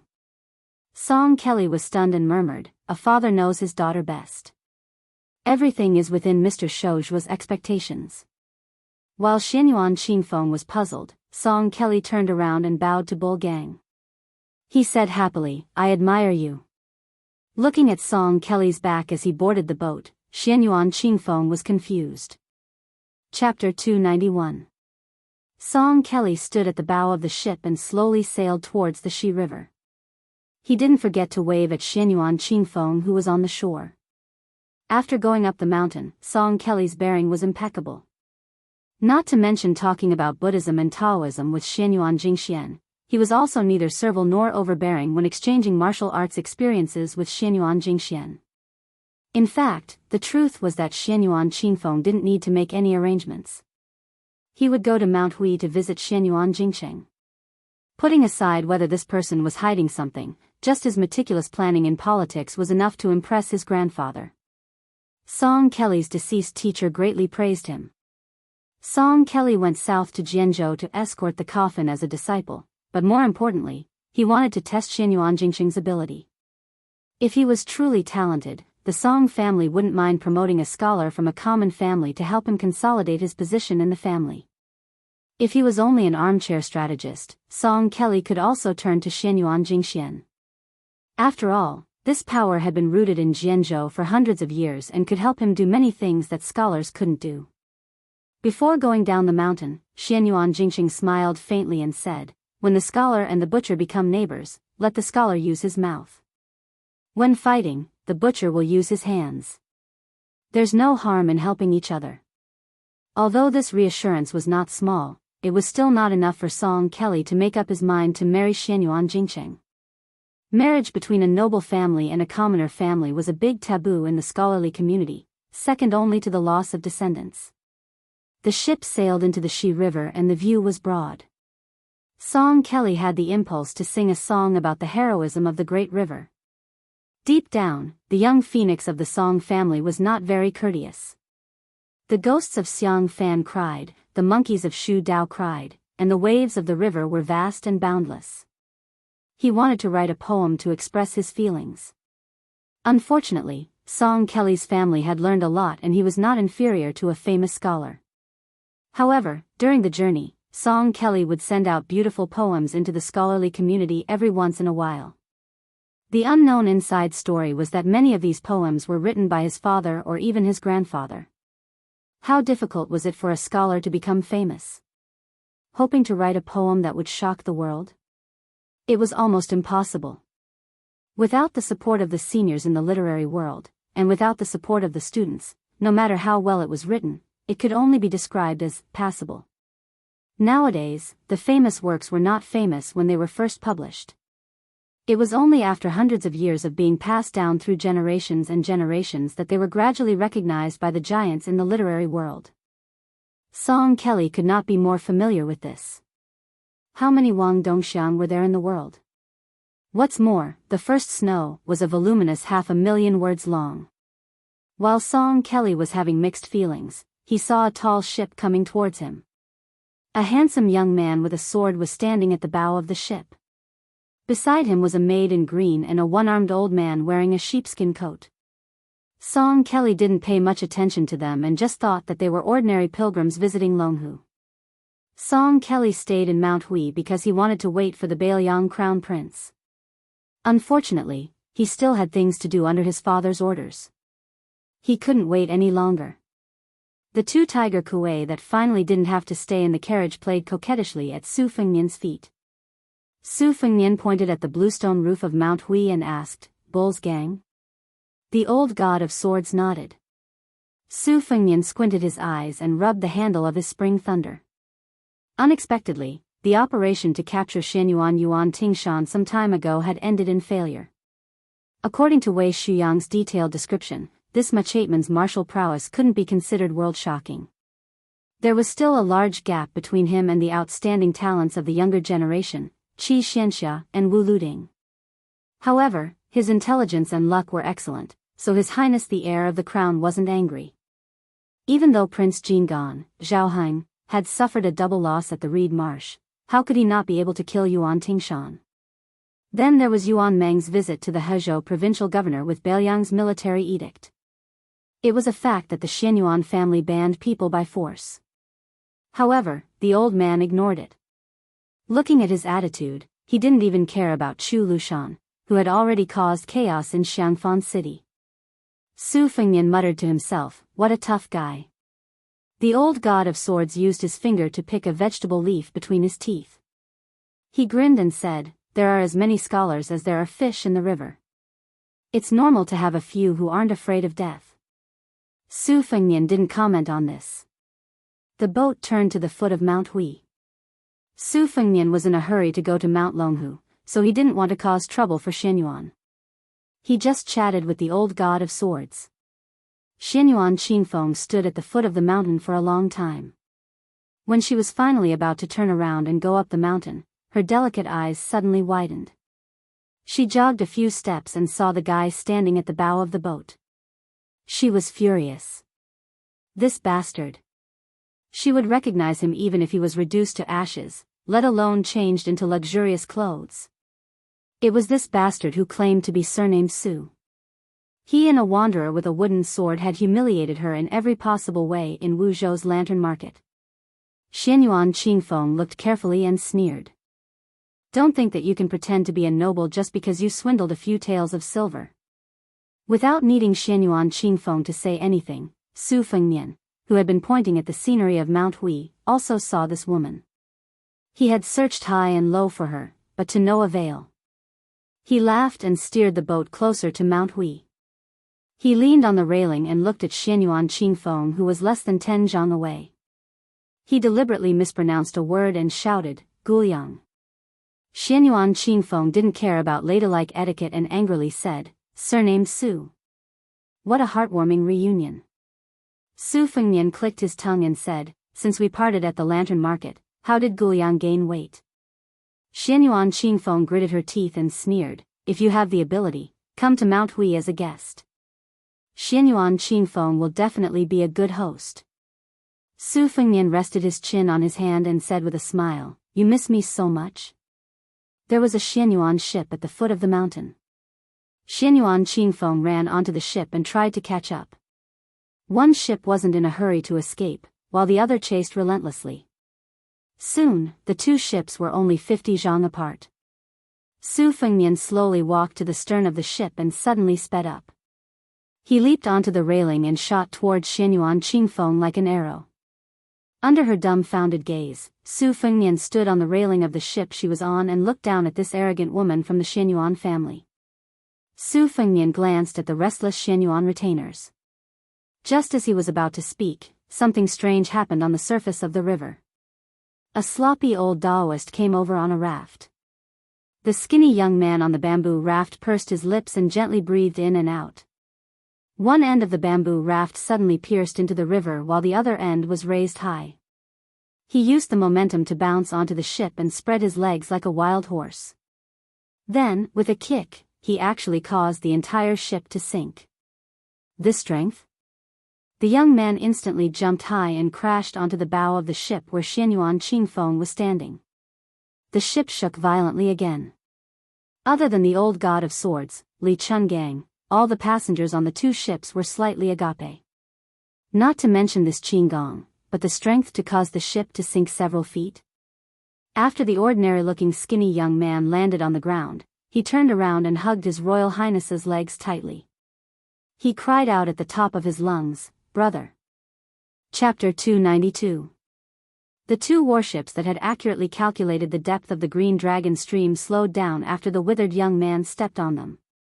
The Xianyuan family's private warship wanted to quietly increase its speed and keep the two brothers with different appearances on board, but the warship in front would not let it succeed.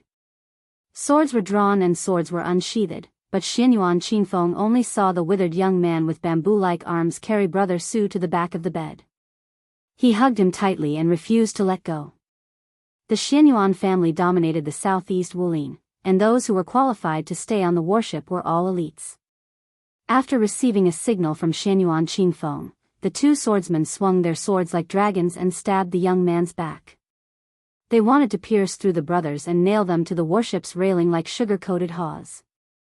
They wanted to show their power to those foreigners who had angered Miss Xianyuan. 2 lives were nothing to Xianyuan. Why had the governor's office of the Sword Province been able to operate smoothly all these years under the suppression of the Prince of Guangling?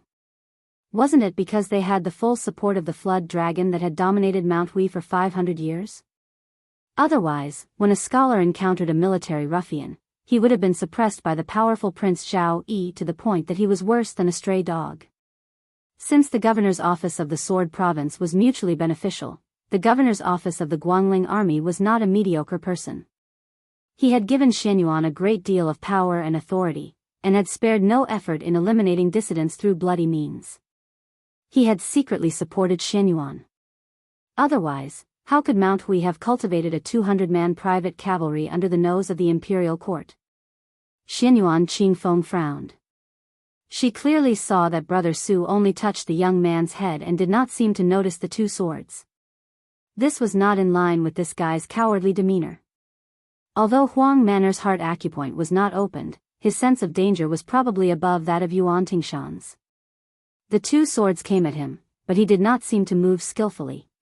He only turned around and held the sword with both hands. The swordsman suddenly exerted force, wanting to crush the ignorant young man's palm. Huang Manor's face was as ferocious as a vajra. He suddenly twisted, easily twisting the sword as if it was a reed pole. He then pulled it again and rushed forward, dragging the 2 swordsmen who hesitated and did not have time to let go of their swords in front of him. His 2 fists smashed into the swordsmen's chests. A thick mist of blood exploded from the swordsmen's chests, and they died on the spot. Their corpses fell into the river like kites with their strings cut. The rest of the Xianyuan men of sacrifice who were originally watching the show saw that the situation was not good. In order to protect Xianyuan Qingfeng who was standing on the bow, they had to brace themselves and go forward. As a result, the young man was still stabbed between his eyebrows by a sharp sword. He laughed and raised his arms, causing his clothes to flutter. Everyone saw that the sword formed a large arc between the 2 of them, but it did not pierce between his eyebrows at all. The sallow and emaciated young man stepped on the right foot, raised his left knee, and placed his center of gravity on his right foot. His right foot rotated forward, and his left knee turned inward, and the instep straightened outward. He suddenly jumped into the air and whipped out his lower leg. The force of the kick reached the instep of his foot, and the result was that when the young man landed on the ground, the body of the man of sacrifice was still in the forward position, but his head flew several feet into the air. The young man stretched out his hand to push away the headless corpse, and stared at Xianyuan Qingfeng, whose lips had turned pale. The few men of sacrifice who knew each other well looked at each other and saw the shock and fear in each other's eyes. No wonder this monster could shake the boat with one step. Not to mention the strength of the dragon and elephant, his attack speed was also extremely fast. Damn it, this young man actually had the legendary indestructible body of a Vajra? Amidst the dead silence, two supernatural beasts leaped across the river one after another.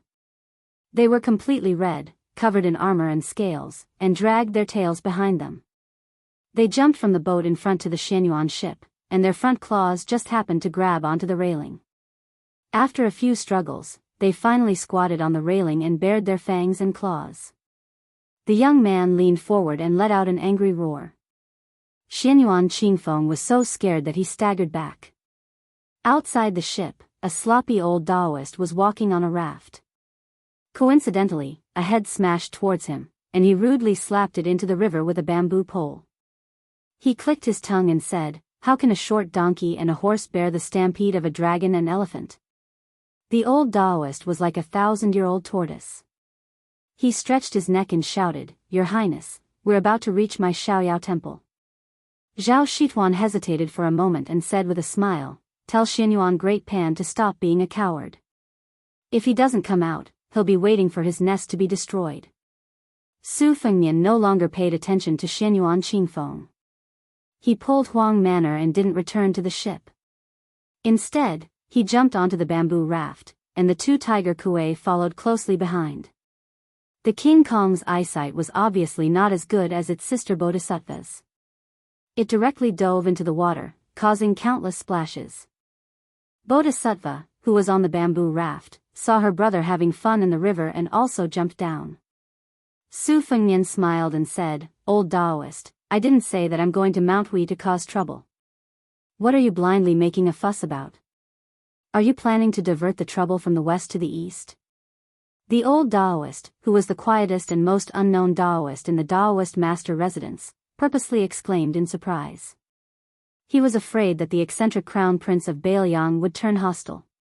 To be honest, as the second Daoist master of the Daoist immortal abode, old Daoist Zhao Shituan's seniority in the Daoist orthodoxy could be said to be superior to the 33 heavens. Mount Longhu and Bailiang were separated by thousands of li, so the old Daoist had seen all kinds of storms. When he was in Bailiang's territory, he didn't mind putting his arm around this junior's shoulder. It wasn't necessarily because he was afraid of the great pillar state Su Shao. It was just that he had a carefree temperament to begin with. When he was young, he was also an extraordinarily frivolous and alcoholic. He was truly a rare talent with great ambition. Otherwise, he wouldn't have left the country to travel far away with his sword. Once he left the mountain, he didn't return to Mount Longhu for a whole 20 years. Now that he met His Royal Highness, who was frivolous and unrestrained, he was quite suitable. If it were Zhao Danxia and Zhao Danping's nephews, one of whom was a minister of Yue and the other a prime minister of Qing Ci, who were together with Crown Prince Su Fengnian, they wouldn't have such an attitude. Su Fengnian glanced at the giggling Huang Manor, then raised his head to look at the old Daoist. He asked in surprise, "You're not afraid of water anymore?" Chapter 293. The old Taoist nodded. "I've been afraid for a long time. Xiaoyao Temple is right next to the Green Dragon Stream.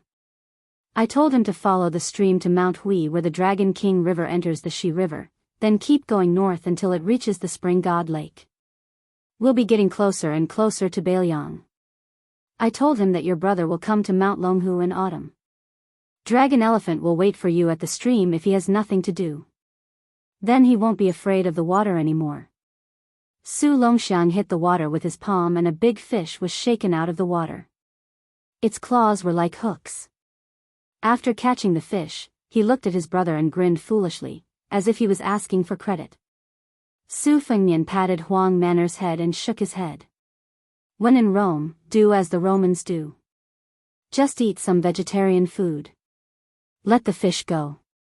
Huang Manor put the fainted fish back into the water, but it was eaten by a tiger kuei chasing after the bamboo raft. Su Fengnian suddenly asked, "Is there an old Taoist called Zhao Huangchao in Mount Longhu?" "A very old senior?" Old Taoist Zhao Shituan thought for a while and shook his head. "There are many century enlightened masters in seclusion on the mountain, but none of them are called Zhao Huangchao." The boats and rafts sailed up leisurely while the Xianyuan cruise ship turned around and returned to the Mount Hui pier. Xianyuan Qingfeng stood at the window of the cabin. His lips were livid and his body was trembling. It was hard to tell if he was scared or angry. She wasn't blind. Although her martial arts talent was mediocre, she had a good memory and was outstanding on Mount Hui. No matter how complicated the moves were, she would never forget them.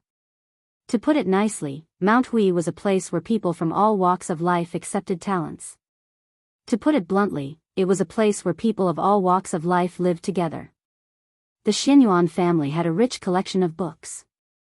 Other families and sects regarded them as treasures, but the aspiring tripod pavilion in Mount Hui had countless books.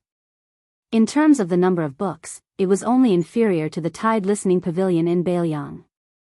Yuan Tingshan said he wanted to marry her because he saw her as a shortcut to the peak of martial arts.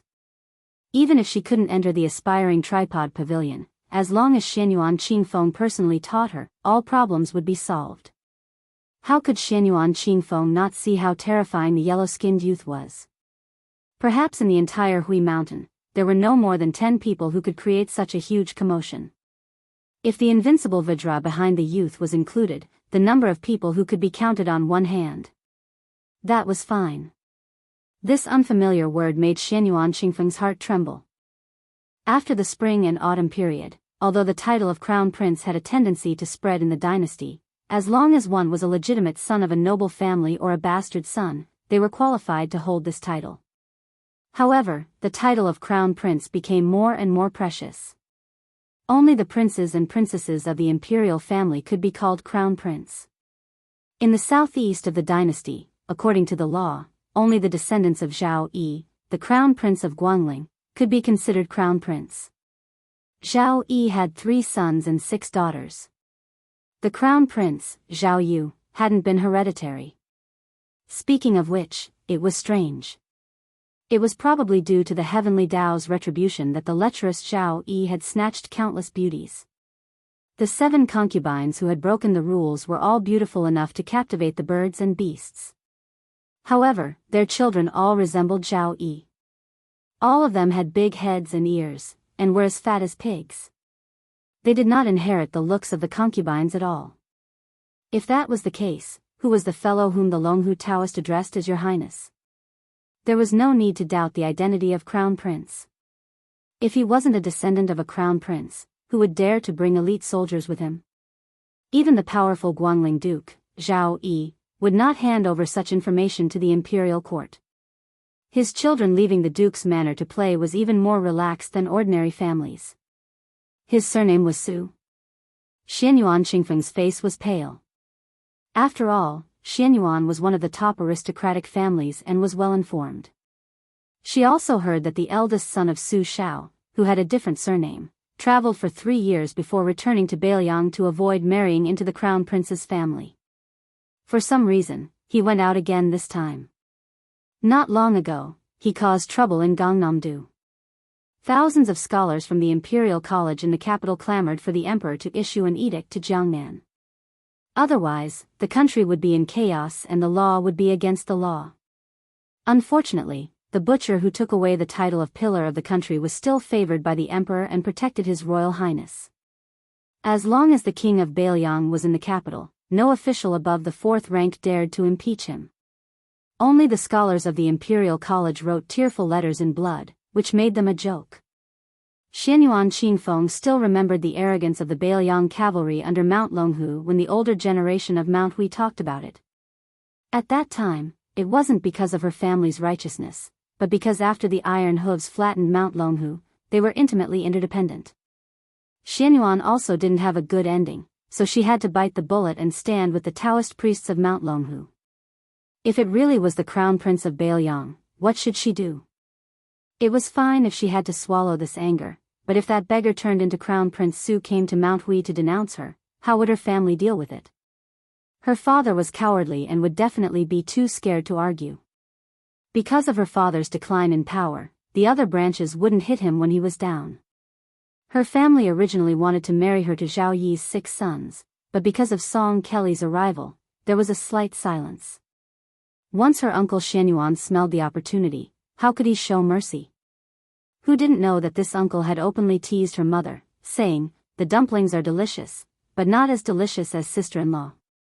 Her father only knew how to study behind closed doors, so how could he say anything about it? Was there a lack of such jokes?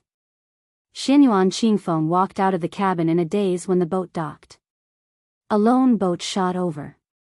An old Confucian scholar with white hair flew across the river and landed at the bow of the boat. The boat was filled with spiritual energy as it slowly approached the riverbank. Seeing the only old man in her family who cared about her, Xianyuan Qingfeng's eyes welled up with tears. The old man with an ancient sword at his waist said kindly, "Who dares to bully my granddaughter? Which family's brat is it? Grandpa will teach him a lesson for you." Xianyuan Qingfeng lowered his head and didn't say anything. The old man smiled and said, "It can't be the Crown Prince of Bailiang who went to Jianghu, right? This is going to be troublesome." Xianyuan Qingfeng raised his head, his face full of shock. The old man who returned from the Dongyue sword pool was Xuanyuan's national weapon. Rumor had it that he could ride a sword for 100 feet and decapitate someone. His sword skills were outstanding in the southeast. Even the Dongyue sword pool, whose sword skills were second only to the Wu family's sword tomb, saw him as their #1 threat. The old man said proudly, "So what if he's the Crown Prince of Bailiang? Can he bully my granddaughter? I'd like to see if that one-armed Li Chungang can still open the gates of heaven with his sword." Chapter 294. I'll update tomorrow. 3 guaranteed, 4 guaranteed. They could already see the Shaoyao Temple by the Green Dragon Stream. The big boat and the bamboo raft slowly docked together. Before getting off the raft, Huang Manor bent down and turned to look at Su Fengnian, indicating that he wanted to carry his brother. Su Fengnian smiled and shook his head. The old Taoist Zhao Shituan felt a little sad. The Zhongding family was cold-blooded. There were several brothers who loved each other so much. Thinking about it carefully, the Su family had few male descendants. The second son, Su Longxiang, was born mentally retarded. Of course, the 2 princesses were destined to be married off. In this way, the Bailiang Palace would not leave any room for outsiders to interfere in the succession. Anyway, the eldest son, Su Fengnian, would be the heir. No matter how idle His Royal Highness was, there was no suspense. On the other hand, the Zhao family is the first Taoist master's residence in the South Kingdom. Although there is an ancestral rule that only Zhao can be a Taoist master, Qi Xuanzhen suppressed the Taoist master's residence 50 years ago. Now, in the Jing generation, there is Mr. White Lotus in immortality and Wuxia Xianxia in martial arts. They are all outsiders. No matter if it is fated chances or Taoist spells, the Zhao family can't compete with them at all. During these years, they have been scheming against each other. If the Taoist master's residence didn't worry about the strength of the main branch, Zhao Danping wouldn't have become the ridiculous prime minister. Zhao Shituan sighed worriedly. A group of people walked along the bluestone path to the Shaoyao Temple. In the past, the old Taoist master lived alone in the Taoist temple, so there was no such path. After Su Longxiang went up the mountain, the old and the young had nothing to do, so they paved the path. Zhao Shituan hesitated for a moment and approached the old man wearing a sheepskin fur coat. He smiled and said in a low voice, "Old Li, how have you been?" The old god of swords snorted. Li Chungang had visited Longhu twice in his life, and both times, he met Zhao Shituan, who was about the same age as him. As a result, he was pestered by Zhao Shituan. The first time, it was Zhao Shituan who led him to the devil-slaying platform. Li Chungang did not have a bad impression of this guy, who was highly regarded by both the old Taoist master and Qi Xuanzhen. Everyone in the Taoist master's residence was as old-fashioned as clay statues, with neither immortal nor human aura. Li Chungang had already scolded them for being neither human nor ghost. He remembered that the first time he went down the mountain, this Taoist master's residence finally had an unrestrained young Taoist, who insisted on following him to Jianghu for several months. Zhao Shituan Taoist master said shamelessly, "Old Li, my kung fu is far worse than yours." Li Chungang thought of Jiang and his own difficulties in accepting a disciple. His Achilles heel was poked and he was furious. He pointed at Su Fengnian and glared at Zhao Shituan. "Look, my new disciple. Even if Su Longxiang becomes invincible in the future, do you think he can beat this old man's disciple?" Old Taoist Zhao was angry at first. Back then, when the Taoist nuns on the mountain heard that Li Chungang had come to the mountain, they all rushed to the devil-slaying platform like crazy, screaming as if they had seen an immortal descending to the mortal world. Zhao Shituan thought that when he was young, he was also very handsome. Although Li Chungang's kung fu was a little higher than his, he was a little more handsome, and he was a little more famous. This group of women who were supposed to be pure and devoted to the Yellow Court would not be so crazy. However, at that time, Li Chungang held his sword and came with an unparalleled momentum. Zhao Shituan was not convinced. Until today, it was not that old Taoist Zhao thought that he could beat old Li in a fight, but when it came to competing with disciples, Zhao Shituan was confident that no one dared to jump out and compete with him. But no matter how much he thought about it, he did not expect Elder Li to bring up His Highness the Crown Prince. The old Taoist was immediately discouraged. There was no way to compare. Even if Su Longxiang was really ruthless and dared to drag Wang Xianji down, how could he be unreasonable to His Highness the Crown Prince? Li Chungang was in a good mood when he saw that Zhao Shituan was defeated. He patted Zhao Shituan's shoulder and comforted him. "Maybe Su Longxiang is the reincarnation of Jianghu Great Emperor. Such a good thing hasn't happened for at least 700 or 800 years. You're lucky to have picked up such a good deal." Old Sword God changed the topic and said with a smile, "Now that you have a beautiful wife, you should be happy in your bed. If you dare to show off in front of this old man, Zhao Shituan, who had once roamed the Jianghu with the god of swords Li Chungang in the same era, immediately saw the wind and said flatteringly, "Brotherly, you're treating me like an outsider. We've been friends for decades." Li Chungang said bluntly, "Don't try to worm your way into being friends with this old man. We don't have any friendship." Zhao Shituan sighed with a melancholy expression. He was too embarrassed to stick his warm face to old Li's cold butt. He turned to look at the troops brought by His Royal Highness. Other than old Li and 100 light cavalry, as well as a few personal retainers who could be considered top-notch in martial arts, there was no other force to be used. Looking at the signs, they did not intend to stir up trouble in Mount Longhu. This was a good thing. Otherwise, he would be stuck in the middle of both sides and would be in a dilemma. While Zhao Shituan was muttering to himself, he caught a glimpse of the 3 women in curtained hats. Then he saw the maid in green and the beauty holding the cat behind His Highness the Crown Prince. They all had the style of immortal women. The old Taoist pondered over His Highness the Crown Prince's good fortune. In the southeast, only old man Xianyuan, who enjoyed the good fortune of the land alone, and Prince Guangling, Zhao Yi, who collected beauties from all over the world, could compare. Su Fengnian walked to the door of the Taoist temple and stopped. Zhao Shituan's expression was ugly. He admitted that he was in the wrong. It was not easy to trick Su Longxiang from Beiliang to Mount Longhu, but in the end, he was cultivating in this dilapidated Taoist temple. He was really embarrassed. Just as he was thinking about how to explain to His Royal Highness, Su Fengnian, who had never treated the old Taoist master as an expert, slowly turned around and faced Zhao Shituan, bowing deeply. Zhao Shituan was flustered. He was pleasantly surprised, but also fearful and restrained. He hurriedly helped him up and said, "I don't deserve such courtesy from your highness. It's too much." Chapter 295. The old god of swords looked on coldly from the sidelines. He was still a little surprised in his heart. Li Chungang, who had experienced many hardships, had long since figured out Su Fengnian's temperament. Now that he had bowed so openly and sincerely, it could be considered that he had given Zhao Shituan and Mount Longhu enough face. Otherwise, given Su Fengnian's stubborn personality, he would have fought to the death even if he had provoked some king of Jing'an, Zhaoheng, or some scholarly group of Gangnam-do. Yu Yue held Wu Meinyang between her breasts. The white cat was comfortably pretending to be asleep and half awake. Occasionally, it would use its furry head to rub its perky bosom. Princess Jing'an did not know Zhao Shituan's identity, but she guessed from the scene that this foolish youth was Su Fengnian's younger brother, the future prince of Beiliang. She could not imagine that the two brothers of the Marquis clan could get along so well. As for why the young prince was cultivating with a sloppy old Daoist in a shabby monastery at the foot of Mount Longhu, Pei Nanwei did not bother to make wild guesses. What shocked Zhao Shituan even more was the following scene.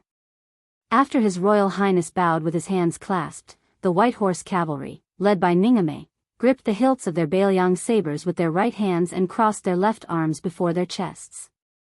They took a step back in unison as a sign of respect. Everyone knew that the Beiliang cavalry were the best in the world, arrogant because of their proficiency in battle. During the Spring and Autumn War, when they traveled with Gu Jiantang and the other vassal armies, they always took the lead and no one dared to cut in. Throughout the Spring and Autumn War, only once did the Beiliang army give way to a scholar-led brigade that achieved great merit. Within the Northern Liang army, this tradition had always been passed down. Those who did not have great military exploits would have to give way to those who had great military exploits. Even if it was a military officer with a high military rank, he would have to give way to those who had great military exploits. For example, the scouts who accumulated their reputation by killing the barbarians' heads, even if they were just low-level armored soldiers, in Beiliang's military towns, even if they ran into border officials at the level of county governor, they could still advance on the official road without getting off their horses or bending down. Zhao Shituan sighed inwardly. His Royal Highness had changed. It was a good thing for him, but it might not be a good thing for Mount Longhu, especially the Celestial Master residence. The old Daoist brought the group into the Daoist temple with mixed feelings. Su Fengnian, who was sitting beside the secluded ancient well with Su Longxiang, smiled and said, "Old Celestial Master, please help me arrange the Phoenix Battalion." Zhao Shituan nodded and said, "There's no need for your highness to say anything. Mount Longhu will naturally make the appropriate arrangements." Su Fengnian joked, "I heard that this Daoist ancestral temple, Yuzhang Qinglin, was imposing, and that the East sect was like the heavenly gate. Old Celestial Master, your temple is deserted to a whole new level." Zhao Shituan blushed with shame and smiled. "My social relations are poor. There's nothing I can do about it. I've made His Royal Highness laugh." Su Fengnian waved his hand and said, "In any case, Huang Man doesn't care about this. I see that he's quite happy here. It's not any worse than when he was in Beiliang Palace. Isn't that right, Huang Man Su Longxiang grinned foolishly. On this side, they kept talking about His Highness, Beiliang, and the old Celestial Master. The authorities were calm and indifferent, accustomed to it. As a result, the Murong siblings, who were outside the situation and were kept in the dark, were greatly frightened. Although Murong Tongwang had long expected that Su Fengnian's identity was very special, no matter how he thought about it, he felt that being able to rank with Chu Lushan in the front line was already extremely shocking. For the remnants of the spring and autumn period, specifically in the provincial capital, the most unforgettable thing for the Beiliang army was undoubtedly the ghost city of Xiangfan, which had been completely massacred after the city was breached. There was also Jianzhou, where the Western Lady sat. Longhu and Xianyuan faced each other from east to west. How could they forget the humiliation brought by the Beiliang's iron armor? Murong Wuzhu was in high spirits. She was overjoyed when she mistakenly thought that she had caught a thin straw in the wind and waves, only to discover that it was a towering tree. It was like she had accidentally fallen in love with a poor scholar, only to find out that the scholar was the heir of a wealthy family after eloping with him. Murong Tongwang could not help but tremble. His face was flushed, and he stared at His Royal Highness with a complicated expression. Other than the master of the Wudong Palace, who in the world was the most feared figure in the world by Jiangdong and Xianyuan? It was Beiliang. Su Shao, the butcher of Jianghu. Blue Bird and Yu Yuwei went to the Taoist temple to clean up the house. Pei Nanwei had to lower her head under the eaves. Most of the time, she was no different from a maid. She had already accepted her fate. Ningame and the others were taken to the nearby Taoist temple by the old Taoist master Zhao Shituan. The old god of swords went to take a walk by the green dragon stream alone. In the end, only the brothers and siblings with different identities were left in the courtyard. Su Fengnian touched Huang Man'er's head and glanced at Murong Tongwang, who was looking straight at him. Murong Wuzhu was peeping at His Royal Highness, but soon he lowered his head and looked at his feet. His Royal Highness said calmly, "You finally know my identity?" Murong Tongwang bit his lips. Su Fengnian smiled and said, "Did you pee in your pants?" Murong Tongwang was stunned. Su Fengnian smiled and said, "If Wen Hua was here, he would definitely say that I peed in my pants." Murong Wuzhu did not feel disgusted when he heard such frivolous words. He just felt unbearably shy. His ears and neck were red, and he did not dare to look at His Royal Highness, who had a prominent identity. Murong Tongwang could still hold on and looked at Su Fengnian from beginning to end.